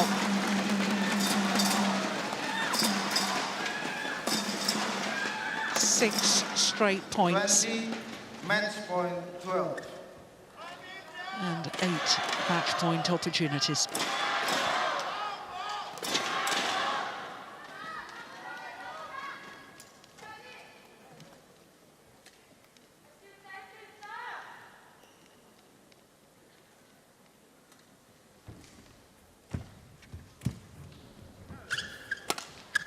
Good punch clear.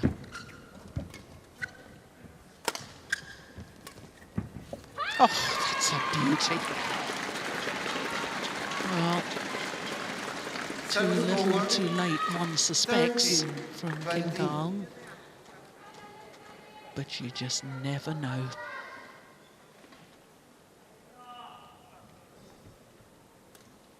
Oh, that serve was going wide of the centre line.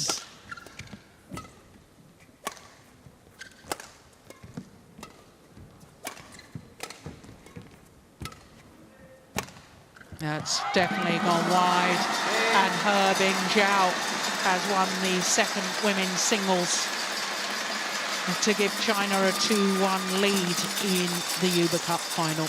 21-12, 21-13, the margin of the victory. 43 minutes in total. And it looked as if it was possible in the second game for Kim Ga-eun when she narrowed the gap to just 2 points at 14-12. But after that, she only won one more point, and that's due in large part to He Bingjiao regaining her focus. 21-12, 21-13 in 43 minutes. And China take a 2-1 lead in the Uber Cup final.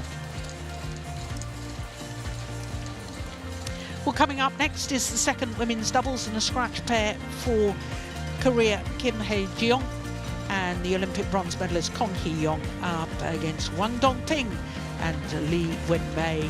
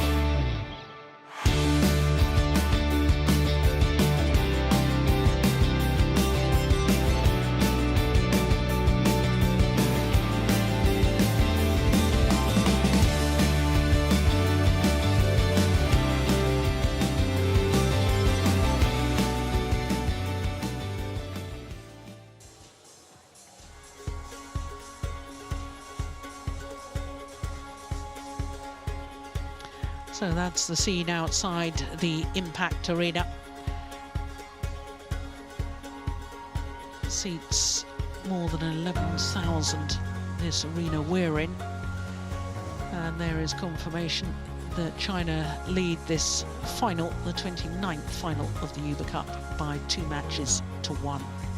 Next up is the women's doubles, and it's a scratch pairing for Korea. Kim Hae-jeong and Kong Hee-young up against Hwang Dong-ping and Lee Wen-mei. So this matchup, well, neither of these pairs play regularly together. In fact, Hwang Dong-ping usually just concentrates on mixed doubles. She's the Olympic mixed doubles champion with Wang Yi-lu. But for the Korean pair, one of them is an Olympic medalist. Kong Hee-young won the Olympic bronze in Tokyo with Kim So-young. 2022 Uber Cup final.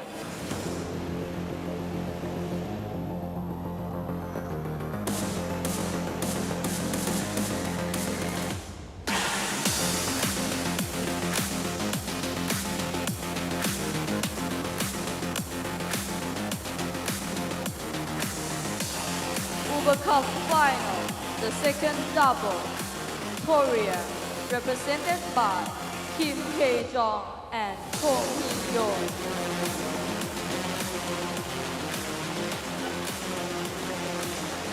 So the Korean pair, Kim Hae-jong, the daughter of Chung So-young, who was the Olympic gold medalist in Barcelona, badminton's first Olympic Games, in the women's doubles with Hwang Hae-young. Kong Hee-young, who has a very well-established partnership with Kim So-young. Kim So-young is here in Bangkok, but we have assumed she must be injured because hasn't played much part in this campaign. Versus China, represented by Huang Hengping and Li Wenmei. Huang Dongping and Li Wenmei. Well, cast your minds back to the last Uber Cup final in Aarhus last autumn. The fourth match on featured this women's doubles pair for China, and they won the third match of the final against Japan, beating Matsutomo and Matsuyama for China to lift the Uber Cup.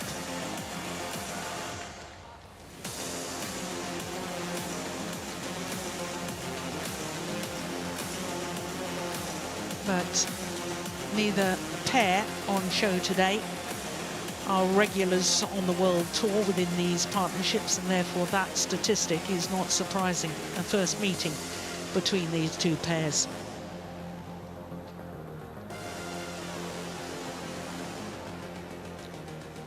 Our umpire for this one is Andrea Chiappini You want from red Italy. or black? Red.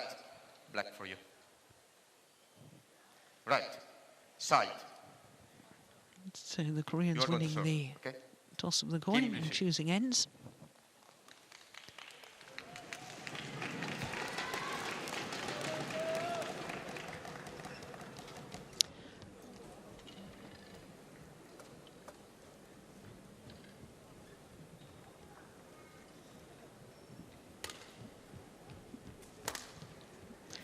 So Kim Hae-jong, 24 years of age, and she and her regular partner Jeong Na-eun have gone up to number 27 in the world, despite not having played 10 tournaments. Her partner Kong Hee-young is a year older, at the age of 25, the Olympic bronze medalist, as I was telling you, and has been as high as number 2 with her Olympic medal-winning partner Kim So-young. Currently number 4, so as far as they are concerned, well, they weren't selected as a pair against the US of A. They were not selected against Canada.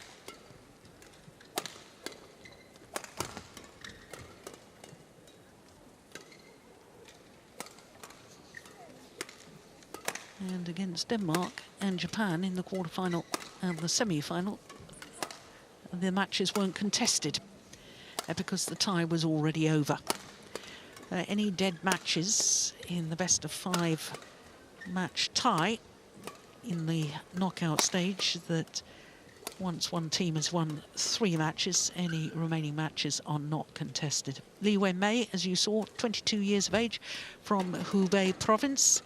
Huang Dongping, 27, from Meishan in Nan'an City in Fujian province. And they, as a pair, I can tell you, have been as high as 20. Don't pay any attention to that 1,335 ranking. Ready to play? In fact, I don't know. I do know how they have a ranking because they played in the Uber Cup, which was within the last 12 months. And besides which, the rankings have been frozen. So their matches, well, as you can see, on Tuesday they beat the pair from Chinese Taipei in just 36 minutes. And they weren't selected against Indonesia. Guang Dongping was selected with Cheng Yu, but that wasn't contested. And in the semi-final, that wasn't contested either, because it would have been the fourth match of the tie, and they won their semi-final against Thailand, 3-love.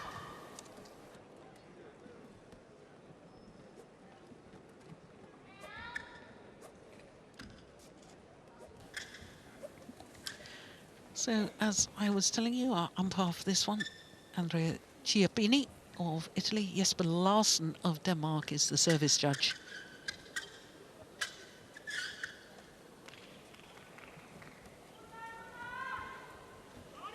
Ladies and gentlemen, on my right, Korea, represented by Kim Il-jong, Kong Il-young.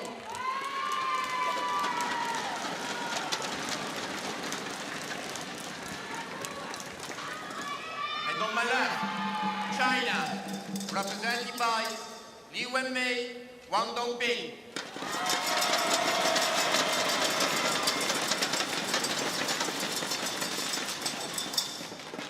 China to serve, Wang Dongping to Kim Il-jong. Level, play. So the fourth match of the Uber Cup final gets underway. China, the far side of the court, need just one more match win to retain the Uber Cup.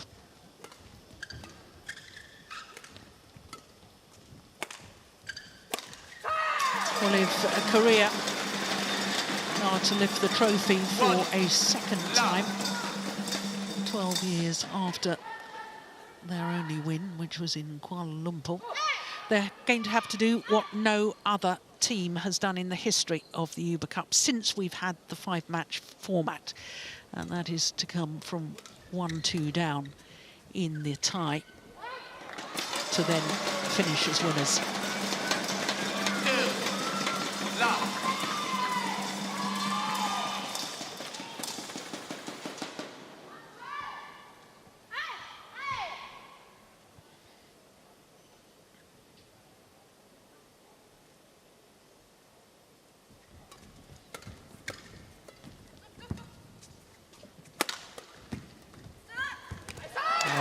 Brilliant from Guang Dongping. And seen 2 scratch pairings, but 4 wonderful women's doubles players on court. But one always senses that, although they're not a regular pair on the World Tour, that on the big occasion, the Olympic mixed doubles champion is going to have a big influence on this. I think she is. We saw them last year in Denmark, and immediately after, wasn't it? She won the Denmark Open with Zhang Yu. That's correct. So they played together before. It's not like pairs just for this occasion here. They have some knowledge of each other. Yeah, they played together 2 tournaments in 2017, 8 tournaments the following year. Yeah. But they went their separate ways. Guang Dongping concentrating purely on the mixed doubles after that. Yeah, I remember the then doubles coach Zhang Jun, now president of the Chinese BA, saying that he would definitely select some players to focus solely on one category.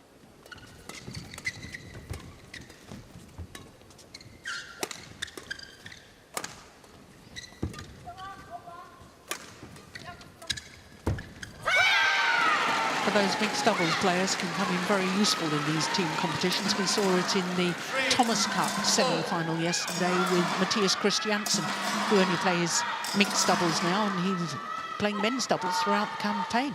Yeah.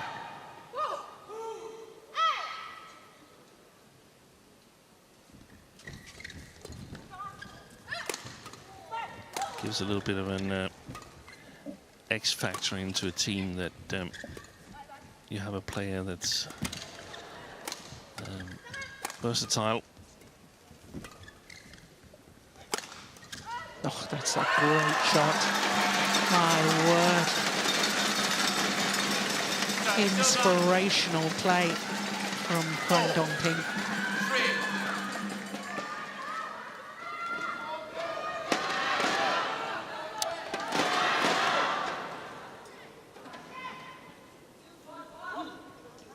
I happened to see Kim Hae-jong and Jong Na-eun in Korea Open. And she's a hard-working player, Kim. But so is Kong Hee-young. So I would expect Kwang Dong-ping to be able to dominate the net court area here. Kim and Kong are players who thrive mostly from the backcourt, and also interesting to see who will take the responsibility of sort of moving forward, trying to put pressure on the Chinese.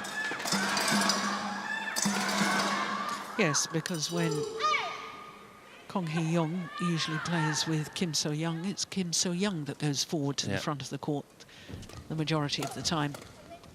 Better front court player, better reactions.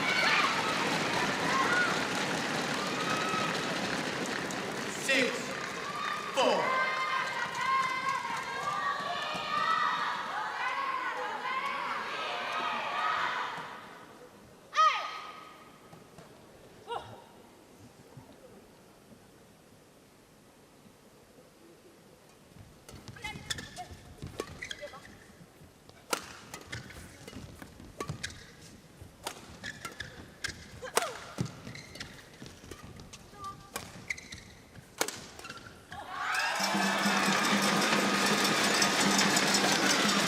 I don't know if you remember Kim Hae-jong's mother, Chung So-young. I don't really recall her. It was before we had all this badminton in television and so on. I remember her name. I recall her rather well. I think so, yeah. Yes, the Olympic champion. What I was going to say is that Kim Hae-jong looks so like her mother. Oh, yeah. In her stature, her manner of playing, the way she walks. It's uncanny, really. Yeah, she's really quick on her feet. Yeah. Extremely quick on her feet.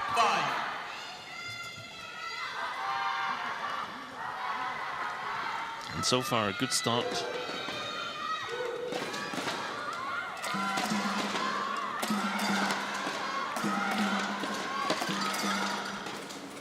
For Kim and Kong. 5.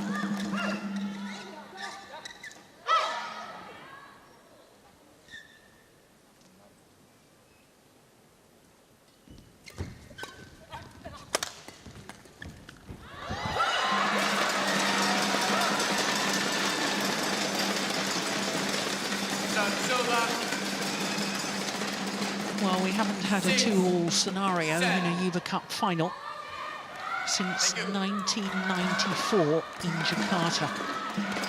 And I'm sure you remember that one when Indonesia beat China in the final and a certain Mir Ordina. Beat a certain Zheng Ning. Exactly. Two players, Mir Ordina, who was 14 at the time, two players who went on to meet in the Olympic final. I think Mir Ordina was 14 for 3-4 consecutive years back then, at least in the media.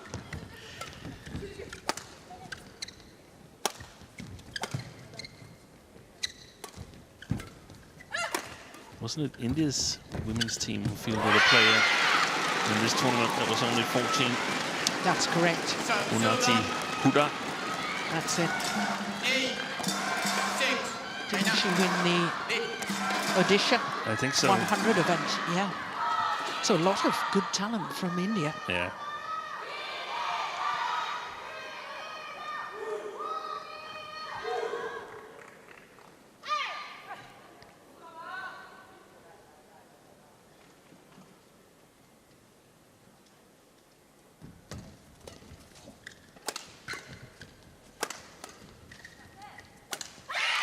Wait, that's too steep. Yeah, under the net. Well, so much for my theory so far. Well, Wang Dongping totally mistiming that. I thought she would be the overriding influence in a positive way in this match.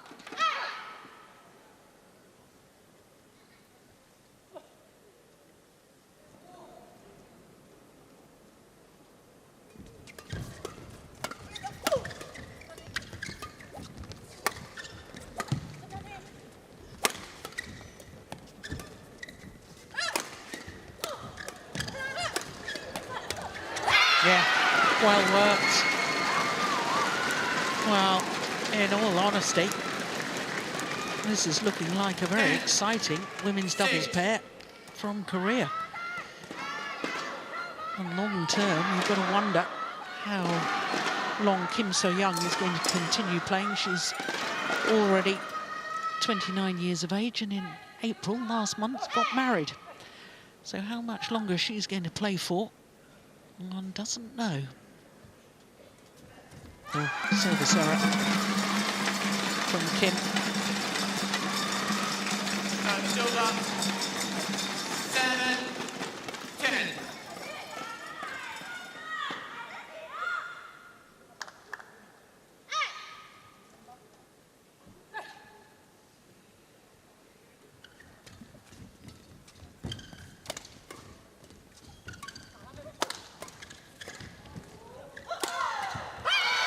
Yeah, to the mid-game interval with a 4-point advantage. 11-7, interval. Kim Hae-jeong and Kong Hee-young. Well, it's been a fabulous start by the Koreans. And it's given the Chinese pair an awful lot to think about.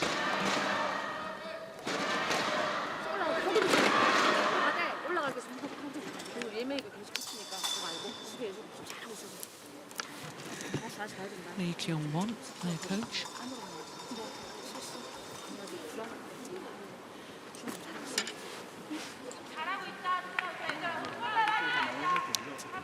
Lee Kyung-won won the winning match of the tie against China back in 2010, the only time Korea have won the Uber Cup. Do you remember who she was playing with? I don't remember, but I don't think she played with Lee Kyung-won. No, she didn't. Lee Hoo-jung, I think they split them. They did, and it was a masterful decision. She actually played with Jung Eung-ha. That's a good shot. 12, 7. Thank you.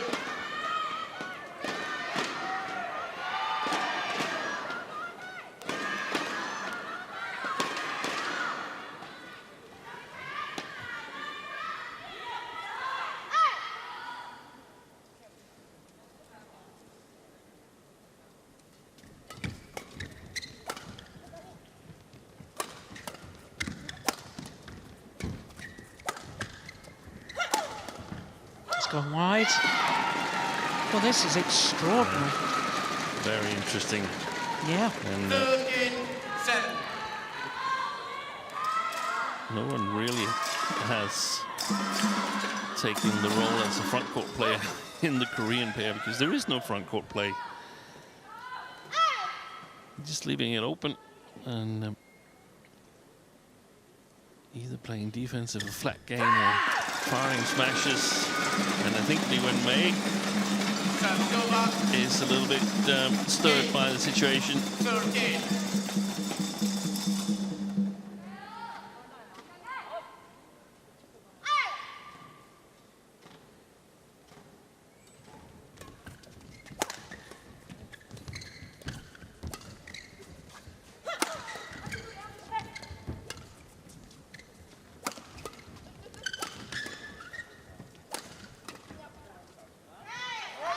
Well left, and it's gone long of the back line. And she's good at that, Kong Hee-young, working really hard from the backcourt.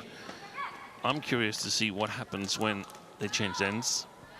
when she's playing a little bit up against the drift, is she still capable of creating so big problems for Huang and Li?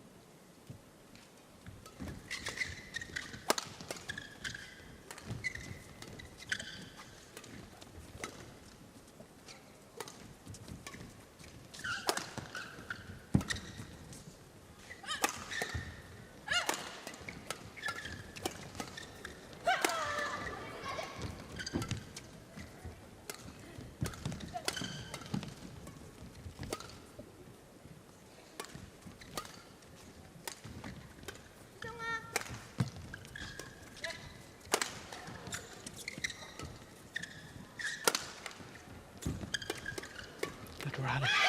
Yeah. This is very, very interesting.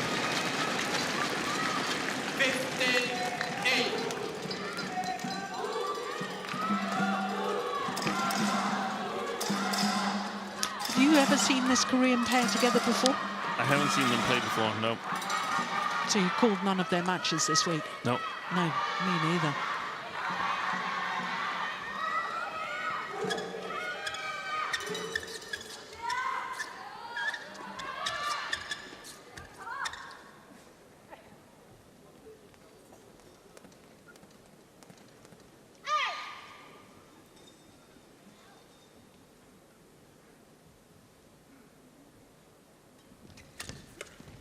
Directly into the racket.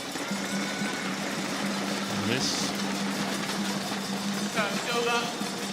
9-15.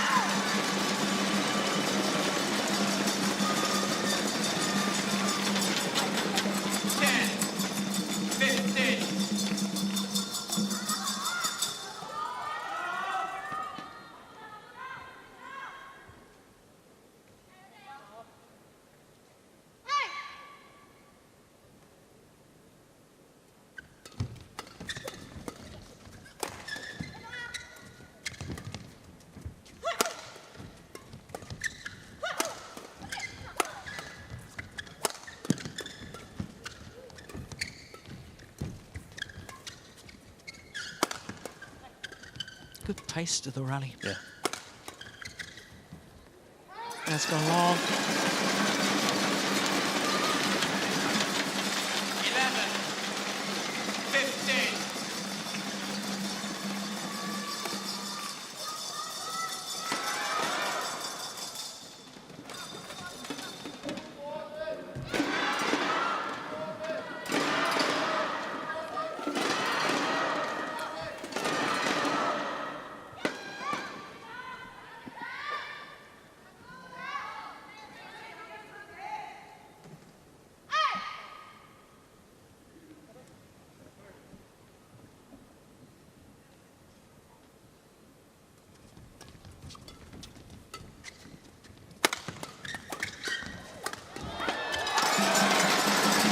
There's signs to me that the Chinese pair are not prepared just to defend anymore.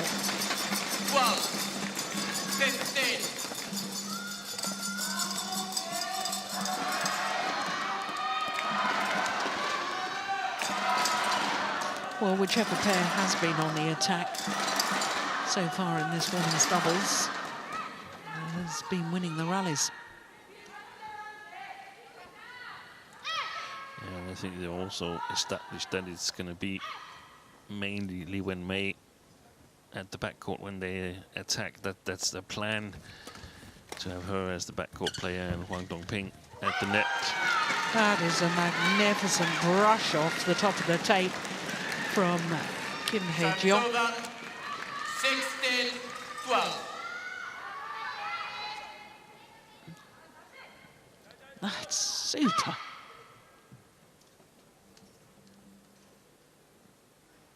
Racket up ready. That's wide of the mark. Serves over. 13-16.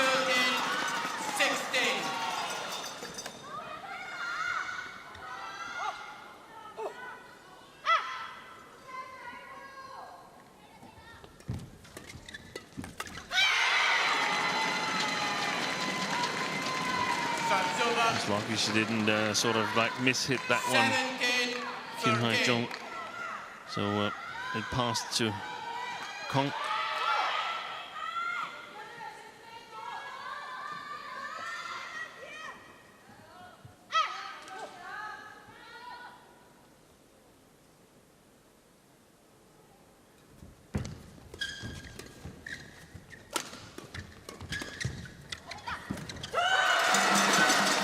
Look at the reaction of Wang Dongting.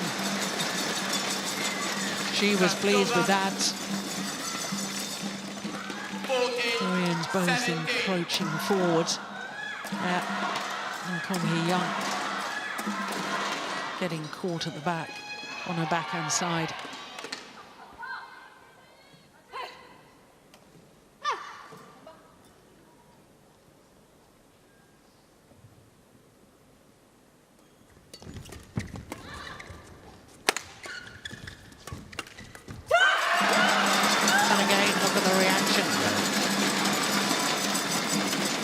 Celebrating points like that in Tokyo at the Olympic Games in the final of the mixed doubles.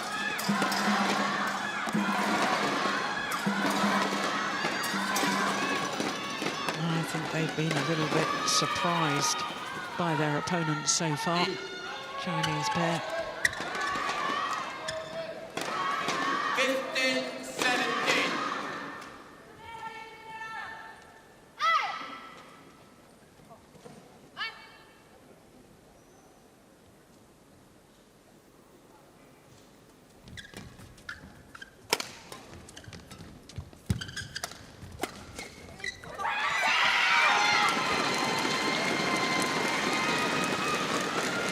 Three-point advantage and 3 points away from the opening game. 15. Lead.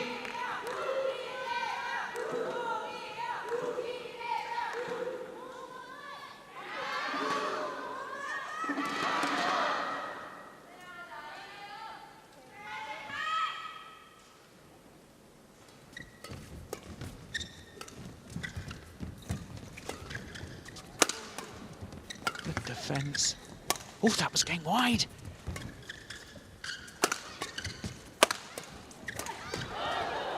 Amazing.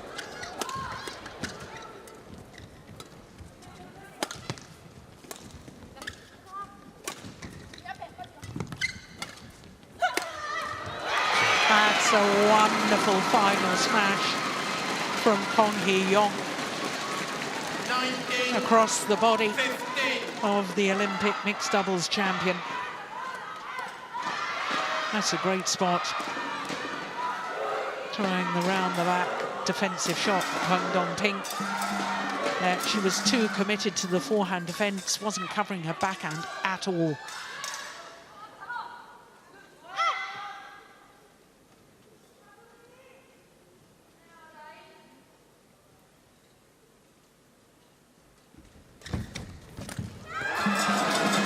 Return of serve.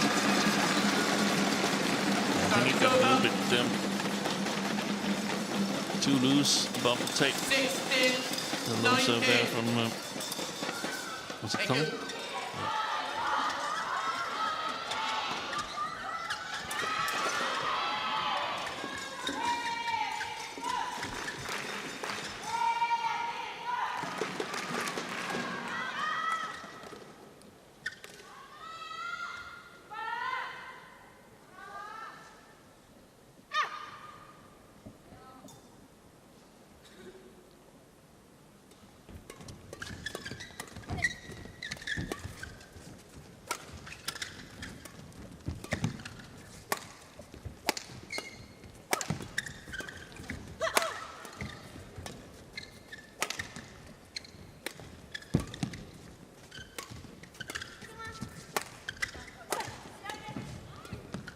Oh, that's wonderful. Great awareness from Wang Dongting. as to where the gap was. 17, 19.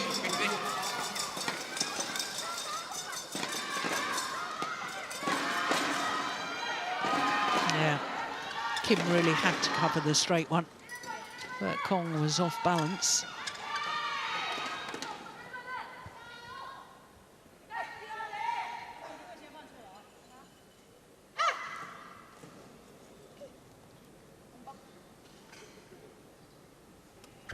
Oh my goodness.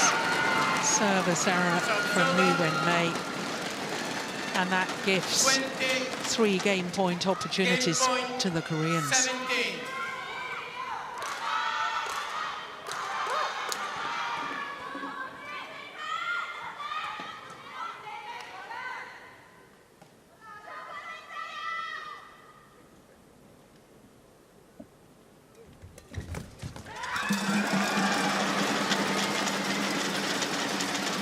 Good commitment on the return of serve. 18, 20.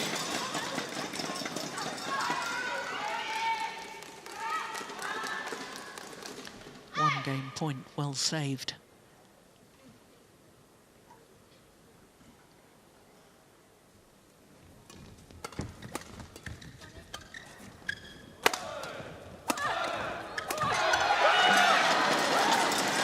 There's a challenge here by the Koreans.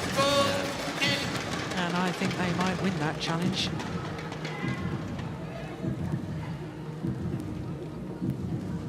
If they do win the challenge, it's opening game.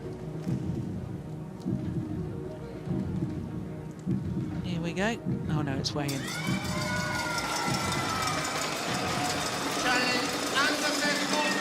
1 challenge remaining. So 2 game points have come and gone. Just one more remains.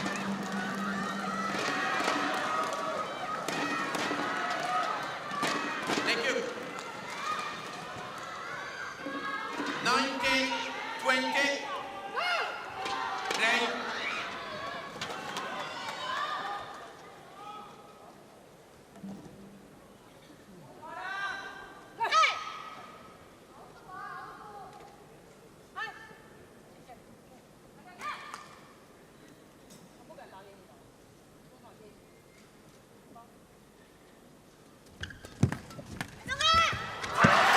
They're back level. Totally mistimed shot from Kim Hae-jeong. 20. Calm play by Lee Wen-mei. Blocking that one. Satisfied Wang Dongping. So 20 all and extra points required. And until there's a clear 2-point winning margin.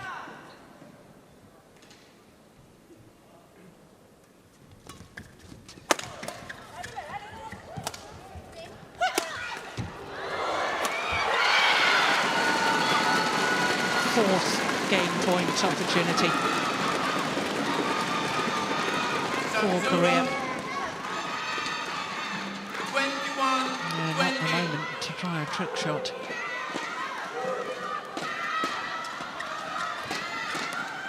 It's the Star Wars game point. May the 4th be with you.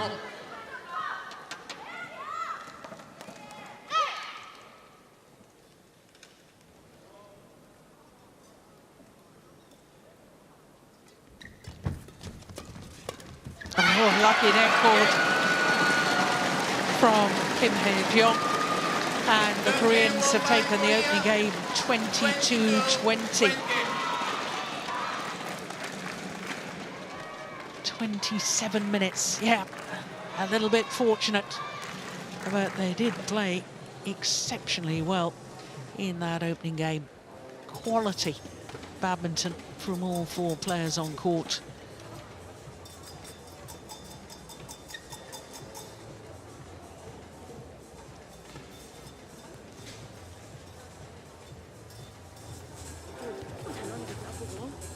그리고 일단은 초반에 공격도 잘하고 그리고 언니 안 들어보고 선생님 앞에 있어. 앞에. 자, 그죠? 무작위 안 나오도 돼.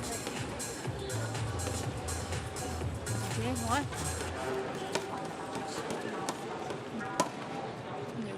最大的跟他去抢，后面啊。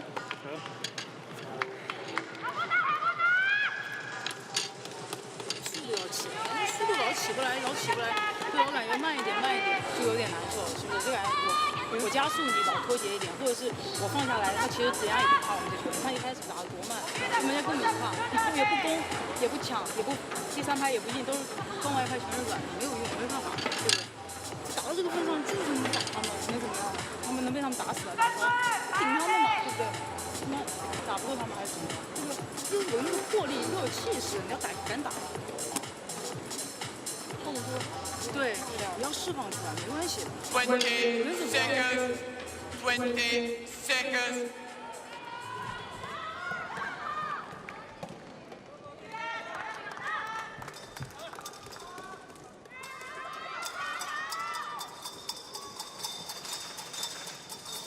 So what can China do in response? Second game. Excellent opening game, won by the Koreans Kim and Kong, 22-20.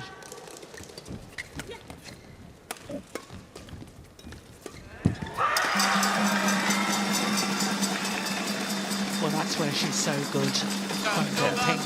And she started to play better towards the end of the first game, in my opinion. Kwang Dong-ping sensing that she needs to take responsibility.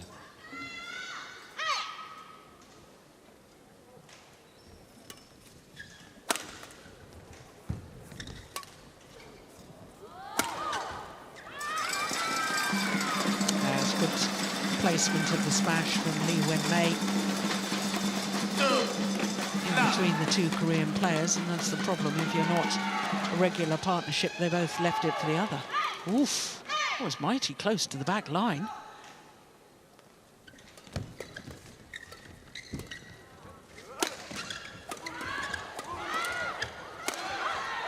That one's gone long. She didn't follow up good enough there. Lee Wen-mei was more or less watching Kwang Dong-ping, hoping that she would finish it. Well, perhaps I did her wrong there. She could hardly be closer behind Kwang Dong-ping.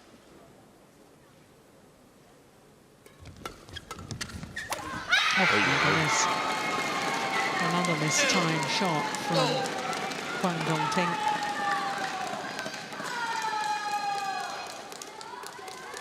But interesting to see the Chinese attack against the Korean defense, and if they can penetrate, then if the Koreans will push their defense a little bit more forward and play more flat game, put pressure on the Chinese offense. It's really well played there by Kim Hwa-jung. 3, 2.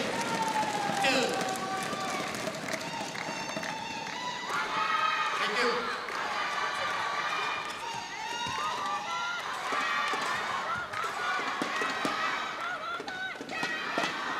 Yeah, and they can afford to use these fast pushes from that far side of the court, the Koreans.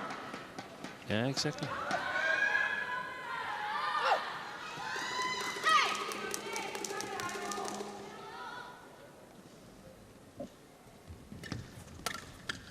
Yeah, there's again. Yeah.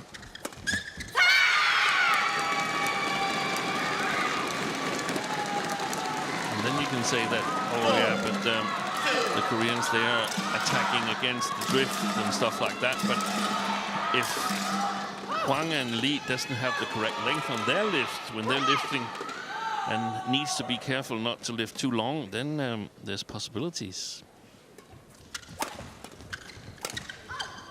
It's gone long. Did it touch her? That's difficult to see.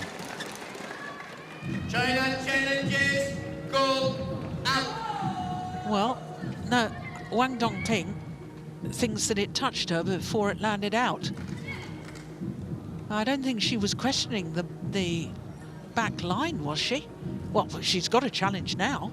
Yeah. Here we go. It was clearly long. challenge unsuccessful. One challenge remaining.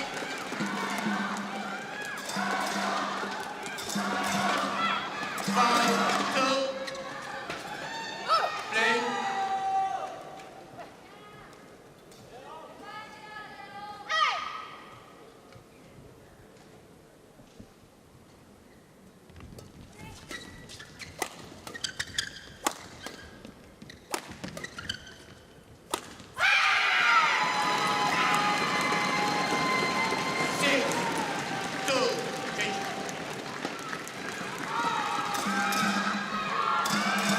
Well, this is concerning times for Chinese fans. Wang Dongping is fluctuating between brilliance and mediocrity.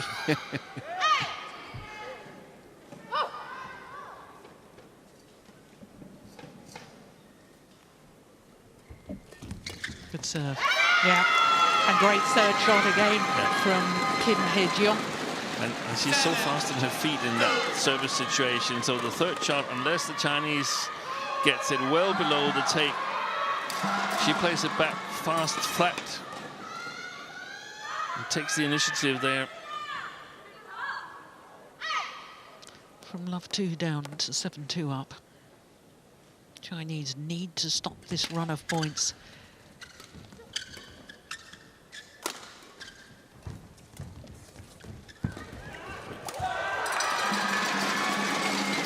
Indeed they do.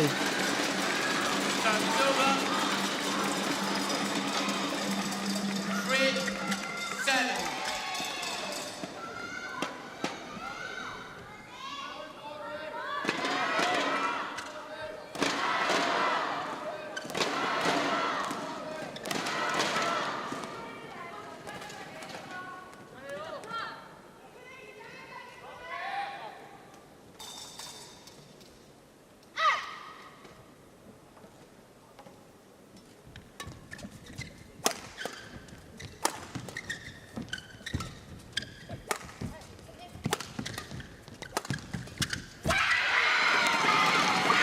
Well, I can see exactly what Wang Dongping was trying to do.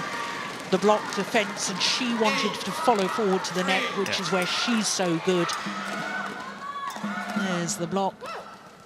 Was already moving forward.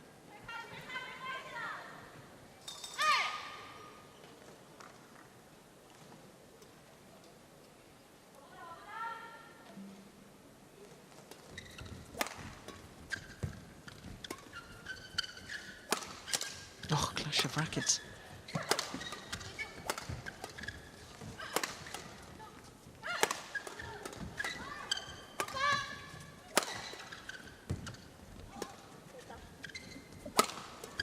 That's a nice block. Hey, that's a good miss. Yeah. Wang Dongping doing what she does best. Intercepting at the front of the court. That was a bit of a Danish swipe there, wasn't it? A Lena Copeland shot. And I think it came off the frame as well.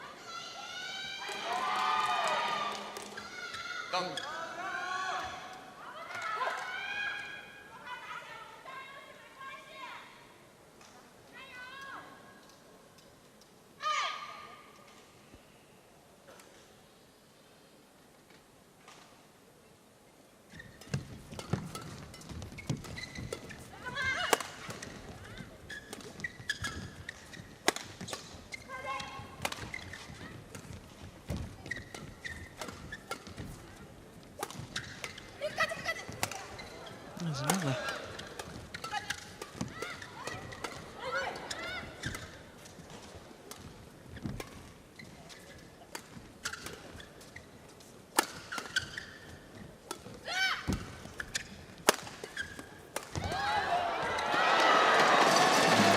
That was an important rally for Huang and Lee here, because had they not won that, I fear that Lee would have lost a bit of confidence in herself from the back court.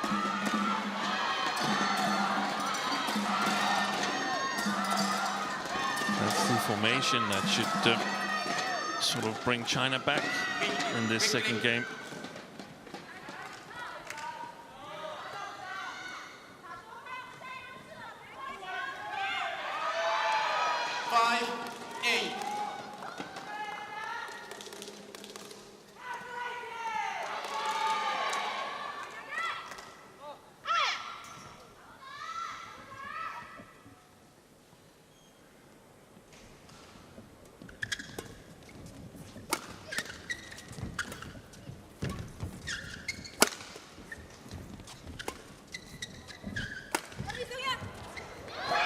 well spotted by Lee Wen-mei.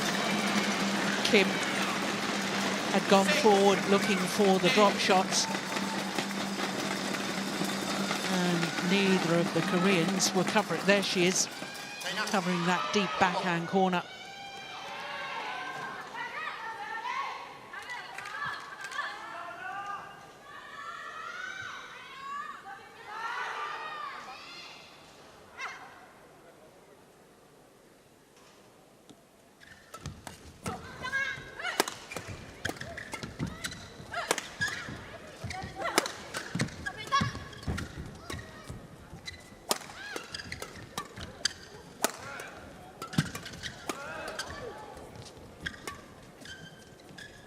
That was short.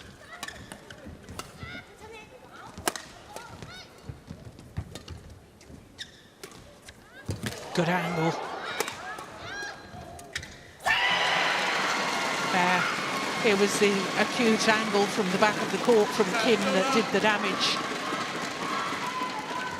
9-6. That one.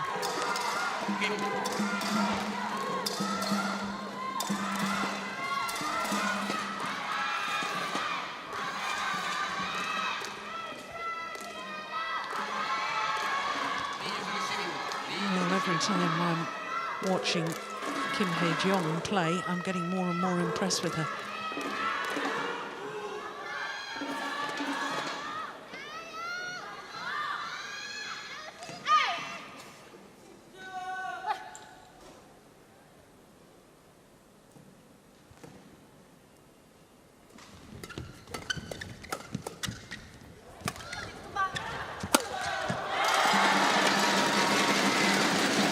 Outmaneuvered the Koreans. Unsure who was going for which shot, got in each other's way. And they're both really confused as to which side of the court they were supposed to be defending.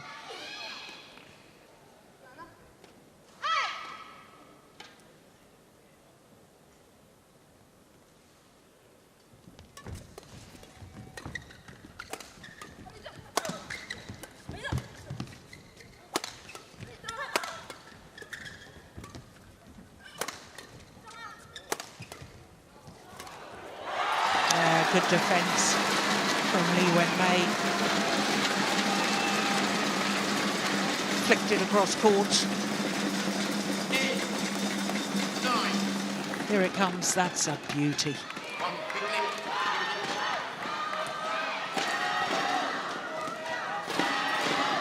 Managed to generate an awful lot of power there, Steve, with very little backswing. Yes, exactly. But I think they should step forward. Perhaps not on the first smash, but then, like we saw here, on the second or third smash from Kim Hae-jeong.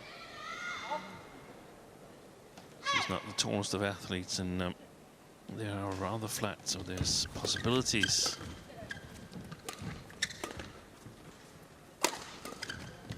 I like that flattened out defensive shot. The back level.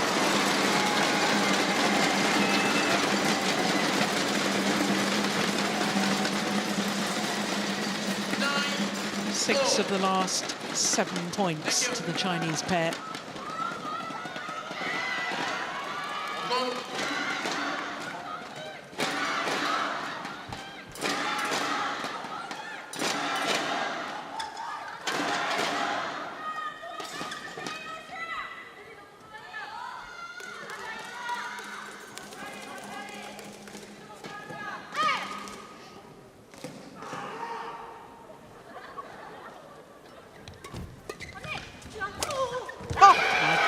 Where did that come from? That is sensational from Kong. What an angle on the smash. What crispness on the smash. Look at that.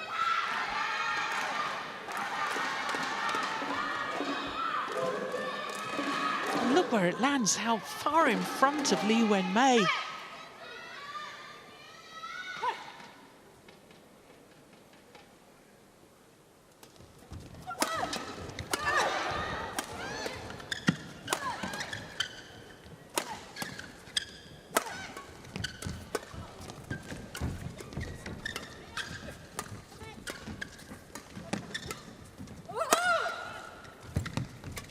excellent play. Well played, that's gone wide. And it is the Koreans who have a 2-point advantage at the mid-game interval here in the second game. My goodness, team, we're seeing some good badminton now. Excellent rallies.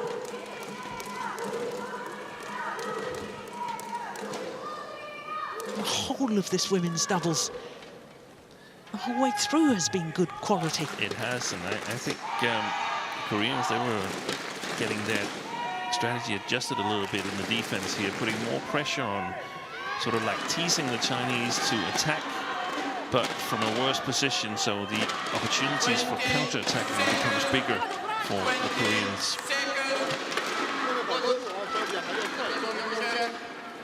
Tao Xiaoming, their coach.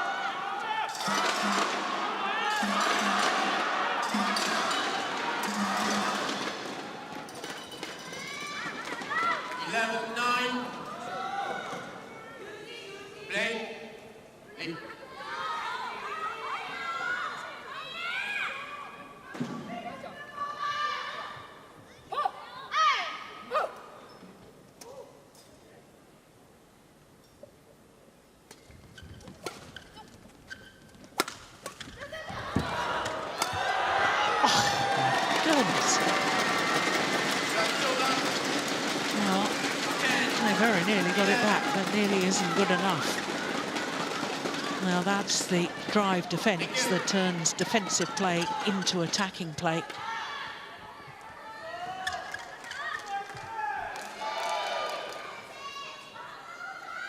That one from Wang Dongping.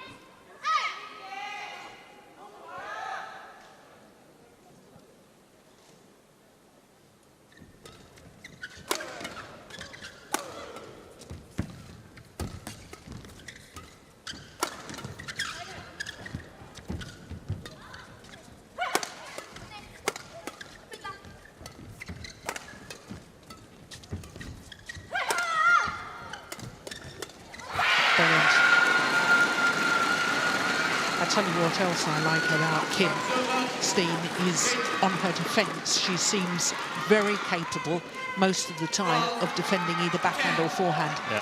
Rarely gets caught. Whereas we've seen earlier in the match, we've seen Wang Dongping getting caught waiting on her backhand defence and they hit it down the other side or vice versa.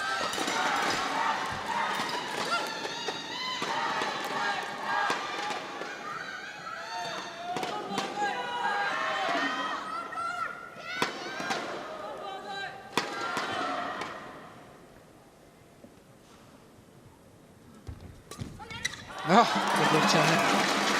Clever play from Wang Dongping.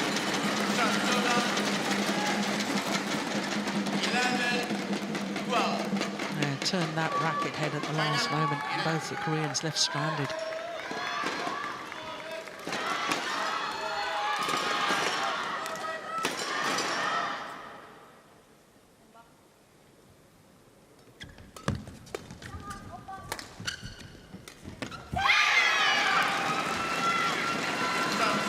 Times for the Chinese, because I mean, Wang Dongping has been good, but as you mentioned, Jill, she's also been fluctuating, creating some easy errors once in a while. Here's one more. And I mean, the Koreans, they're already fired up. If they create a bigger cushion, who knows what happens? Yeah. All the way across. Oh, it's landed in. That's good control on the left by the Chinese pair.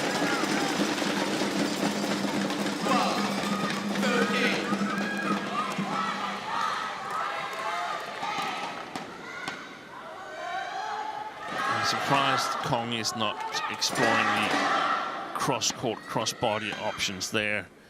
Goes directly into the forehand of Kim Hae-jung, who can continue even if Liu and Mei gets it.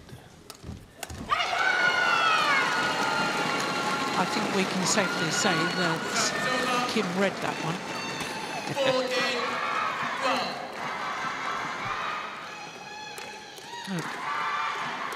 Absolutely waiting for the drop shot.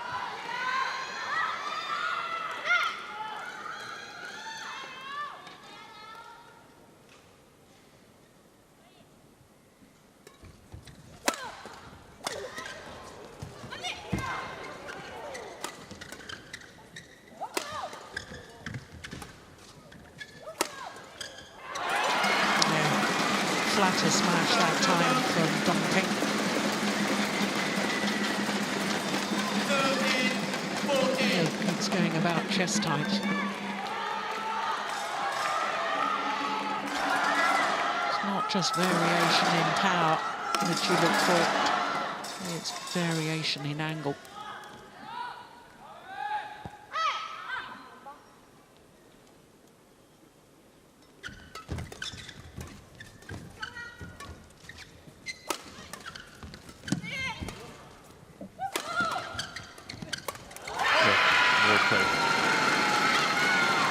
She's the best player on court at the moment, I think.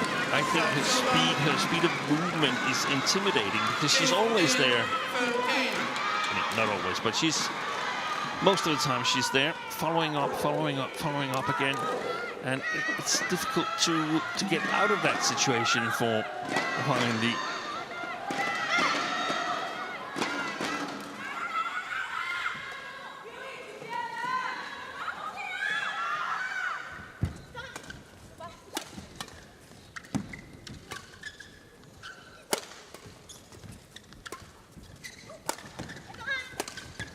Perfect play. 16-13.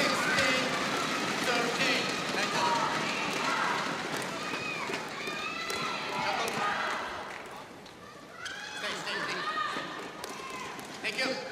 Oh, she's slipping a little bit, Huang Yeah. Dongping there on the way back.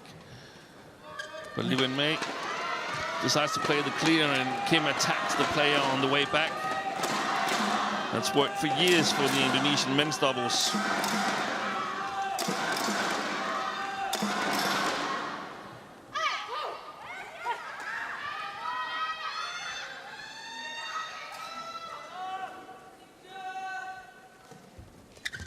Good serve.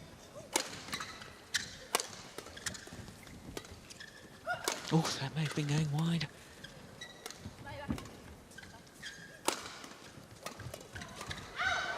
That's gone long. 4-point advantage. And time is running out for the Chinese pair. This Korean scratch pairing has been sensational so far today.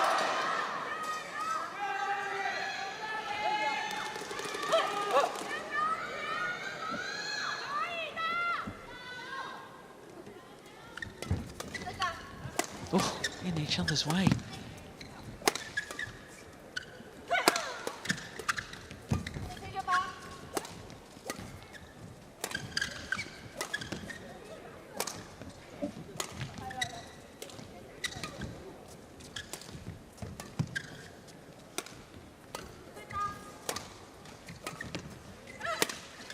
Good shot.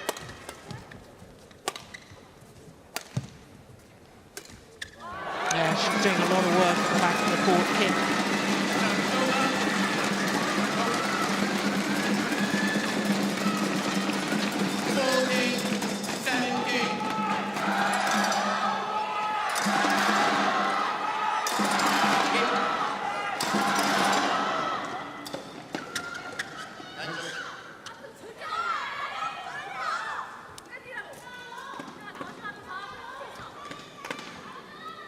Thank you. Wang is running. 14-17.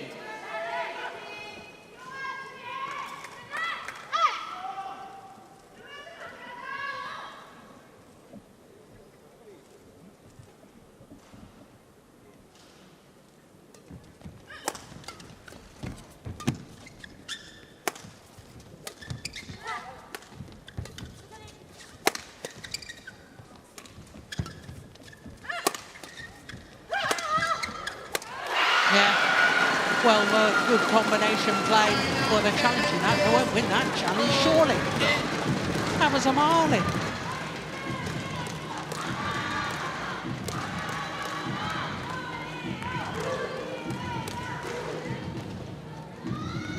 Well, I suppose you might as well challenge. First challenge of this. No, it's not the. It's the second challenge of this second game. Well, that's just ridiculous. How on earth do you challenge on that? Well, it was only just outside the singles court, let alone anywhere near the doubles court. So they don't have any challenges left. 18-14. Game.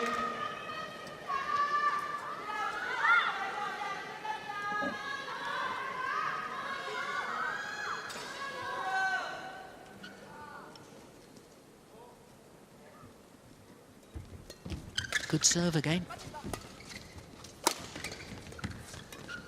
Oh, that's well wide.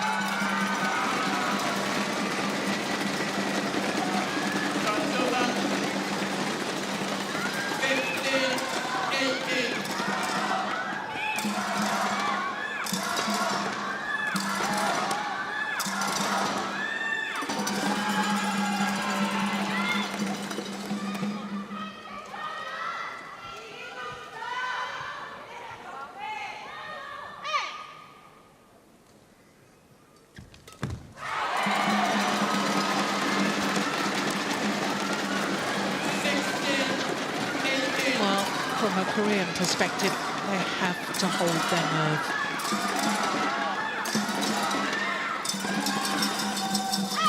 Must put the enormity of the situation out of their minds. Easier said than done. Good serve out wide.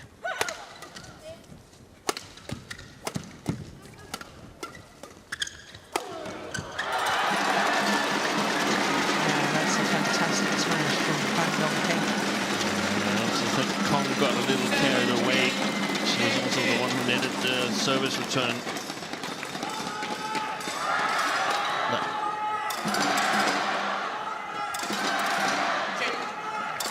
The second last shot from her.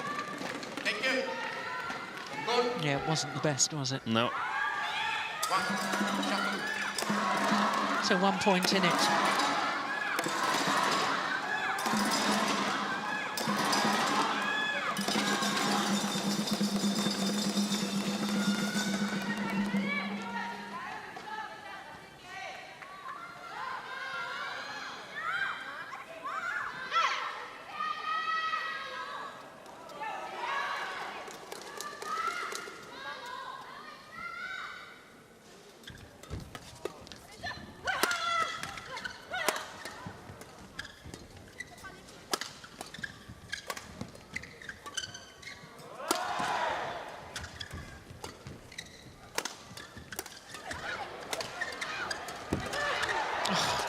Goodness, fabulous. Oh, the racket's gone. Kim is gone. That is amazing. Kong playing singles in essence and still winning the rally. And look at the Korean teammates.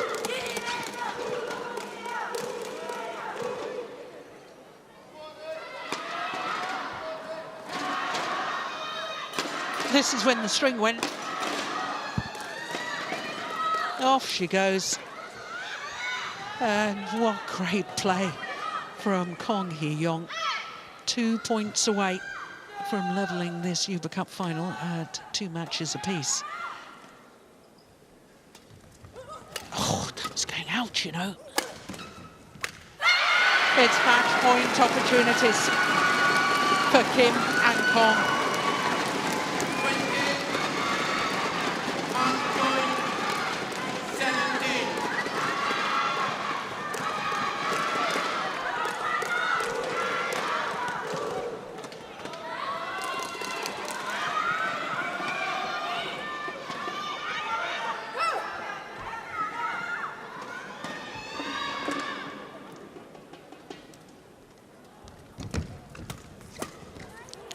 Has gone long of the back line. And the Koreans celebrate. Kwang Dong-ping was trying to challenge, but they have no challengers left in this second game. I suspect it was well long anyway. 22-20, 21-17, the margin of the victory for Kim Hae-jeong and Kong Hee-young, and their teammates on their feet. A minute shy of the hour mark. An excellent, excellent women's doubles. And for me, the player of the match was the youngster, Kim Hae-jeong. I think you can safely say she's happy. Kong Hee-young can hardly believe it.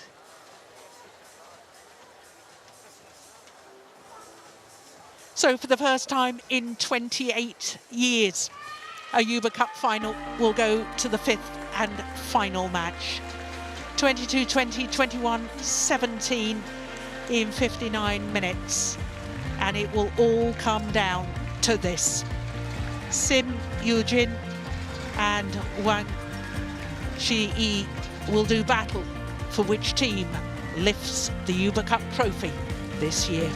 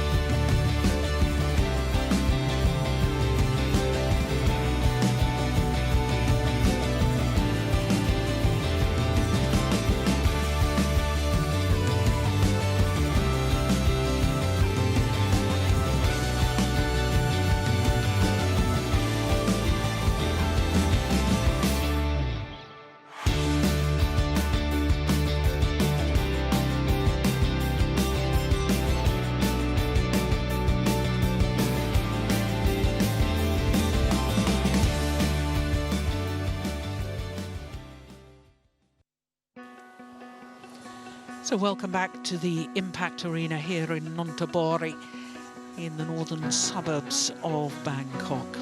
What a fabulous Uber Cup final we are being treated to today. The 29th staging of the Uber Cup. And it's been 28 years since we've gone the full distance in the Uber Cup final and gone to a 5th and deciding match. It all comes down to the 3rd women's singles. Sim Yoo-jin for Korea up against Wang Shi-yi, recent winner of the Asia Championships. So the responsibility on these young shoulders. For Wang Shi-yi, she turned 22 last month. For Sim Yoo-jin, it was her birthday yesterday. 23. What a way to celebrate if she could win the winning match in the Uber Cup final.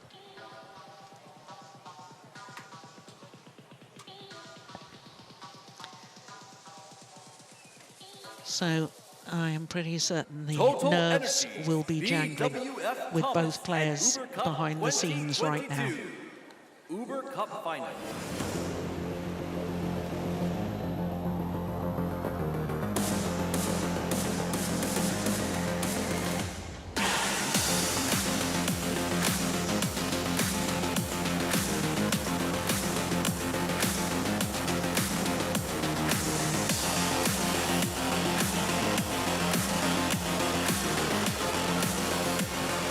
last match for today, Uber Cup final.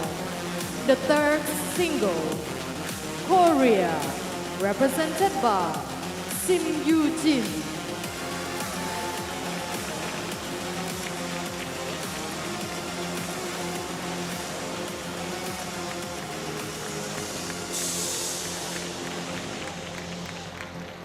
So here comes Sim Yoo-jin. Well, what a responsibility for her. This is her second Uber Cup campaign, and she comes in to today's final match, having played 6 previous matches, both in Aarhus and here in Bangkok. She's won all 6 that she has played.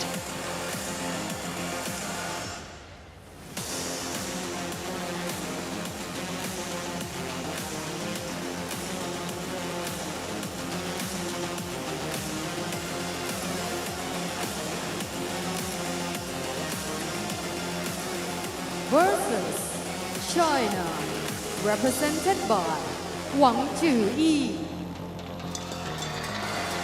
Wang Zhiyi representing China. Well, we know she's in good form.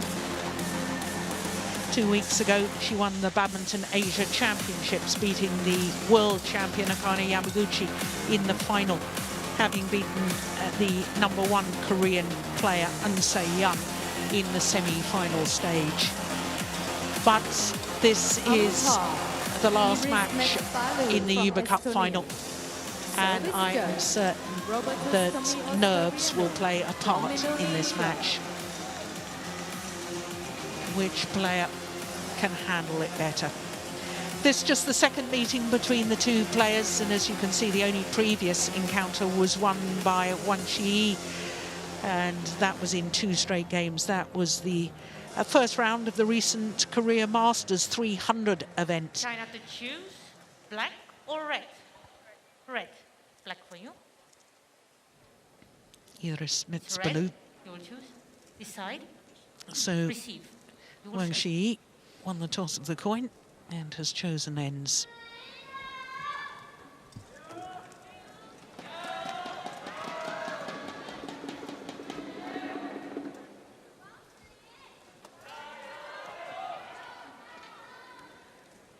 Well, what a moment for both players. The birthday girl yesterday turned 23, born in Cheongju, in the centre of South Korea. It's famed for an annual martial arts festival. I've been reading about that. It happens in October every year. They've got her down as being born in Seoul. 46 on the world ranking at the moment, which is 1 place lower than her career high of 45. And as far as Sim Yoo-jin is concerned, well, played second women's singles against America, and then against Canada was third singles, beat Talia Ng in 3 games, and then on Wednesday against India beat Ashmita Chahila in 2 straight games. The quarterfinal and the semi-final against Kiesfeld and Sayaka Takahashi, neither of those were contested because the tie was already decided. So to her opponent, Wang Zhiyi only turned 22 last month, from Shaxi in Jiangzhou in Hubei province in central China. She's enjoying her second consecutive week at a career high of 15, and she, like her opponent, is playing in her second Uber Cup campaign, and she, like her opponent, has won all of her matches so far, 5 of them, and just 2 of them happened here in Bangkok. Not selected against Australia and Spain, beat Sitian, and then on Tuesday against Chinese Taipei beat Chen Shu Yu, and both the quarterfinal and the semi-final not contested, because the third women's singles is always the 5th match of the tie, assuming nobody is playing more than one discipline, the singles and the doubles. Iris Metspalu of Estonia are umpire for this one, and Robertus Tomi Oscariano from Indonesia, the service judge. Steen, we couldn't have scripted this any better.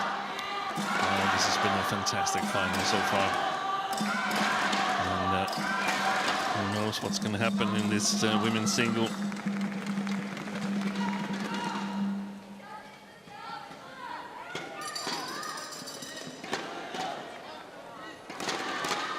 Ladies and gentlemen, on my right, China, represented by Wang Suyi.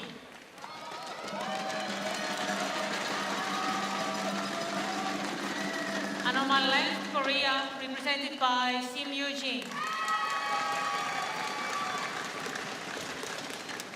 China to serve, love all, play. So the recently crowned Asian champion, Wang Shi for China against Sim Yoo-jin for Korea.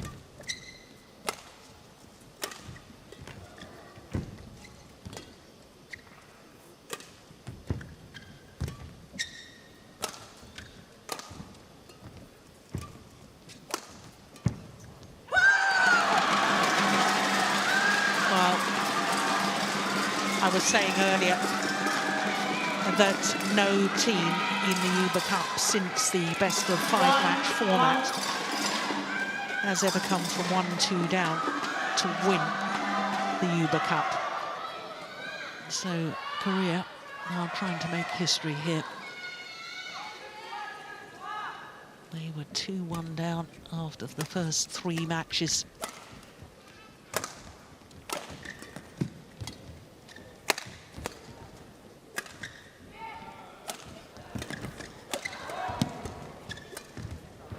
That's a good angle from Sim Yoo-jin. That's a rally that can upset the favorite. I think on paper the favorite is the woman in red here. That also means the risk of disappointing your teammates is a bit bigger.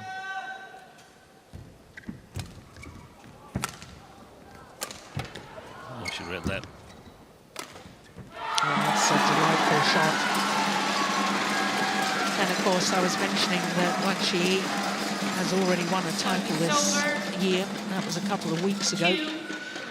And what a contrast to her opponent, who's played 3 tournaments and lost in the first round of all 3 tournaments. So that sort of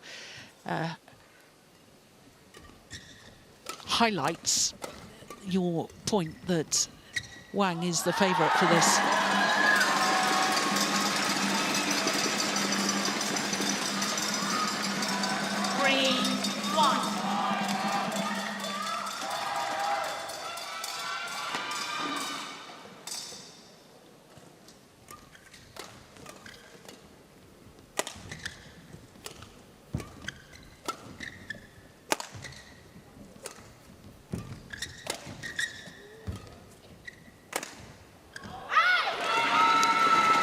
She's found the line.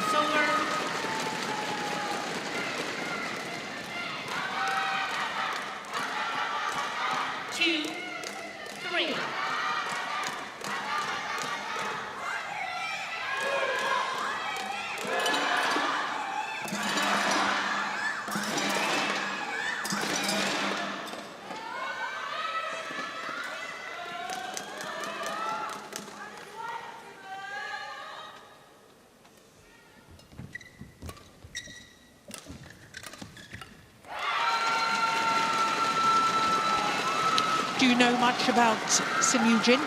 Not at all. This is actually the first time I see her play, as I recall. Well, I certainly saw her in Aarhus last year, but I can't really remember her style of play. No.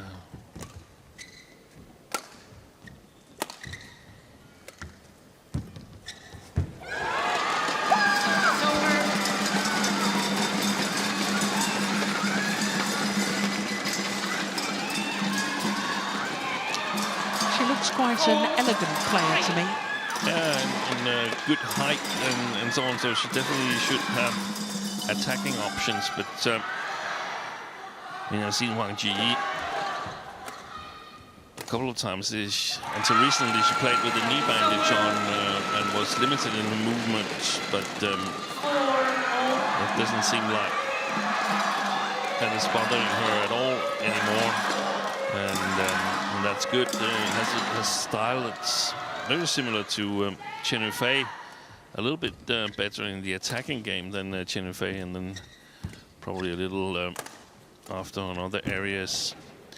But I thought when I saw this matchup that this was a clear win. But then I saw the only previous head-to-head 21-18, 21-16, and that's definitely within the range that could swing because of the psychological pressure. Absolutely. 5-4.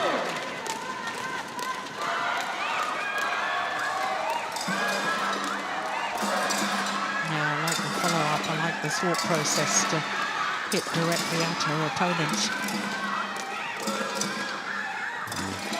Only have to think back to first women's single here, where Chen Yufei was in dire straits, and if we want to think even further, we can think back to 4 years ago when Chen Yufei lost to Ratchanok Intanon, paralyzed by nerves. Yeah, that was in this very arena. That is the only time in all their appearances at the Uber Cup that China has failed to get to the final. Yeah. 4 years ago.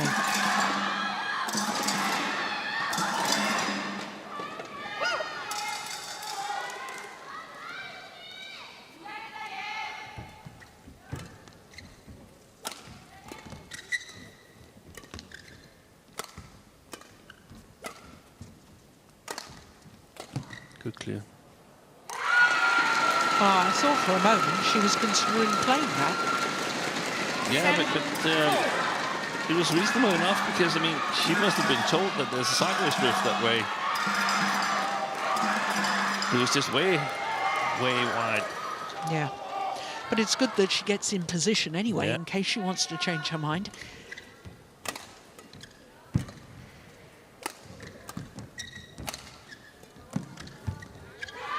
Nice.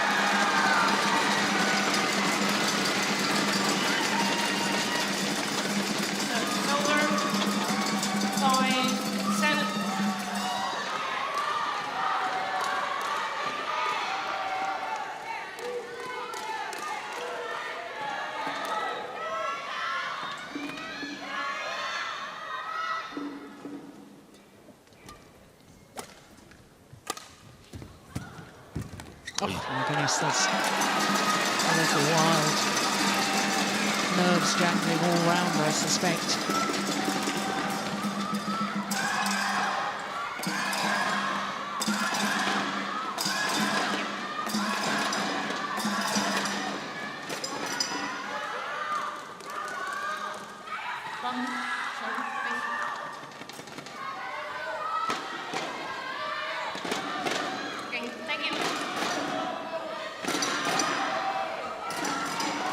Interesting to have a camera on An Se-young in the Korean cheering crowd. She must be thinking about those 3 match points now. Yeah. Not fully committed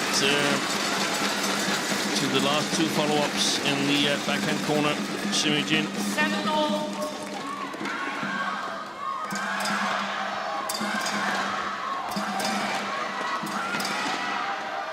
So back level.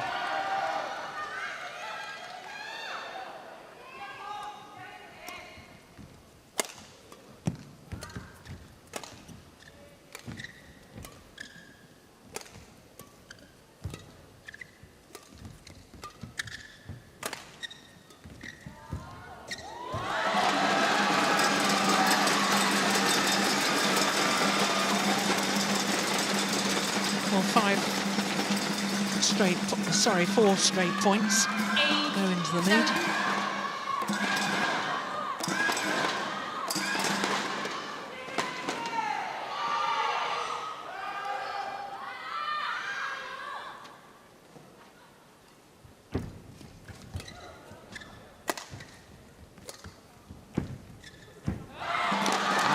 pity from Sim Yoo-jin's point of view, because she was there really early. She appeared to be in good balance, just trying to make the shot a little too tight.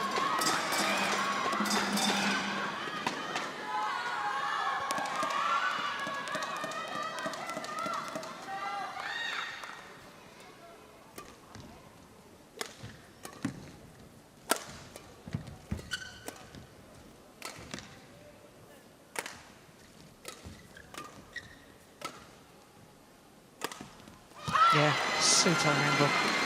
So, the run of points comes to an end at 5. 9. And 5 straight points will have settled the nerves for Wang Shiyi.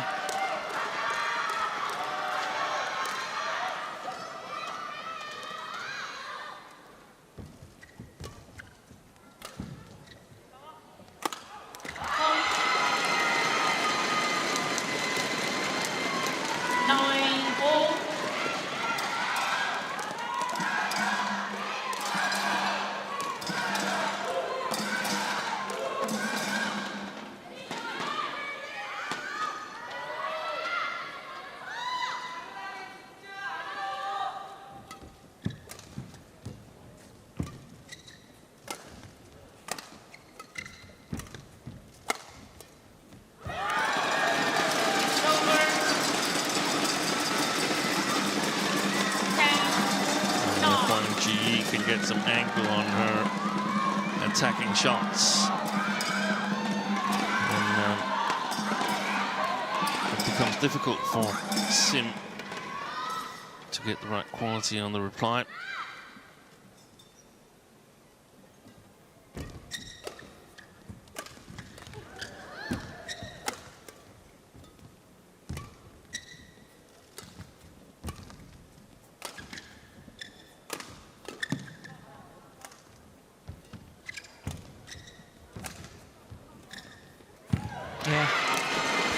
It was a little bit loose, the cross-court shot from the deep forehand corner of Wang Shiyi.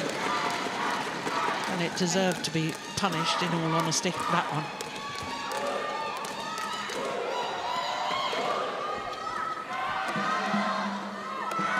So there's only going to be 1 point in it at the mid-game interval.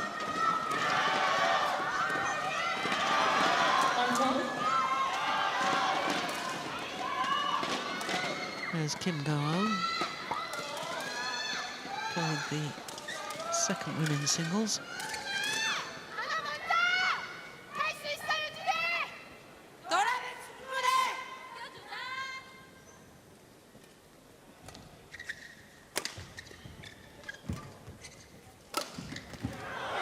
Yeah, nice smash straight down the line from the Asian champion, Wang Shiyi. And she has the 1 point advantage at the mid-game interval.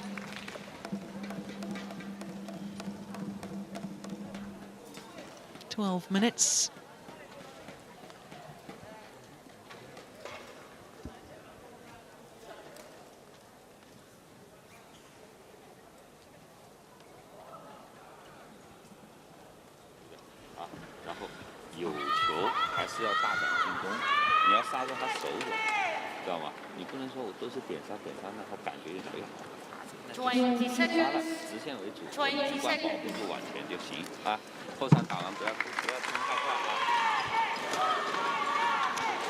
Now you've watched half a game, Steen, with Sim Yoo-jin.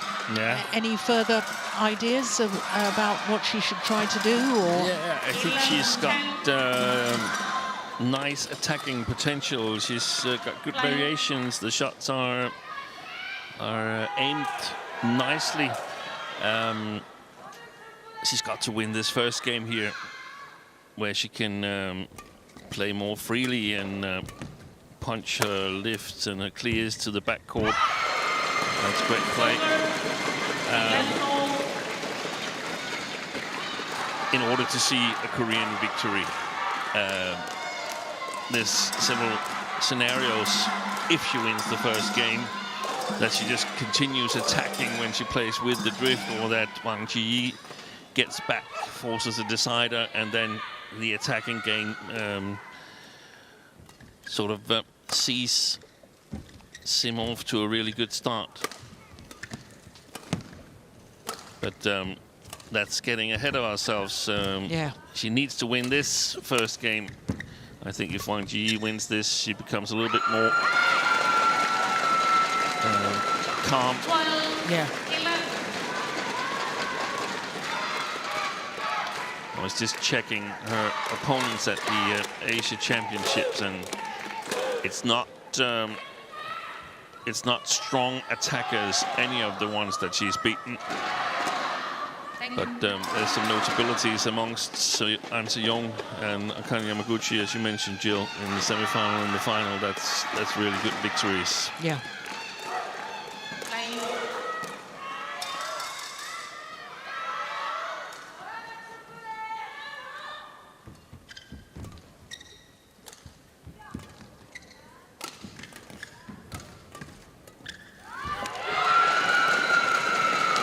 But there's signs. I mean, she's missing some of those blocks and soft shots from below the tape, Wang Ji. Because I also think if she can play a solid game and make Sim Yoo-jin score all her points herself, then it becomes difficult. Yeah, and I always think that it's the delicate little shots that, if you're nervous, those are the ones you really struggle with. Yeah. More and more evidence that perhaps the pressure on Wang is immense. Shot. That's a great shot. Well, 4 points since the mid-game interval, and all 4 points to Sim Yoo-jin.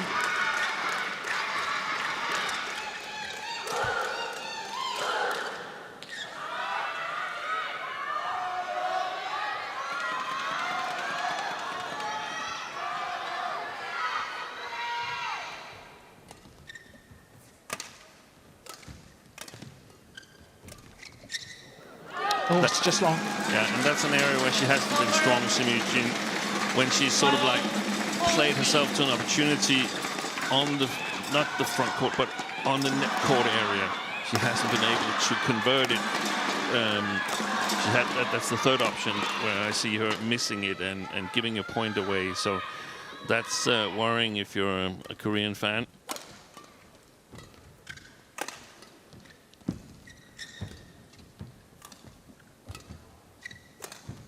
Overdone it.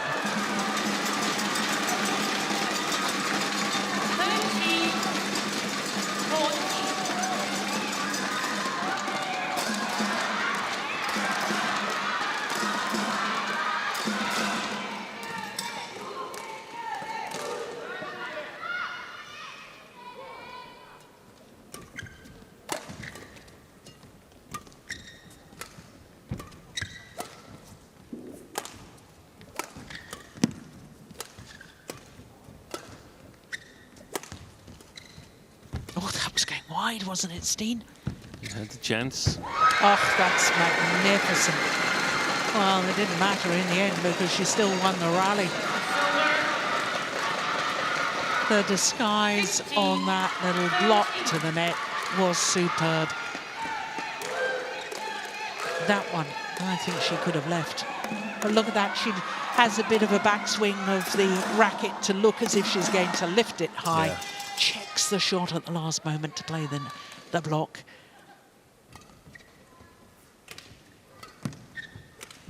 Oh my goodness, under the net.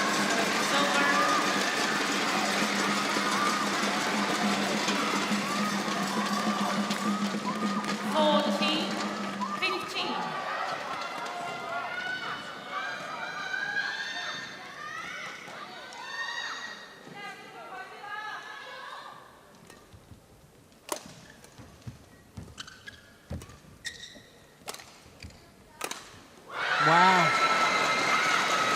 Well, I suspect the cross-court clear was either too short or too low. I think perhaps both.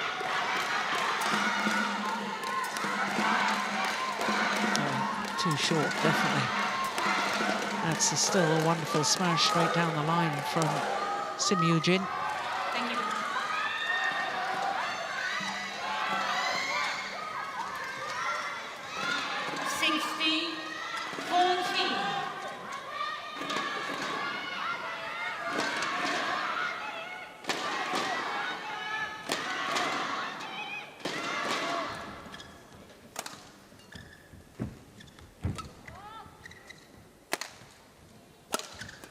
Yeah, that's a good smash too. This time from Wang Shi. He's getting that little extra steepness on it.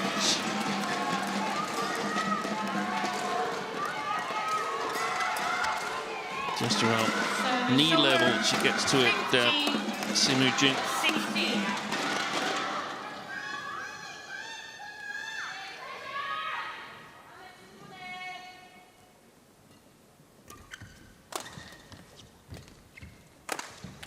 That's a fantastic attack.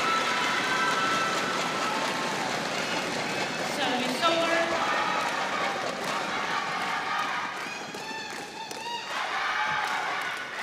Thank you. 17-15.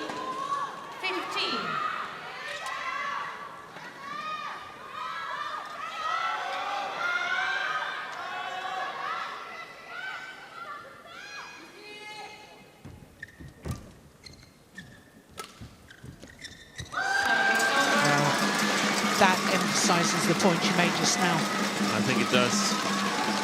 Doesn't do enough from the front court area. 17. There's an opportunity. She didn't actually have to make it that tight. And again, she's not really going into the shot. She's not committing fully, in my opinion. She's prepared to play on. Doesn't think it's going to be an even better shot, giving her a bigger opportunity.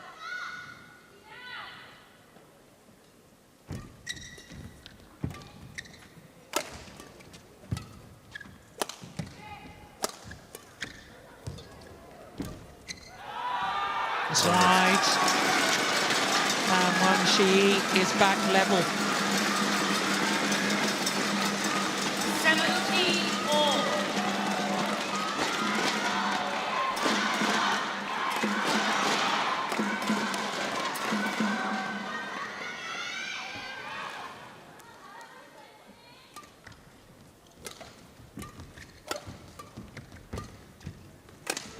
Oh, she's done it again. Well, I suspect Wang Shi has got to stop hitting and lifting into that deep forehand corner. She's getting punished at the moment. How many is that? That's at least 3 outright winning smashes straight down the line from Sim Yoo-jin.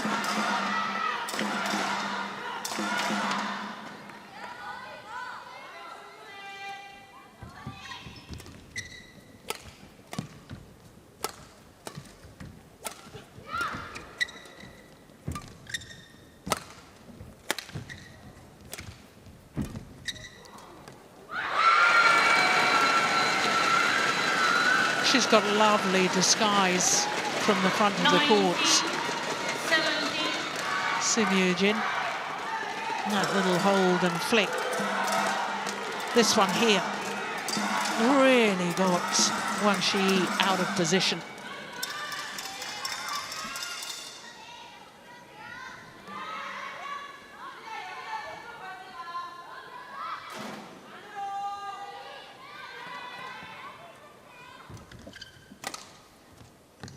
Landed in. Oh, she's challenged. I saw that as instinct. Did you? I did. Oh. It was called in, and I think the line judge made the right call.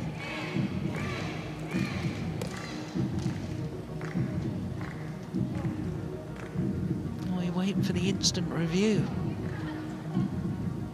Here we go. Yep. Right.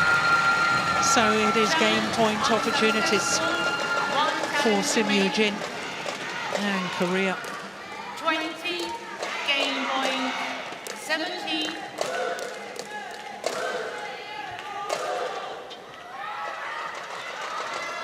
Play.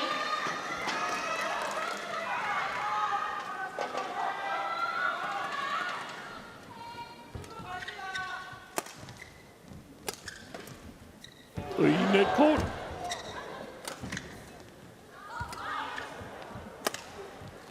She's missed it.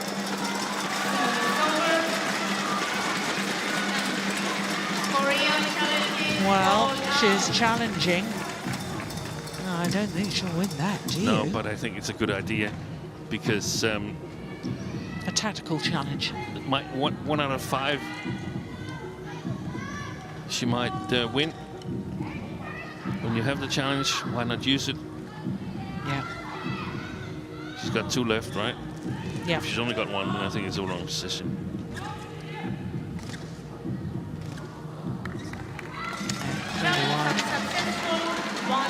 So they both just have 1 challenge remaining.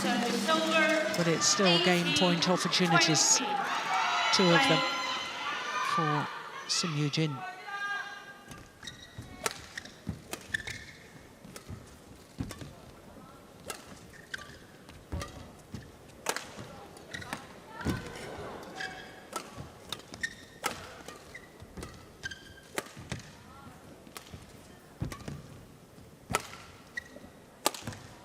Good clear. Yeah.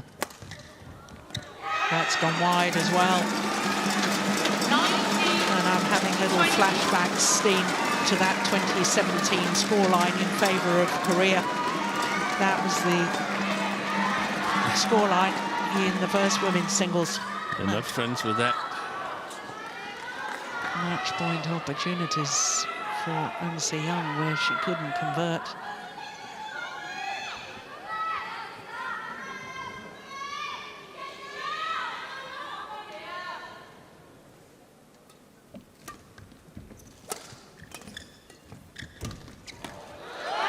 Off.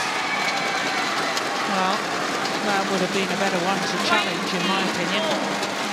Is that the 5th that she's missed from around the tape? Sim Yoo-jin.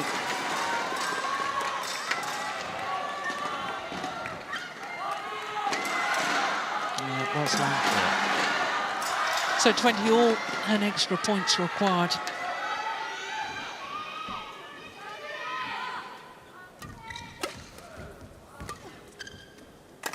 Oh, that's missed as well. Well, she's challenging that.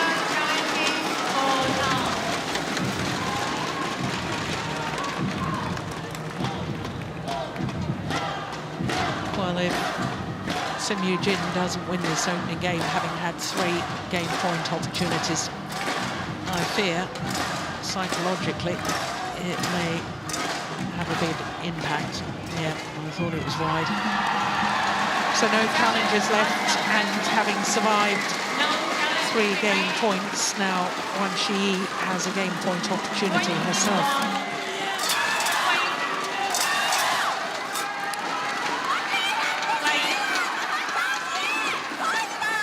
Well, there seems to be a bit of a fight going on in the front row of the stands there.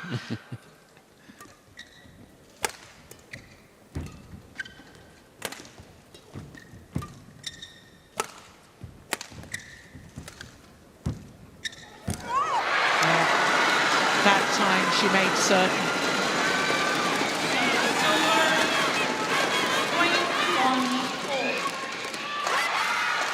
Well, the only Korean player not standing is An Se-young, who can't stand. No.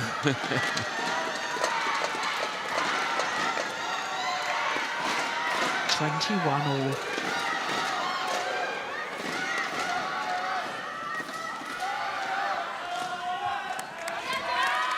Look at her. Yeah, she can't watch. No.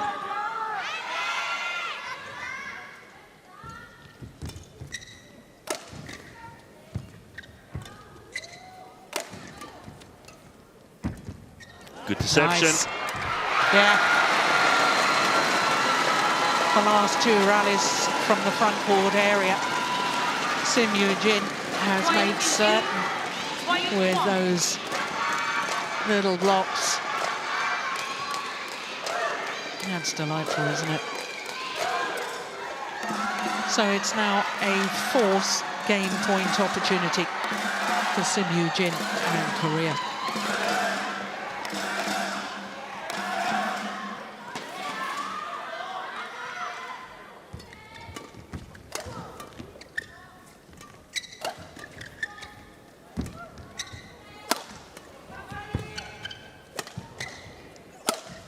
Pace is up. Oh, that's courageous play from Wang Qi.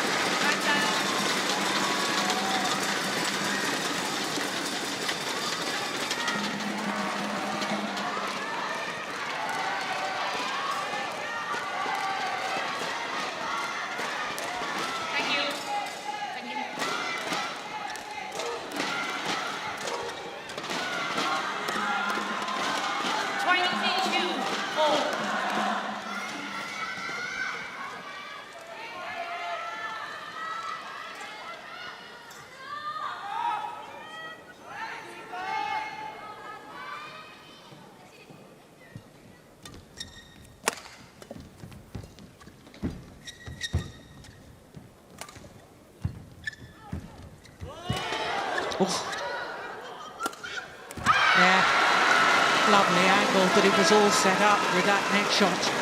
And I did wonder on the lift from Wang Qi whether she had touched the net with her follow-through.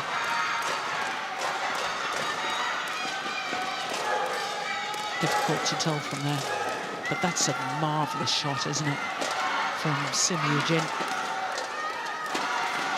Game point. You're right, Jill. She did touch the net with the follow-through. Yeah. I You thought spotted she it had. in the slow. Yeah. So a fifth game point opportunity for Sim Yoo-jin. If she doesn't convert now, I think she'll danger of thinking that it's never going to happen.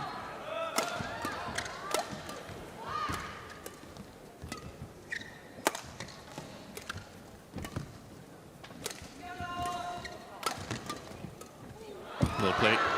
Yeah. Emotions are running high. This is a great match.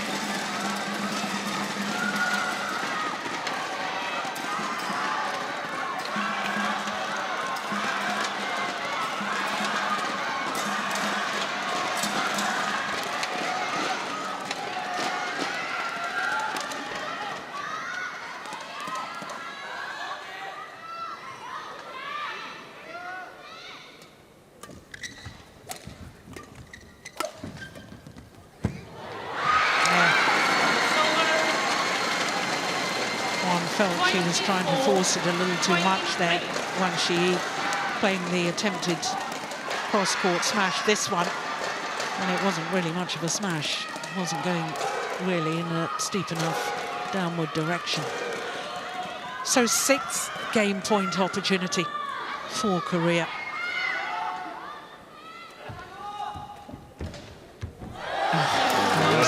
Sixth one goes a begging.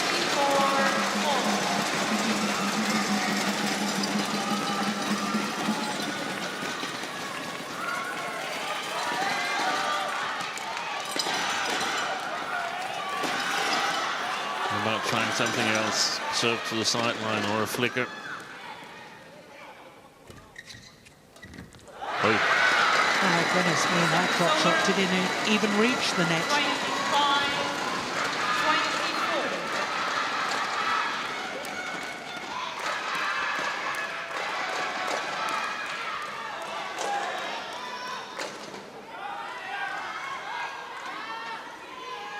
Seventh game point.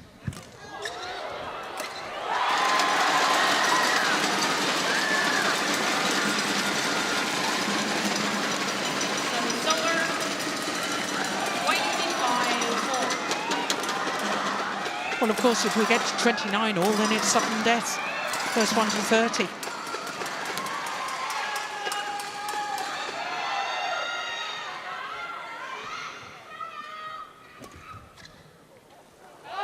It's gone long. And it's a second game point opportunity now for Wang Qi and China.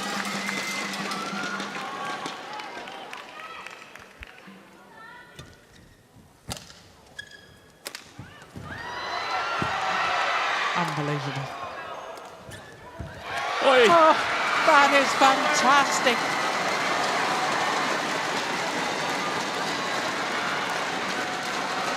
Amazing. Look at that angle. I didn't think Wang was going to get it back.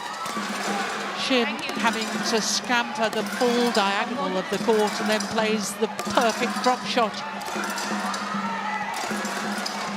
Wow. 26 all. 26 all.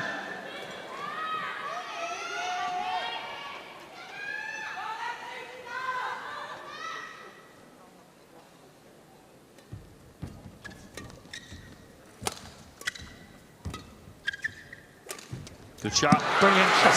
Fantastic shot.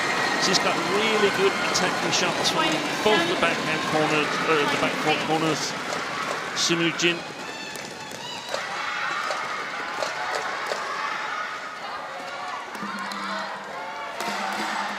So 8th game point opportunity. 8 is a lucky number in China.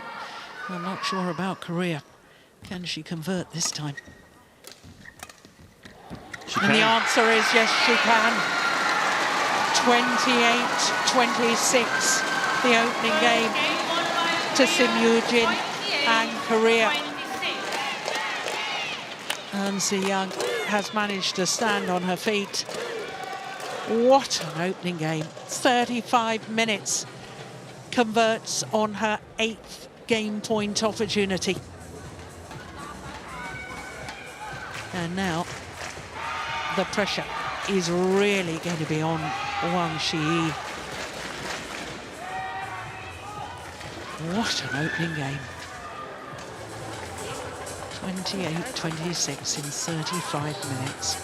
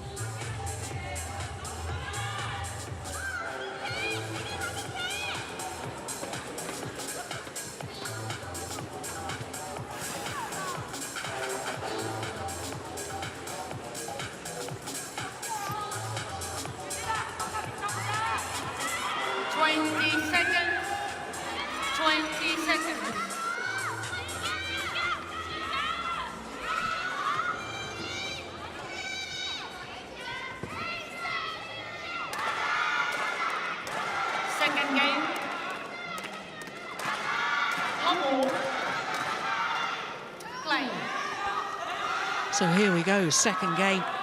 Simu Jin taking the opening game against the much higher ranked player Wang Shi. And Korea just one game away from regaining the Yuba Cup that they've won just once, and that was 12 years ago. Oh my goodness, that's terrific.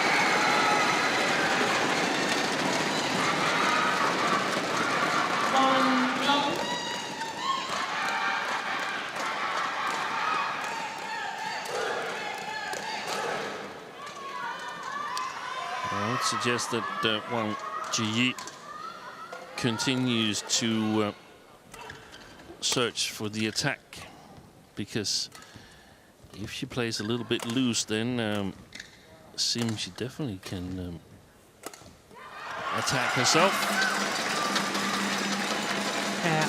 One of the big question marks in my mind, Costin, is the physical effort that was needed to win that opening game by Simu Jin, and whether she's got the power in the legs and the stamina to actually keep that level for the entirety of the match.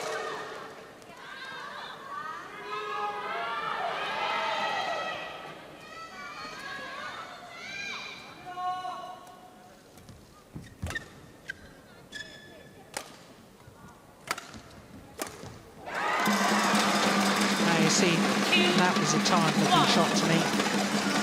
We've only played 3 rallies in the second game.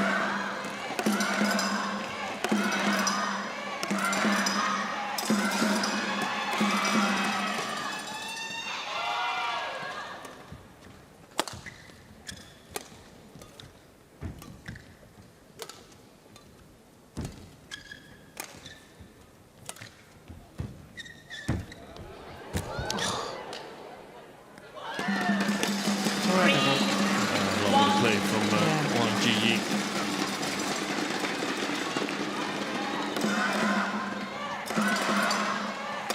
That cross-court net shot from so low on her backhand side was absolutely unbelievable.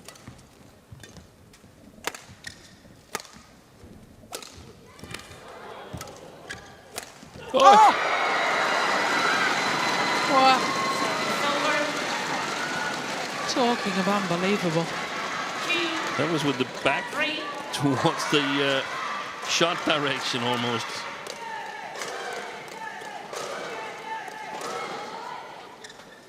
Absolutely amazing.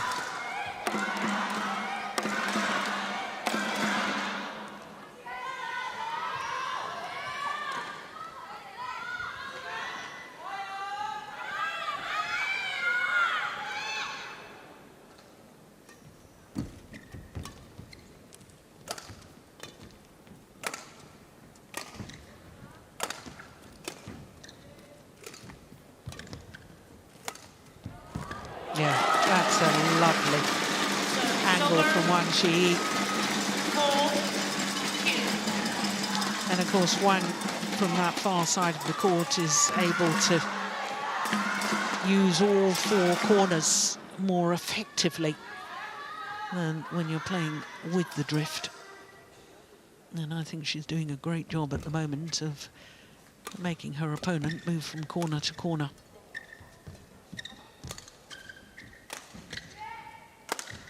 Here's another example. 5-2.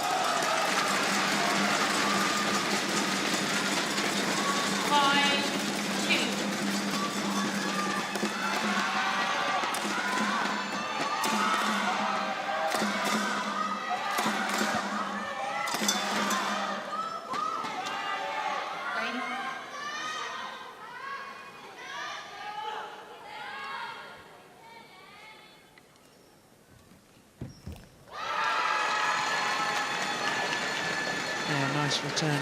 Silver. 3-5.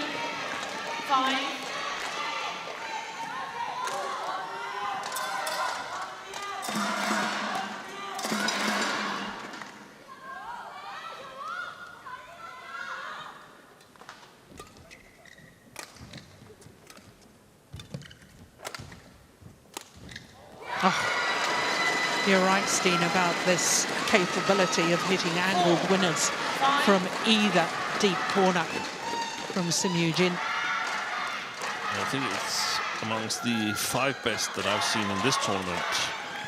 Wow, that's high praise.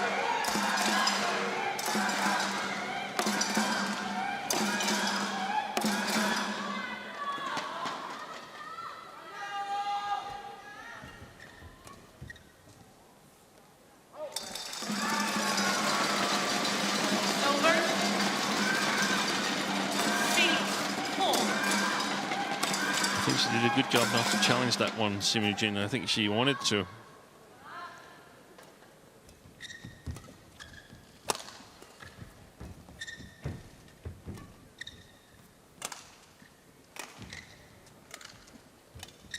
Good shot, good shot. She doesn't follow up on the front court. Wow.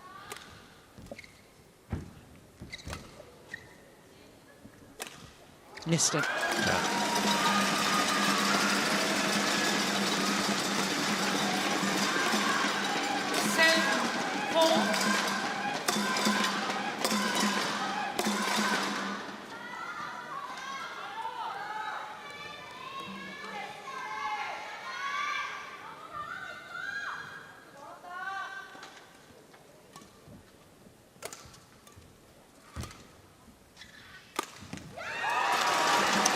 I sense a turning of the tide, Sting. And especially the last 2 points are worrying and, in my opinion, a direct consequence of not following up well enough on the front court. So she has to hit winners from the back court.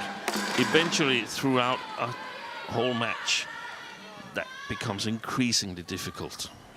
Because of fatigue? Because of fatigue, because the opponent is learning your patterns, your shots that's landed in. Yeah. That was right in the corner. Lovely shot from Sim Eugene.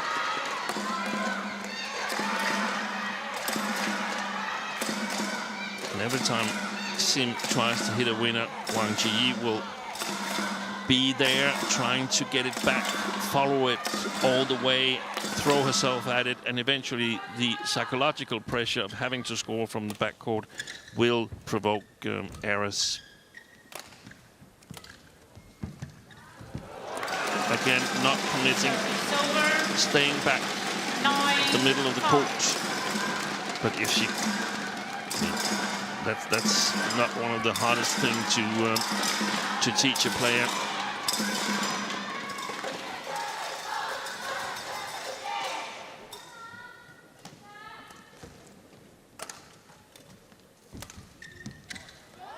Yeah, beautiful.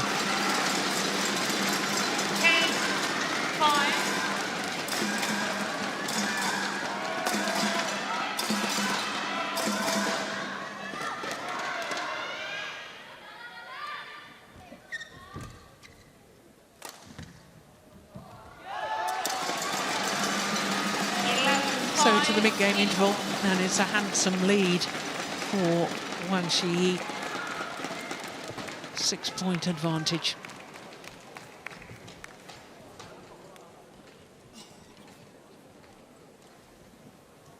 Yeah, judgment was sound that time by the Chinese player. So 11-5, second game. 好吧，啊，守住啊，信心啊，加油！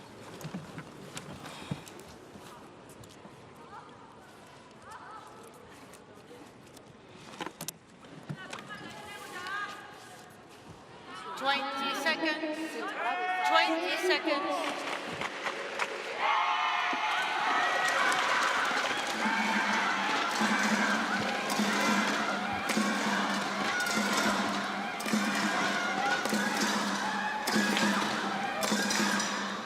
Sung Ji-hyun. 11-5. Play. It's only about a year ago she retired, isn't it? Yeah, I guess it is. All good. Well, as a challenge.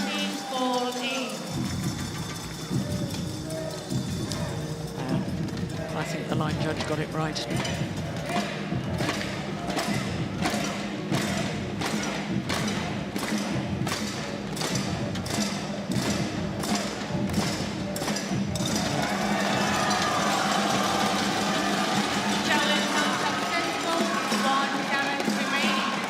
Been informed with your challenge predictions, Jill. Have you been in training camp ahead of this tournament here?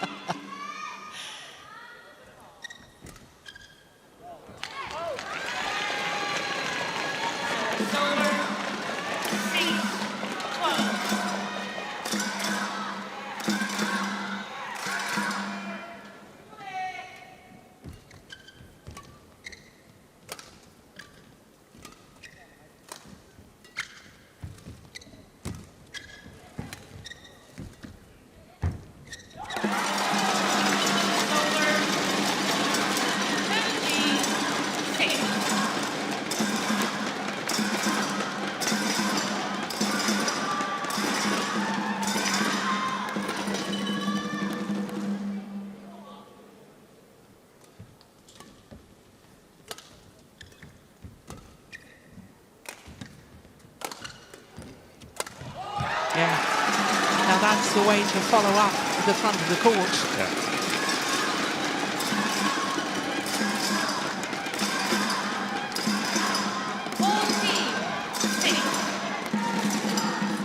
I think we're almost reaching a stage, Steen, where the Korean needs to think about whether it's worth fighting for this game.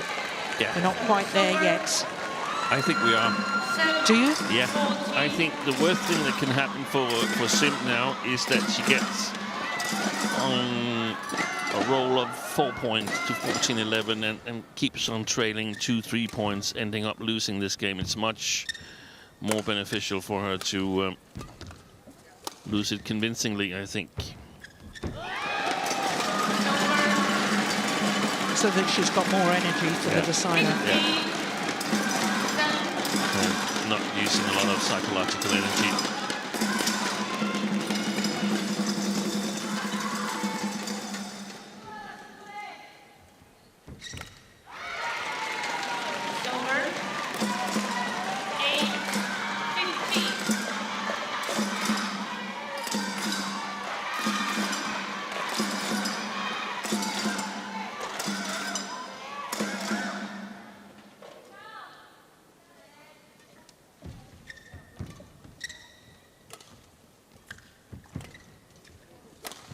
Oh, that's magnificent. 9-15.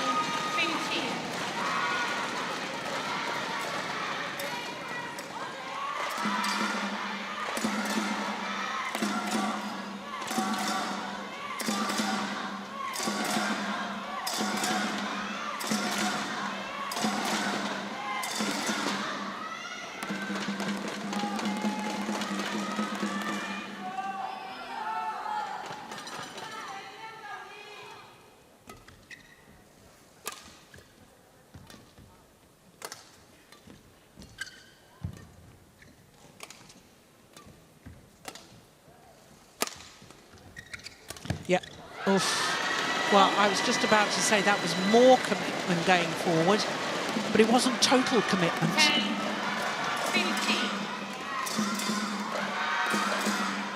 15. Yeah, see, there was a slight hesitation. Yeah, and looked uncertain, the shot. Not strong technical skills in putting that away.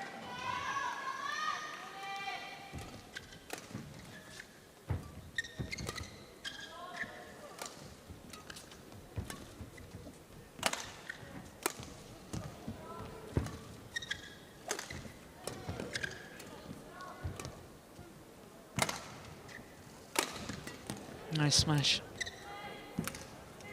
Yeah, you see, there's where she should have followed up again.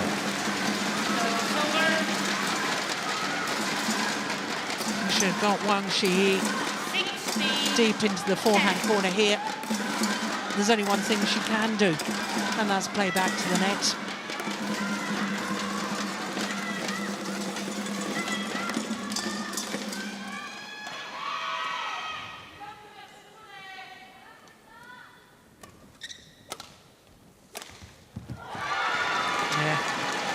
Well, that shot has worked very well for her today. Number of winners, so there's also been a couple of errors with that attempted cross-court winner from Sim Yoo-jin.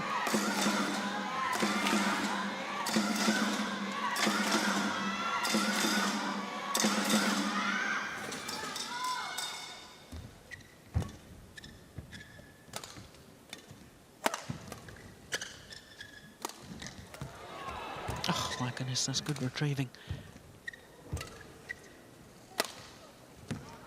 Brilliant. Excellent. Yeah. China challenges all in.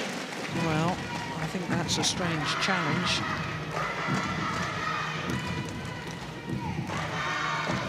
By the looks of it, umpire Mitzbalu also thinks it may have been a strange challenge.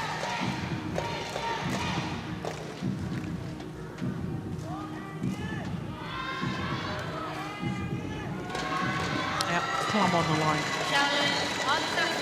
You mentioned the physical aspect, Jill, and the longest match that Sim Yoo-jin has played on the world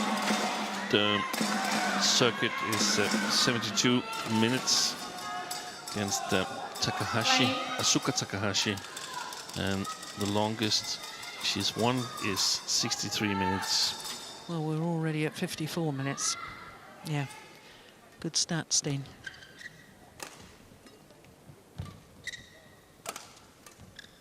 Oh. got the net cord, and all of a sudden it really does seem believable. Now she's within striking distance, and my prediction could become totally ridiculous if she goes on to win this in straight games. Yeah. But you see, that to me is why it's always worth the fight. Yeah.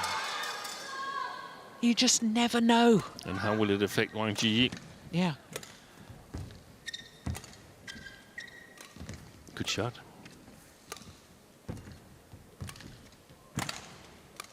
Oh! That is quite simply unbelievable. A backhand cross-court smash when the shuttle had gone past her. Take a look at this. How did she play that?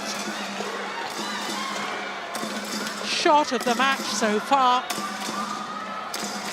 Fantastic. And now just 2 points in it.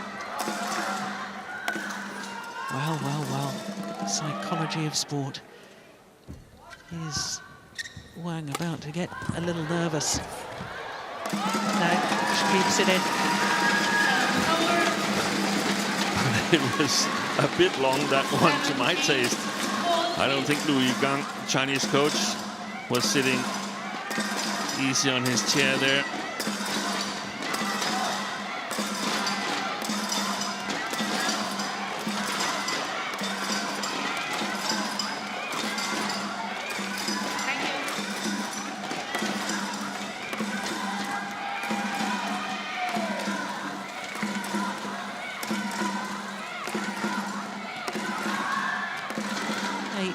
Adrift at one stage.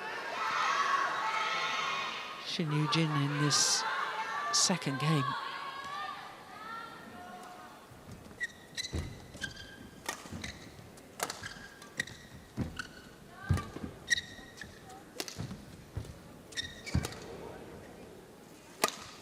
Good clear. Yeah.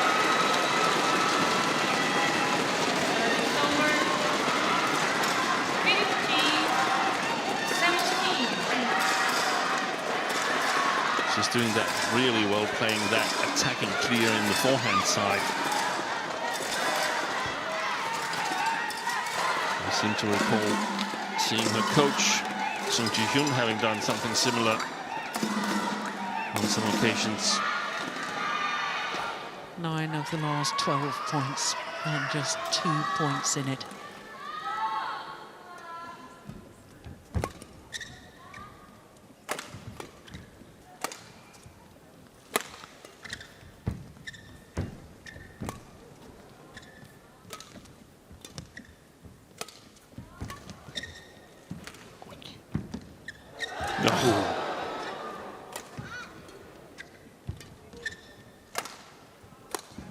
Done it again. Oh, fantastic. Oh, what a rally.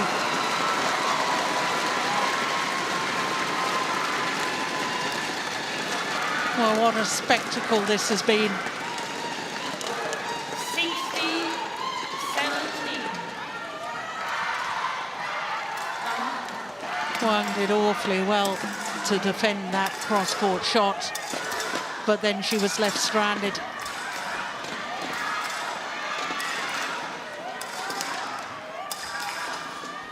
Thank you. 1 point in it. Look at the effort. 6-14 down at one stage.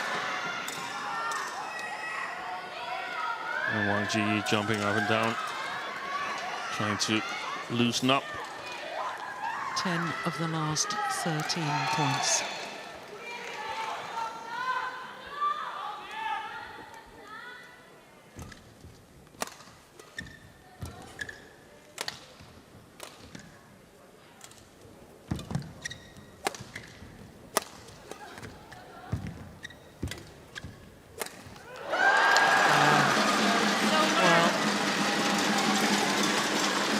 She played a winner earlier in this game from a similar position, and I can't help but think perhaps she would have been wiser to go straight down the line.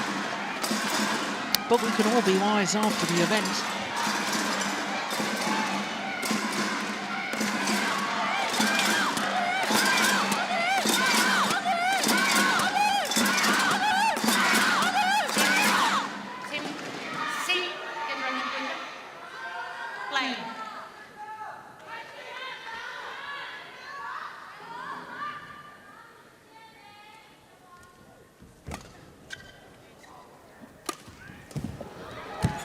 Well done. My goodness. Well, it's as if she's been listening to us, but I can assure you we're way up in the gods and she can't have heard. I doubt if she understands English either, but that was terrific follow-up from Sim Yoo-jin. And now I think Wang Ji probably will play a little bit more patient, not be... I don't think she can go for the big winners, the lines. Well, maybe she can. She did that there. Yeah, she got the net cord on the return of serve. How courageous was that? 2-point advantage and 2 points away from this second game.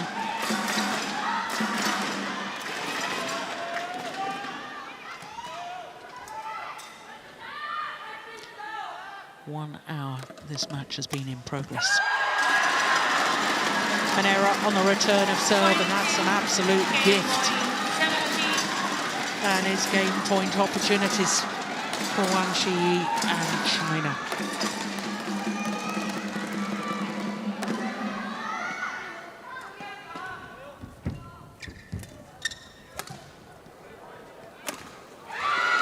Well, that's well saved. It's that scoreline of 2017 once again. We saw it in the opening match, we saw it in the opening game here. We saw it in the first game of the women's doubles as well. The second women's doubles. So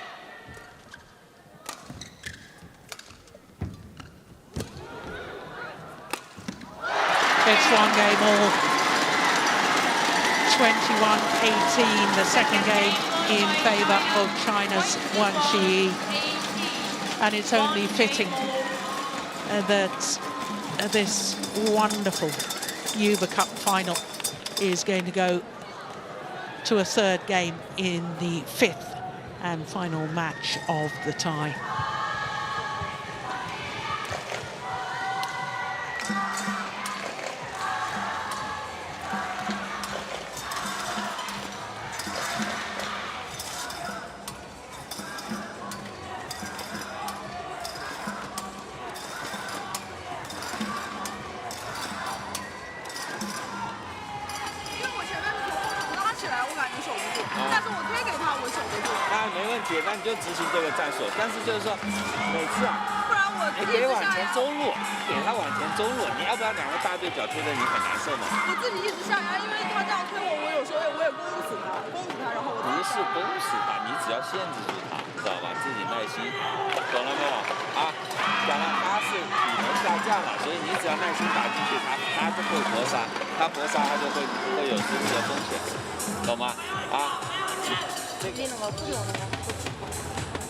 일단 커트 좀 길게 가운데로 준다고 생각하고 앞에 길게 가운데로 준다고 생각하고 가운데로 주고 이렇게 올라오면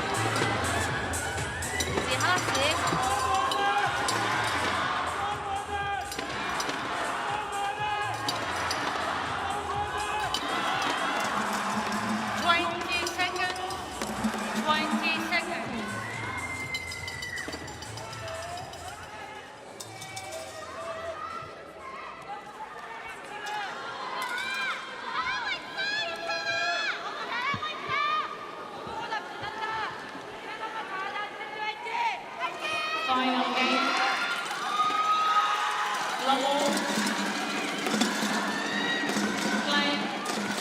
So the outcome of the 29th Uber Cup competition comes down to this one game.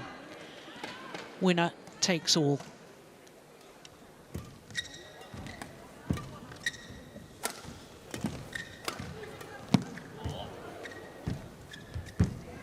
Well taken.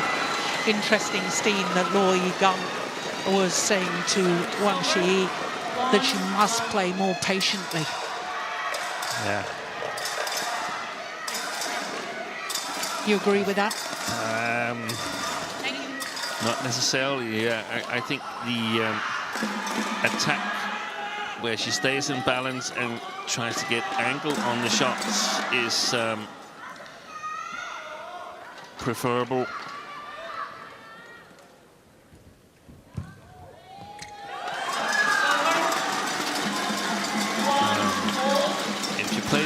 situation. She basically leaves it up to Sim Yoo-jin to lose the match, more or less, and put herself at risk if she suddenly hits the lines.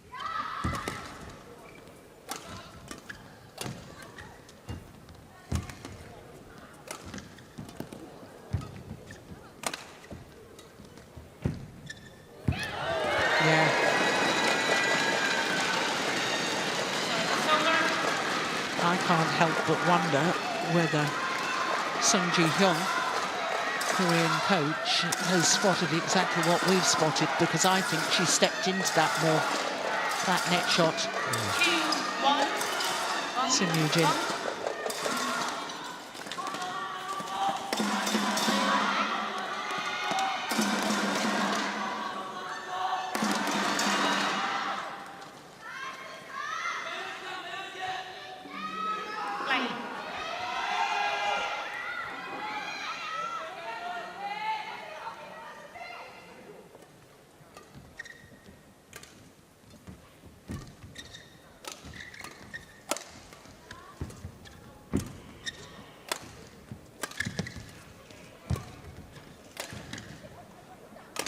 Oh, my word.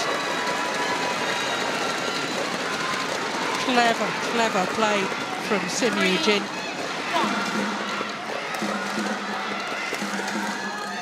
When she left absolutely stranded them. A tapping clear, played to perfection.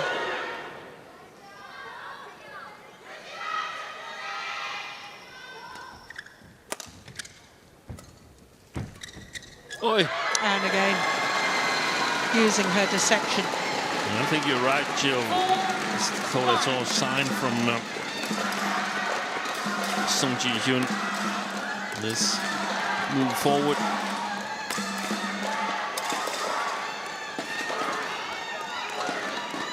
Second rally in a row where she's been far, far away from where the shuttle landed.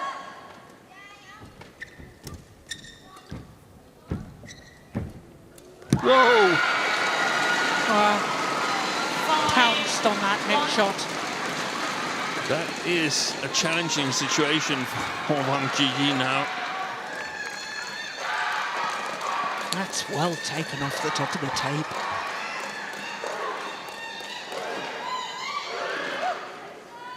Wow, that is fabulous.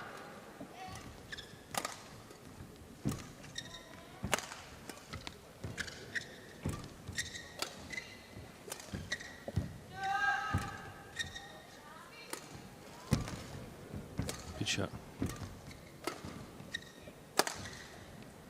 Oh, she took that.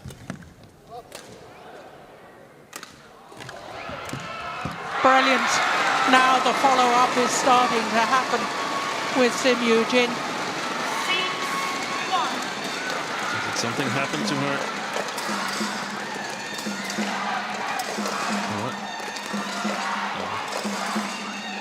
And that's the third time already in this deciding game that Wang Shi-yi has been left stranded.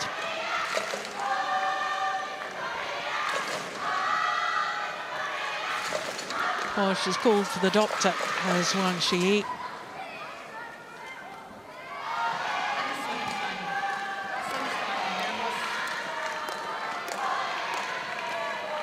It's a blood injury.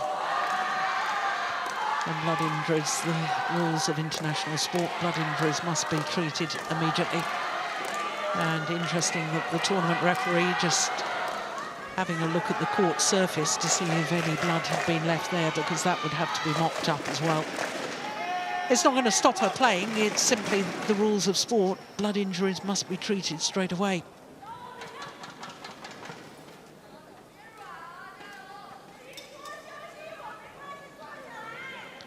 That was a fabulous angle, wasn't it? Yet she skids along the court surface there.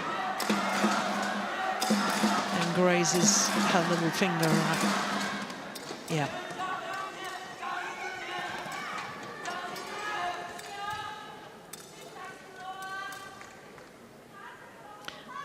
that's not going to hold up. That plaster, I think, will last maybe a rally. Yeah, we had a situation in Korea Open where She the doesn't doctor like didn't that. have any liquid plaster.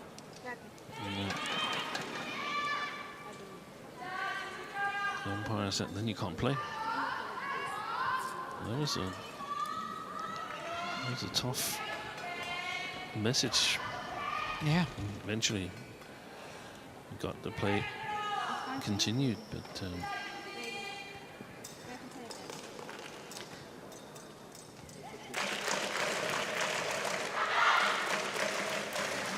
well,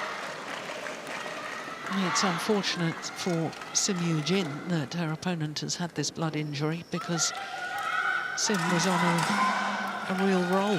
5 straight points.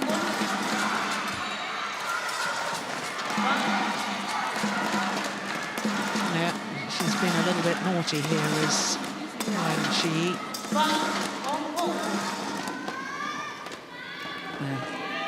Once the blood injury was treated, she should have been straight back on court. She's wasting more time now.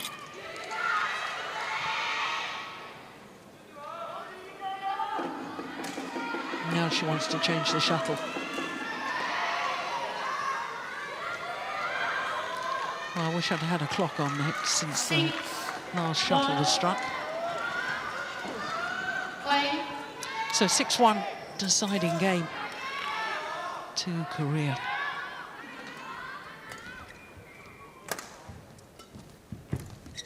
Brilliant.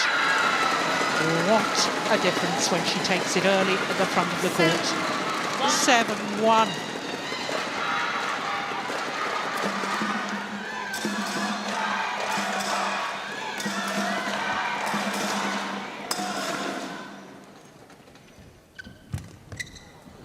That's in the corner as well. That's a brilliant shot. I'm almost in shot.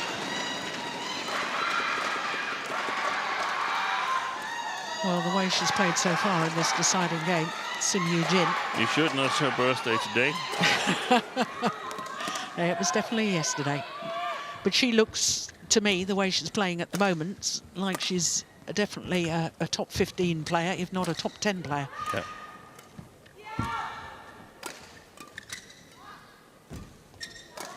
She's missed it.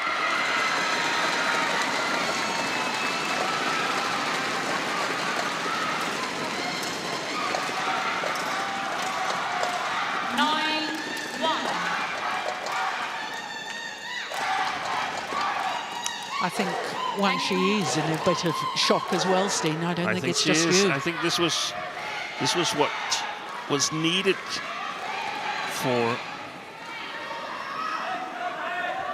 Sim Yoo-jin. Now, can she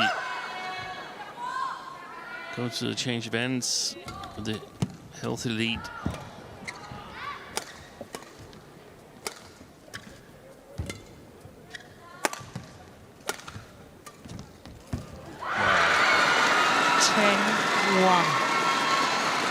Can you believe it?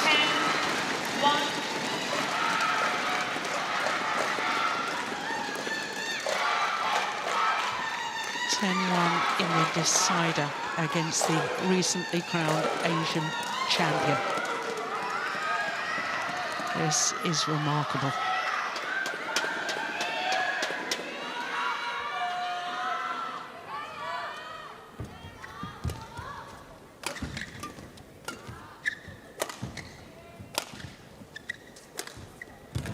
It's a very, very healthy lead. It's a run of 10 straight points for an 11-1 lead at the change of ends. Well, who would have predicted this? This is amazing.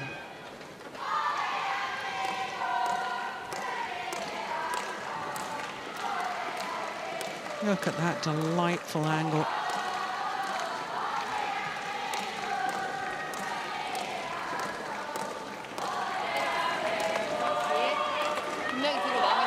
And they don't know it, these two players, but they're playing in an epic match already. Yeah. No matter what happens, either it will be An amazing win for Korea, or it will be a fantastic comeback for China. Yeah.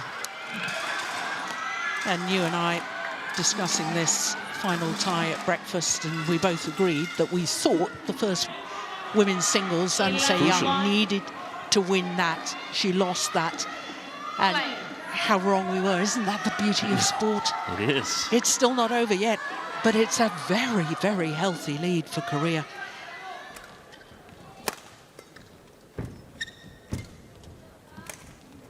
Net called.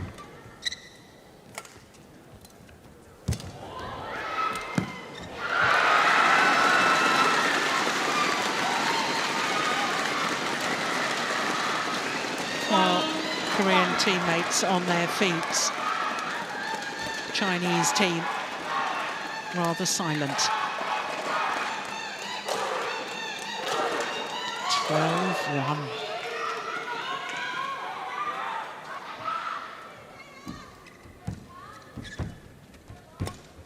She gets that back as well.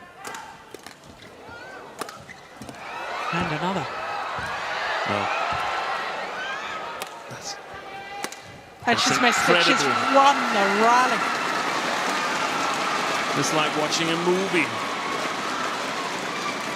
Well, I think even Hollywood's scriptwriters would think this, if you presented them with this storyline, would think it was a little too fanciful. This is extraordinary. Thank you.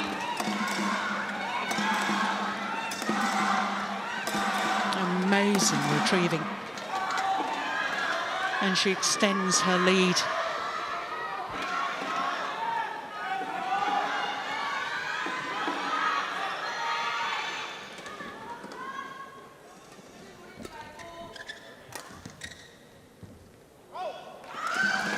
Well, challenge here.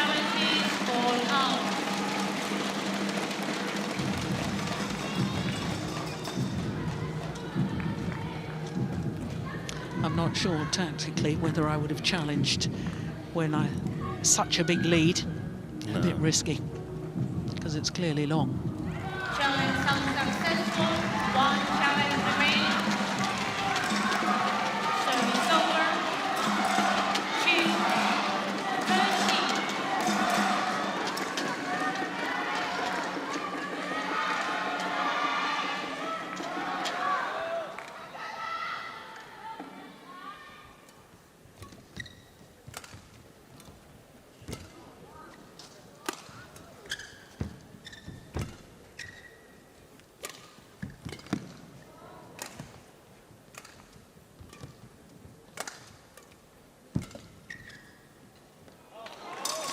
Oh, that's landed in. Well, from a Korean perspective, Sim Yoo-jin mustn't take her foot off the pedal, thinking that she's got a comfortable lead.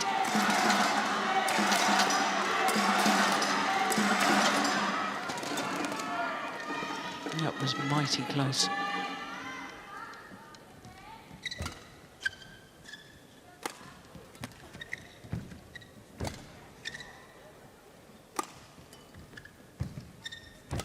That's another good net shot. Brilliant. Fantastic disguises she's got from that backhand side. Sim Yoo-jin.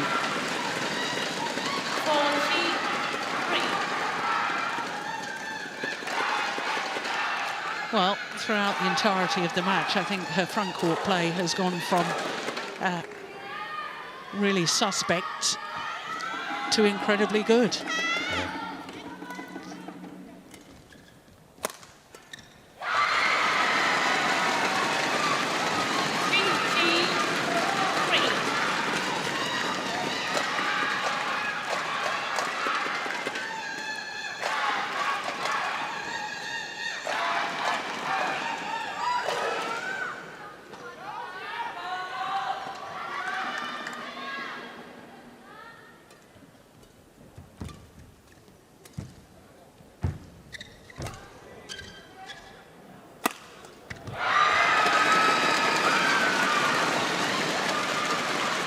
Well,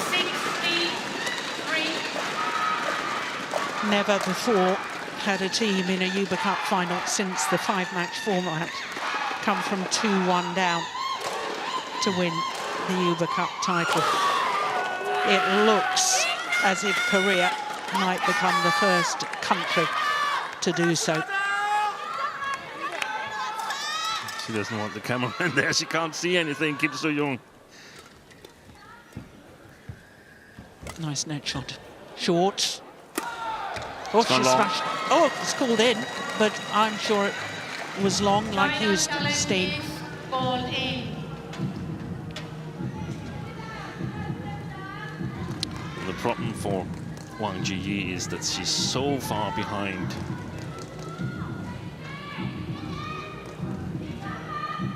That it will take something extra, something totally extraordinary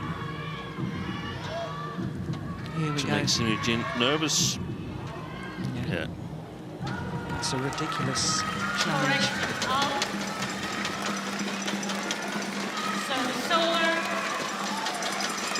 Roll. 60. Play. So no challenges less. Oh yeah, it was Chen Yufei who challenged. It was called in. Ah, sorry. Except it's Wang Shiyi, not Chen Yufei. No, but she looks a little like it.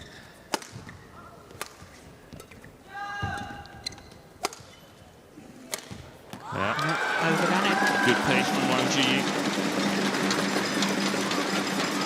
5-60. This could be a goal line decision. Well, Sin Yujin asking to tell down, the umpire saying no, play on.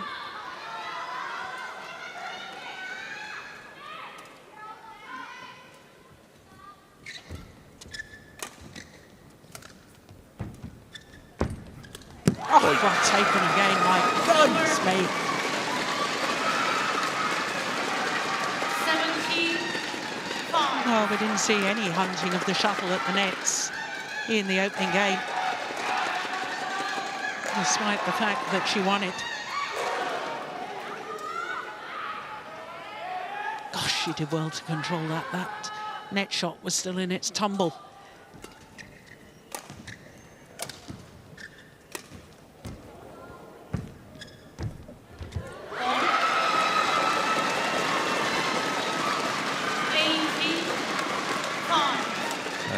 In front of the Korean team, there's a BWF photographer, and I would advise him to get out of there because otherwise it will be death by stampede shortly.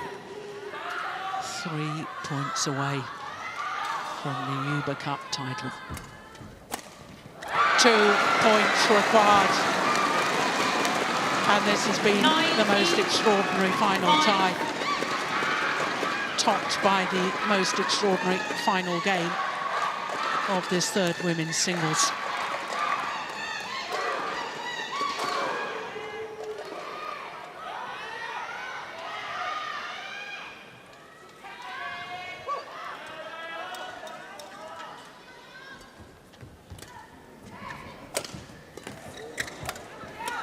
Oh, that was a big gap. That was a big opportunity there for Sun Yujin. 6-90. Thank you. Well, Sun needs to take her opportunities because we've already seen one player lose a match because of cramp.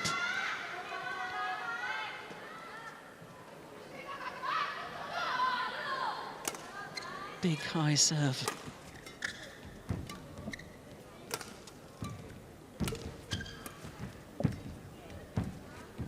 Good net shot again. Good shot. Just wide. Yeah. 90. Physically, she's hurting. Well, she does only require 2 more points.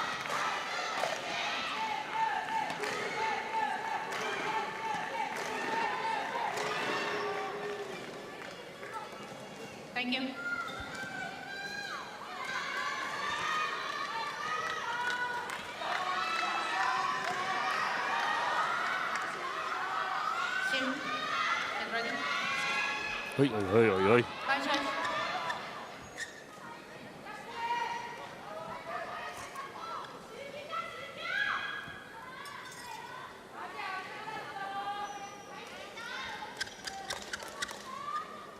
Yeah, that's better. So 7-19. Play.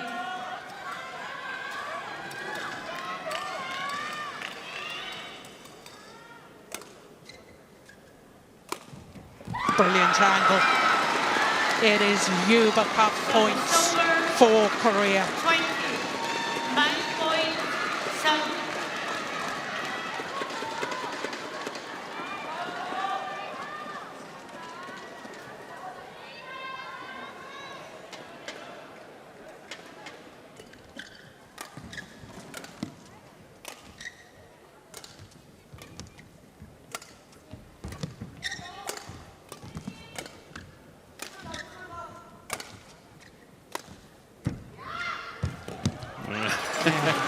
She tried that shot again.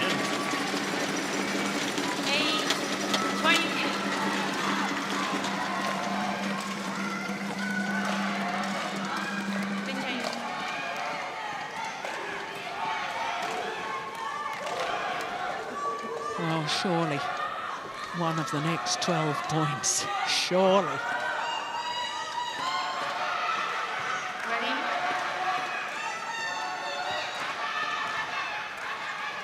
Second championship point.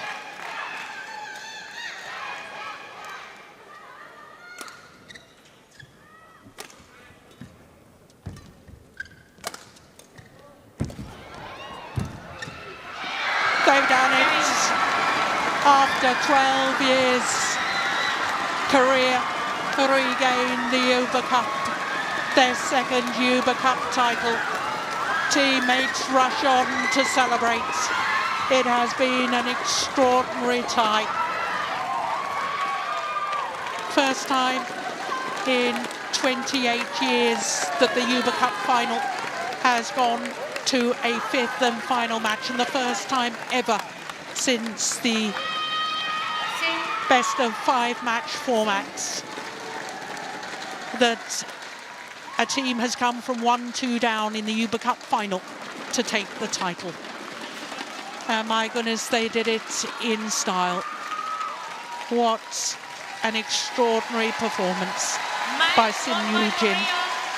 A new star in world badminton. 21-8. What a moment. And what a way to celebrate her 23rd birthday. Well, she would have postponed celebrations yesterday. She can celebrate tonight. This, the second match point opportunity. And the final push. The deception on the front court backhand. When she takes it early, when she commits, really is fantastic. So confirmation of the scoreline, 28-26, 18-21, 21-8 in the deciding game. And that is the most sensational result. An hour and 28 minutes, that match. And Korea come through. 3-2, the final score. And Sim Yoo-jin will be heralded in her own country for the most outstanding performance of her career.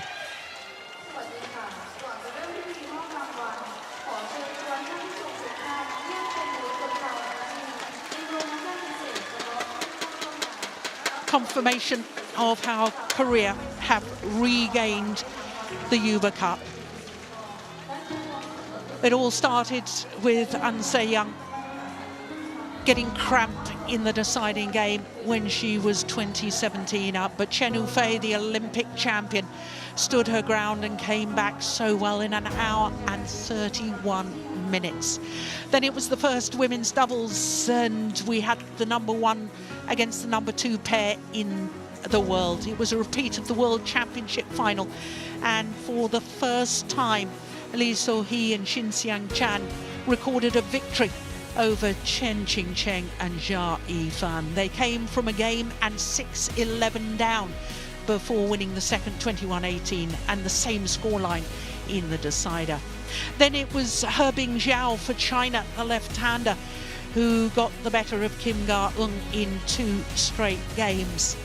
Well, the scratch pairing for Korea in the women's doubles of Kim Hae-jeong and the Olympic bronze medalist Kong Hee-yong, well, quite frankly, they looked like a seasoned pair. They worked together so well, and in my opinion, it was Kim Hae-jeong who was the player of the day in that women's doubles against Wang Dongping and Li Wenmei. 2 straight games, just a minute shy of the hour mark.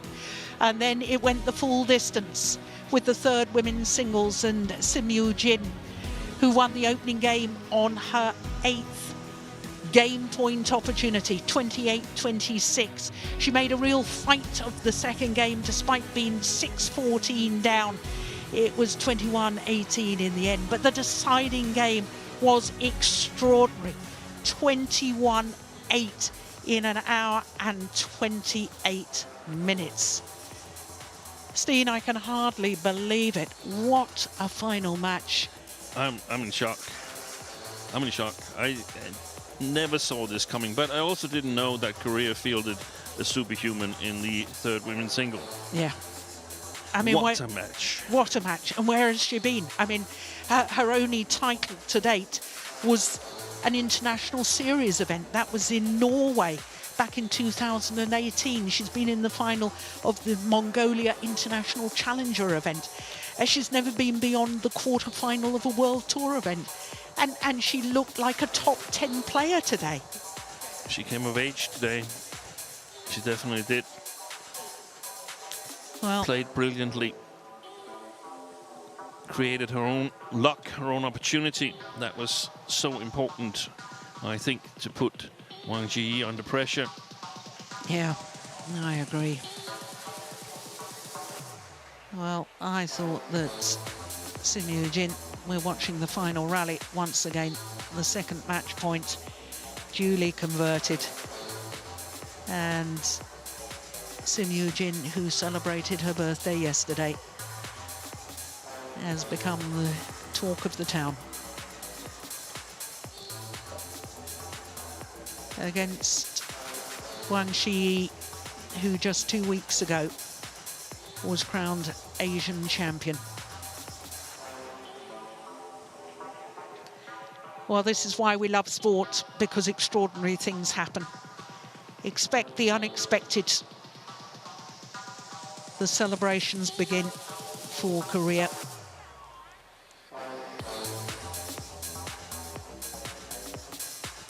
Well, this final rally will get played over and over again.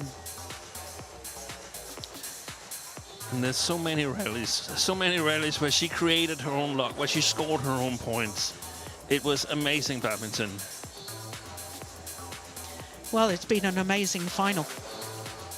I mean, when you think that the 4 quarterfinals were all won and lost, 3-love. The 2 semi-finals were won and lost, 3-love. And I thought, on paper, there was a chance that this could be 3-0. Yep, to China, I thought. Exactly. And I researched this morning, and for the record, China have won the Uber Cup 4 times in the past without dropping a match throughout the tournament. But today was something extraordinary. They're going to be thinking about the first women's doubles, 1 game up, 11-6 up in the second. Yep. Let it slip. Yep. And Se-young, well, she's probably going to buy a little present for Sim Yoo-jin. Yeah. Letting her off the hook after missing 3 match points in the first match against Chen Yufei.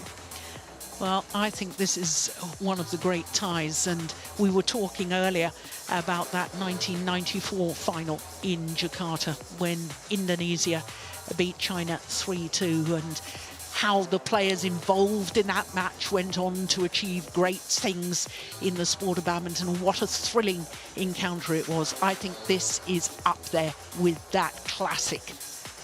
I think so too. That was totally extraordinary. I can understand that she's taking a bow there, Simu Jin, and good to see the Chinese teammates rally around Wang Jiyi. That's not a good experience. Yeah. And as you mentioned, that's how sport is. 2 weeks ago, she won the Asia Championship. Today, she's on the losing end of Uber Cup final. Yeah. And I have to say how wonderful that we've had the final go this full distance, because when you think back to the group stage, it was really rather predictable. It was the top 2 seeds in each of the 4 groups that progressed through in their ranking order to the quarter-final stage. There was no upsets really in the group stage. So this has just shown that women's badminton is in a good place. I mean, everybody thought that China were the overwhelming favourites. I'm not ashamed to say I thought they were the overwhelming favourites. And Korea have just produced something today that's... They were the favourites, but we got a fantastic final. Because Korea, they were also really, really good. And today they were actually better. Yeah. And that means that the story is already on for the next Uber Cup, where China will be out for revenge. Yeah. Well, we ought to mention the 2 bronze medals as well. Japan, winners in this very arena 4 years ago. And, of course, Thailand, who 4 years ago reached the final. And Thailand's a 3rd bronze medal for them to go with their silver medal from 4 years ago. They were bronze medalists in Aarhus last year. Yeah. Well, in our sports of badminton, there has to be a winner and there has to be a loser. There's no draws in our sport. And look at the buzz and the hype with the Korean team.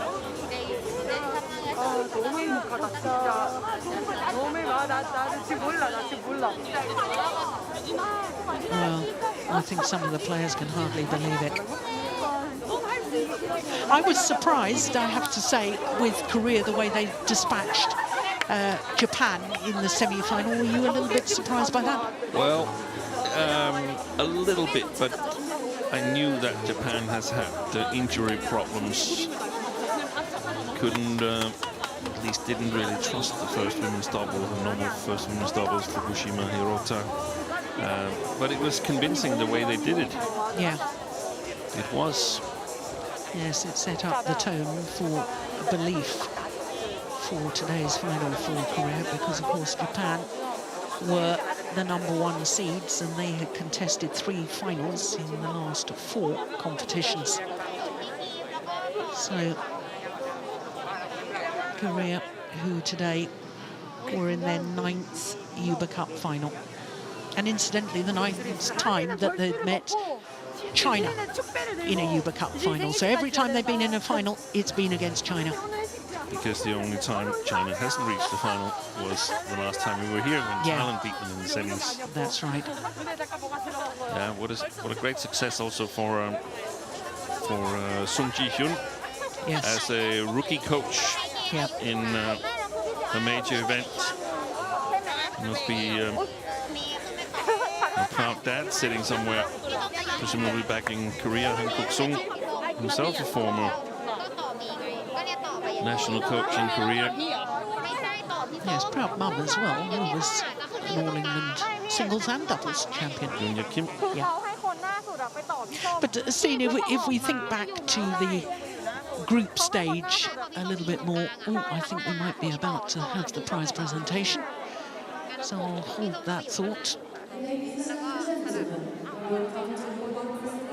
For the TotalEnergies BWF World Cup Finals 2022, hosted in Bangkok, Thailand.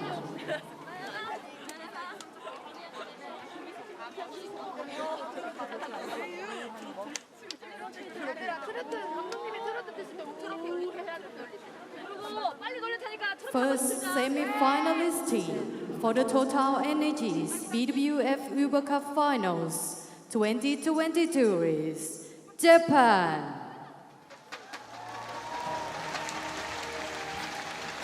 So Japan, who started the tournament as the #1 seeds, invited to step forward onto the stage.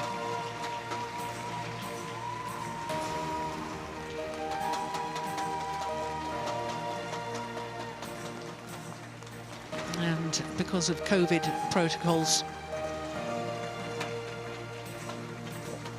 the players all wearing masks, and Presenting the I medals suspect to that the each team will be semi-finalist presented separately and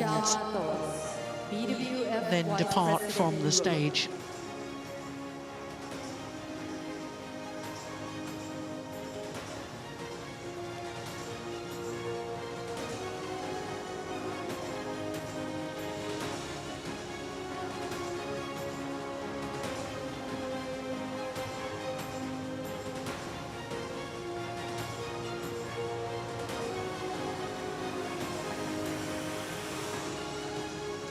Presenting the Oh, I'm afraid I can't see. Oh, there we go. There's Mayu Matsumoto,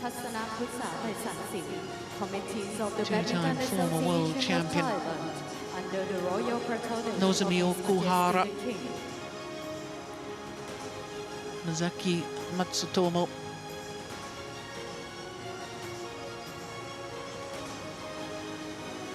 Presenting each other with the medals.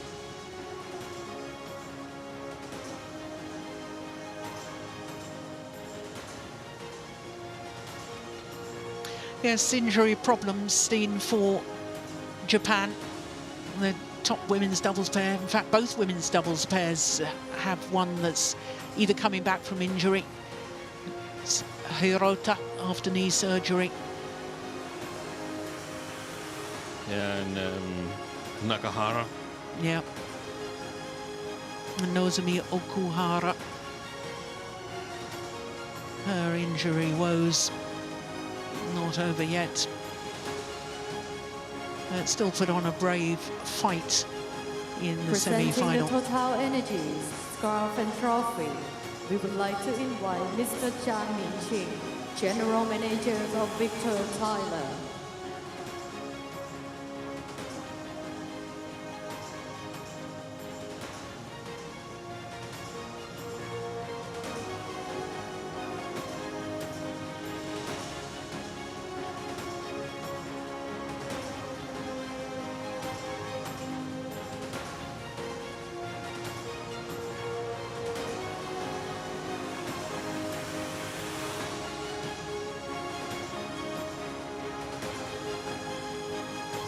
Akane Yamaguchi,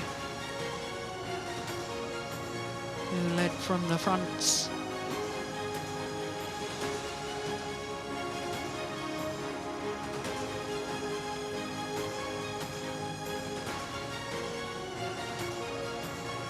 Sayaka Hirota, nice to see her back, but far from this sort of form before her ACL injury.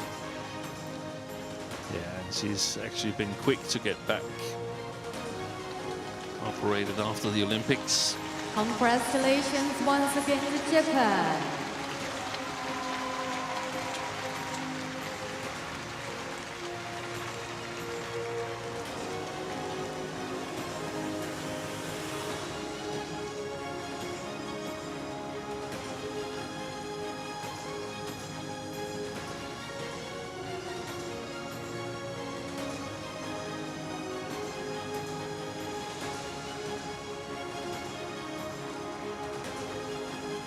Sayaka Takahashi,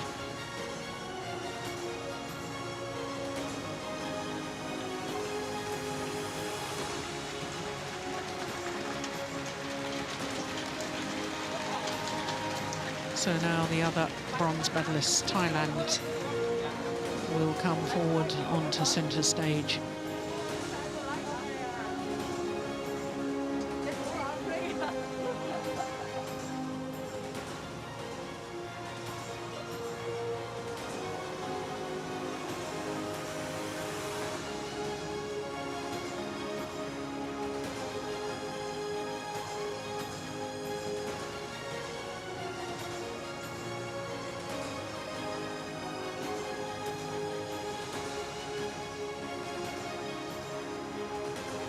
The second semi-finalist team for the TotalEnergies BWF World Cup Finals 2022 is Thailand. Thailand, the hosts. A third time they have won a bronze medal at the Uber Cup, following on their first in Wuhan in 2012. And again at the last Uber Cup competition staged in Aarhus in Denmark last autumn.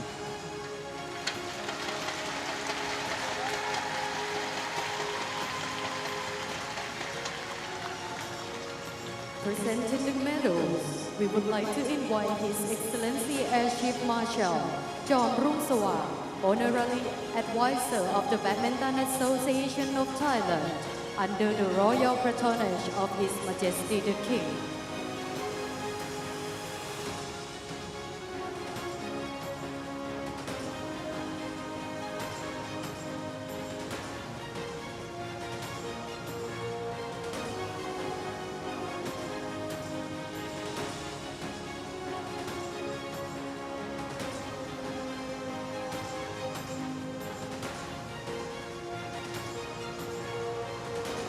Rachana Kintanon picks up her medal.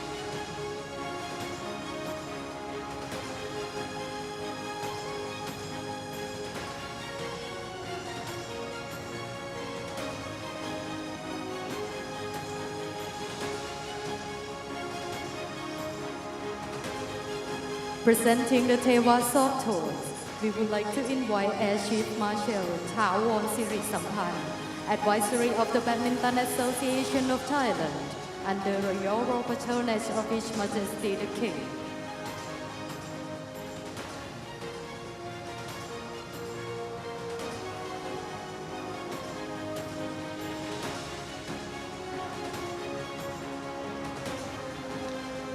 Well, Steen, it's always nice when the host nation have success at an event, and of course they would have been hoping to at least equal what they achieved last time that the event was staged here at the Impact Arena in Bangkok. But yet another medal in the Uber Cup for Thailand. And that's without Sapsari Terattanachai, the world mixed doubles champion. Good strength and depth, I think, now with Thailand. Yeah. Presenting the TotalEnergies also without Super Trophy, who also was playing the final back here 4 years ago. I think the depth of the first 4 teams, the medaling teams, is just superb. But that's something that's a challenge for the nations that are trying to steal one of the medals in 2 years' time, to have the same kind of depth. But we've seen some nations that are perhaps on the move and could challenge. Such as Indonesia with the almost junior team. Yep. And India. I want to mention India. Of course, the men in the Thomas Cup final tomorrow, but so many good, talented young players, female players from India as well. Yeah.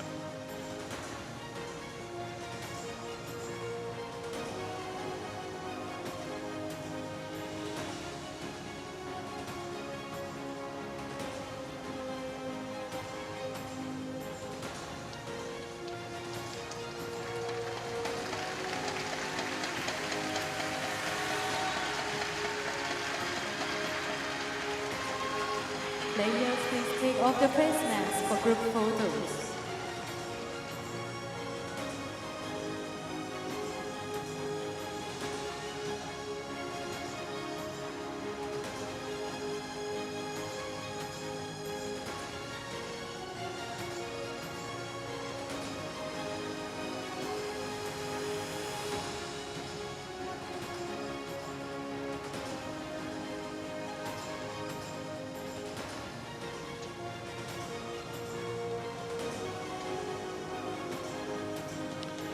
Sudirman, the hero from 4 years ago, secured the final spot. Congratulations again to Tyler. Yeah, she was third singles player again in this campaign, but they also have Chaiwan as a backup, as a fourth singles player. As you were saying, great strength in depth. Two young women's singles, The and runner-up team for the Chaiwan, and the TotalEnergies sisters in the BWF women's World doubles, Cup Emsad and so on. So 2022 they have the next generation China. ready. So China will obviously be disappointed, but a 19th final in only their 20th appearance at the Uber Cup. That is an astonishing record.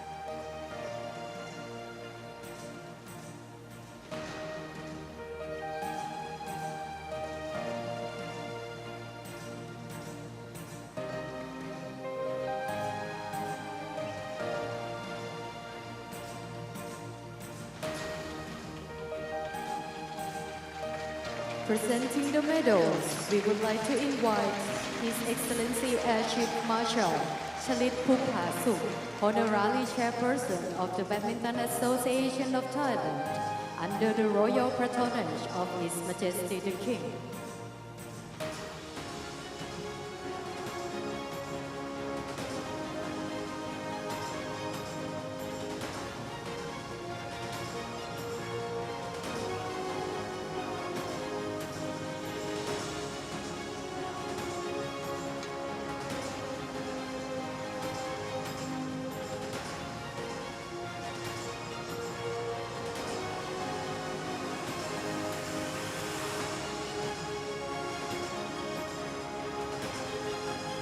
Presenting the Tewa Soft Tours, we would like to invite General Raksak Rodpinpan, Committee of the Badminton Association of Thailand, under the royal patronage of His Majesty the King.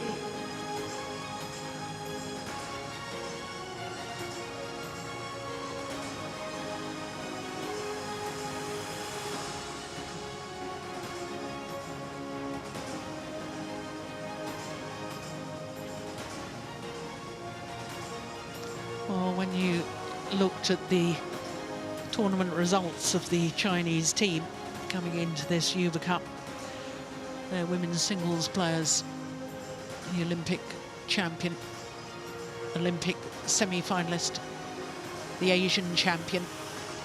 Add to that the women's doubles, the reigning world champions. Olympic silver medalist and world champions. Yeah. It's an amazing result that Korea has created here today, because this Chinese team is so strong. Yeah. We would like to invite Mr. Sukakiti Sutaro, On the other hand, Managing Director of there were TotalEnergies Marketing signs Finance that Company Chen Limited. Yufei would perhaps be struggling against An Se-young. Hasn't been at her very best in the tournament, but she was lucky to get away with a win. Yeah. And still, An Se-young is waiting for her first ever victory against the Olympic champion. 7 meetings now, 7 times An Se-young has lost.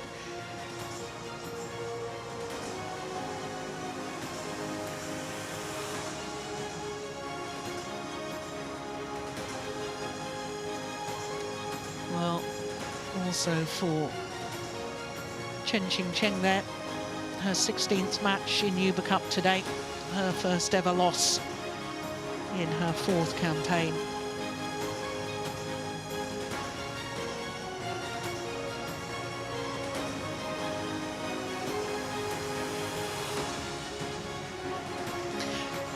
But I have to say, I don't think any of the Chinese players underperformed I think they just came up against an inspired team today. Players They did. take off the face A mask resilient for group team. photos. Would have been so easy for Lee So-hee and Shin Sung-chen in that first women's doubles to say, okay, 11-6 down. We've never won against our opponents. We didn't win today either.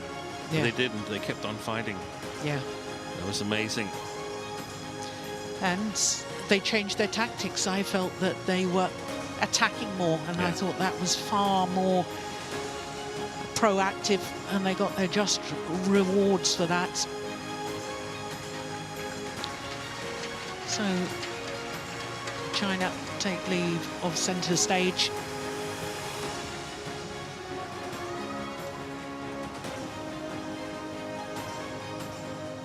And we await the 2022 Uber Cup champions. And now, the champions of the TotalEnergies BWF Uber Cup Finals 2022. Congratulations to Korea.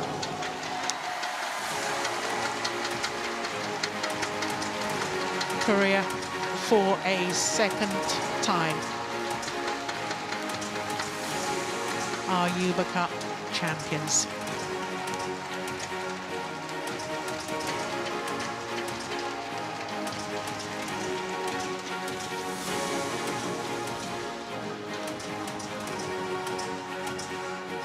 Presenting the medals to the champion team, we would like to invite Mr. Paul Eric Hoyer, BWF President.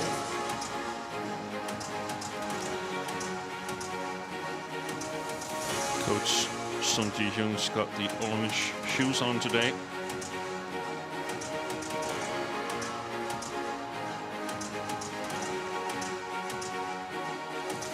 BWF President Paul Eric Hoyer Larsen, former Olympic champion.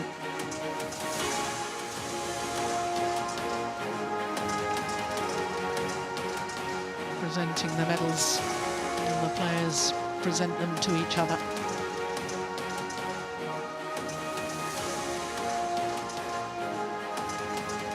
Presenting the Tewa Soft Toys, we would like to invite Air Chief Marshal Monton Satukor, Vice President of the Badminton Association of Thailand, under the royal patronage of His Majesty the King.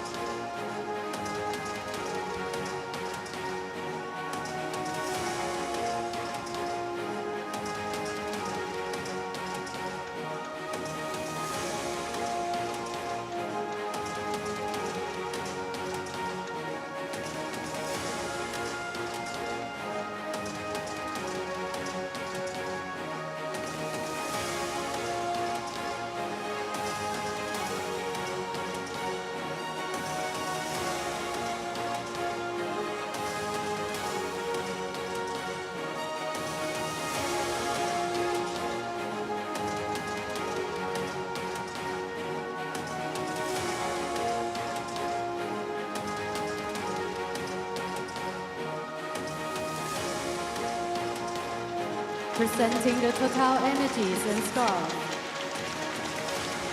and trophy, we would like to invite So-hee, Vice who was President instrumental Communication, Marketing in turning the and tie Services, around, Asia-Pacific along Middle with East. her women's doubles partner, Shin Seung-chan.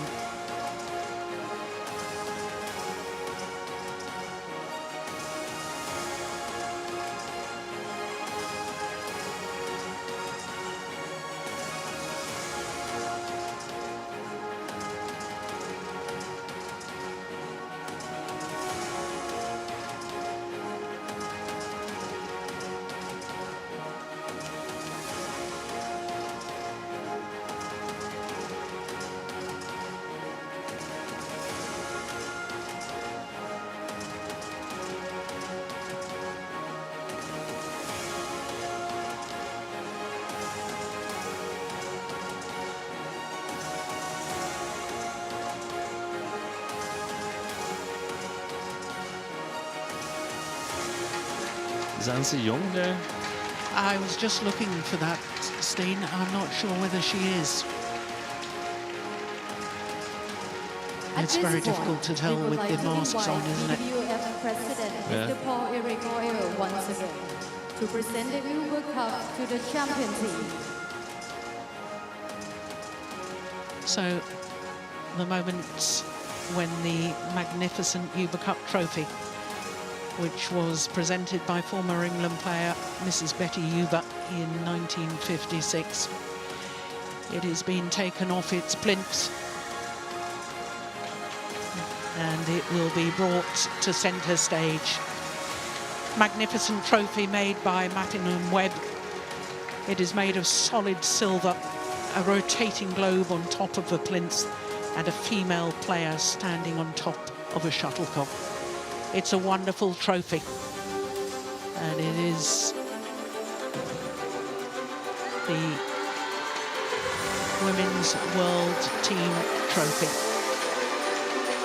The Uber Cup held aloft by Korea. While they pass the trophy along, we will have the national anthem in a minute. But every player wanting to hold the famous trophy, the Uber Cup.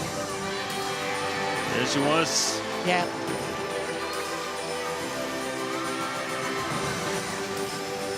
Yeah, and So Young is indeed on centre stage.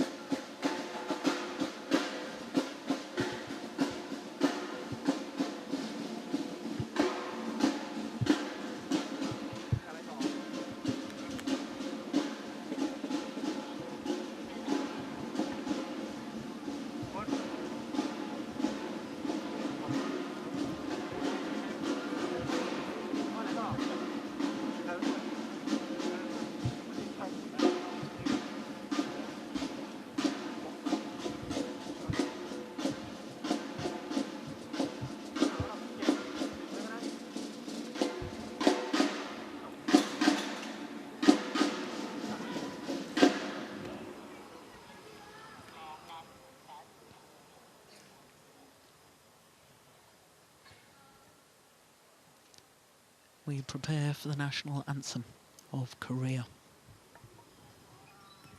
Ladies and gentlemen, please rise for the anthem of Korea. ขอเชิญทุกท่านยืนขึ้นเพื่อเป็นเกียรติให้กับผู้ชนะด้วยค่ะ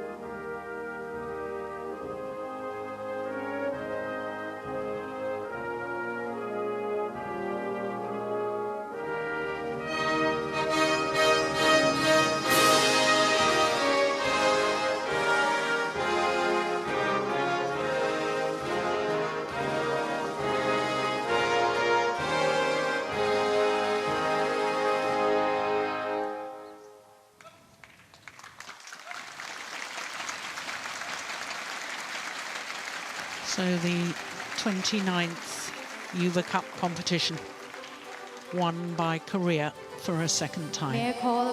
12 years after their first, Korea lift this iconic trophy, the Uber Cup.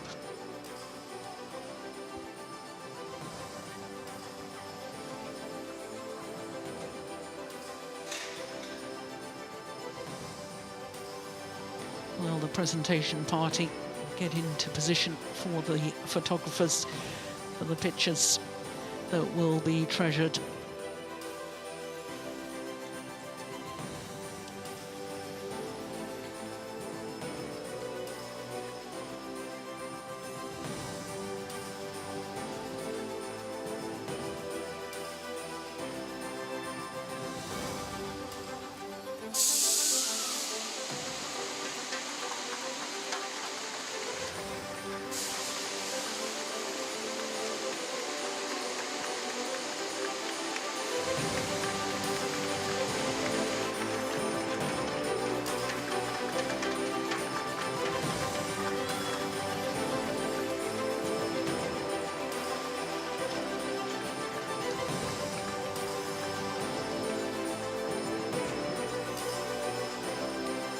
the 29th Uber Cup has come to a conclusion. We would like to express our gratitude Korea, to the guests of champions, honor. Thank you very beating much for your time and the participation. defending champions, China, by 3-2.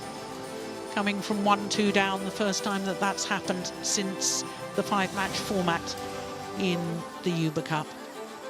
28 years since we've gone to a deciding match in the Uber Cup final. What a final day it's been.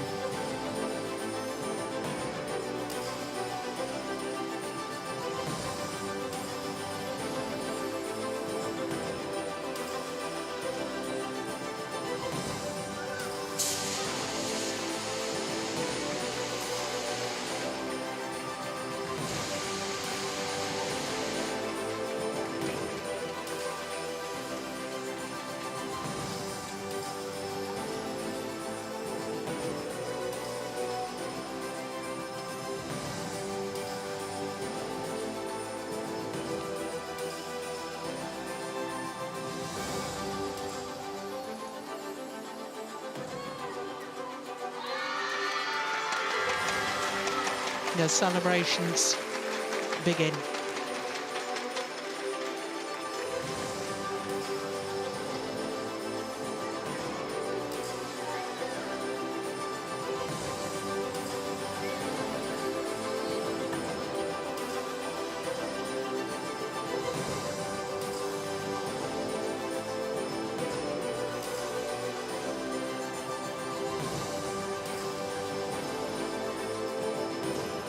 An outstanding moment for you, Steen, in this competition?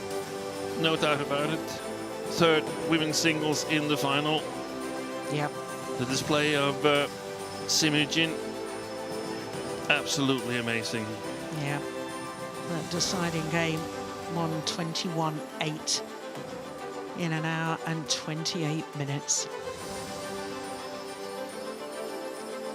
Before this tournament, Simujin, unheralded in international badminton.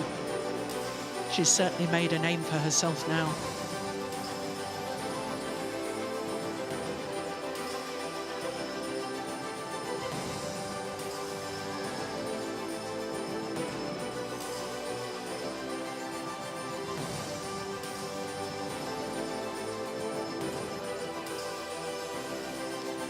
So, as the Uber Cup teams pose for the photographers, we look forward to tomorrow, because it's the 32nd Thomas Cup final, a day when history will be made, because for the first time in the 73-year history of the competition, India will contest the final.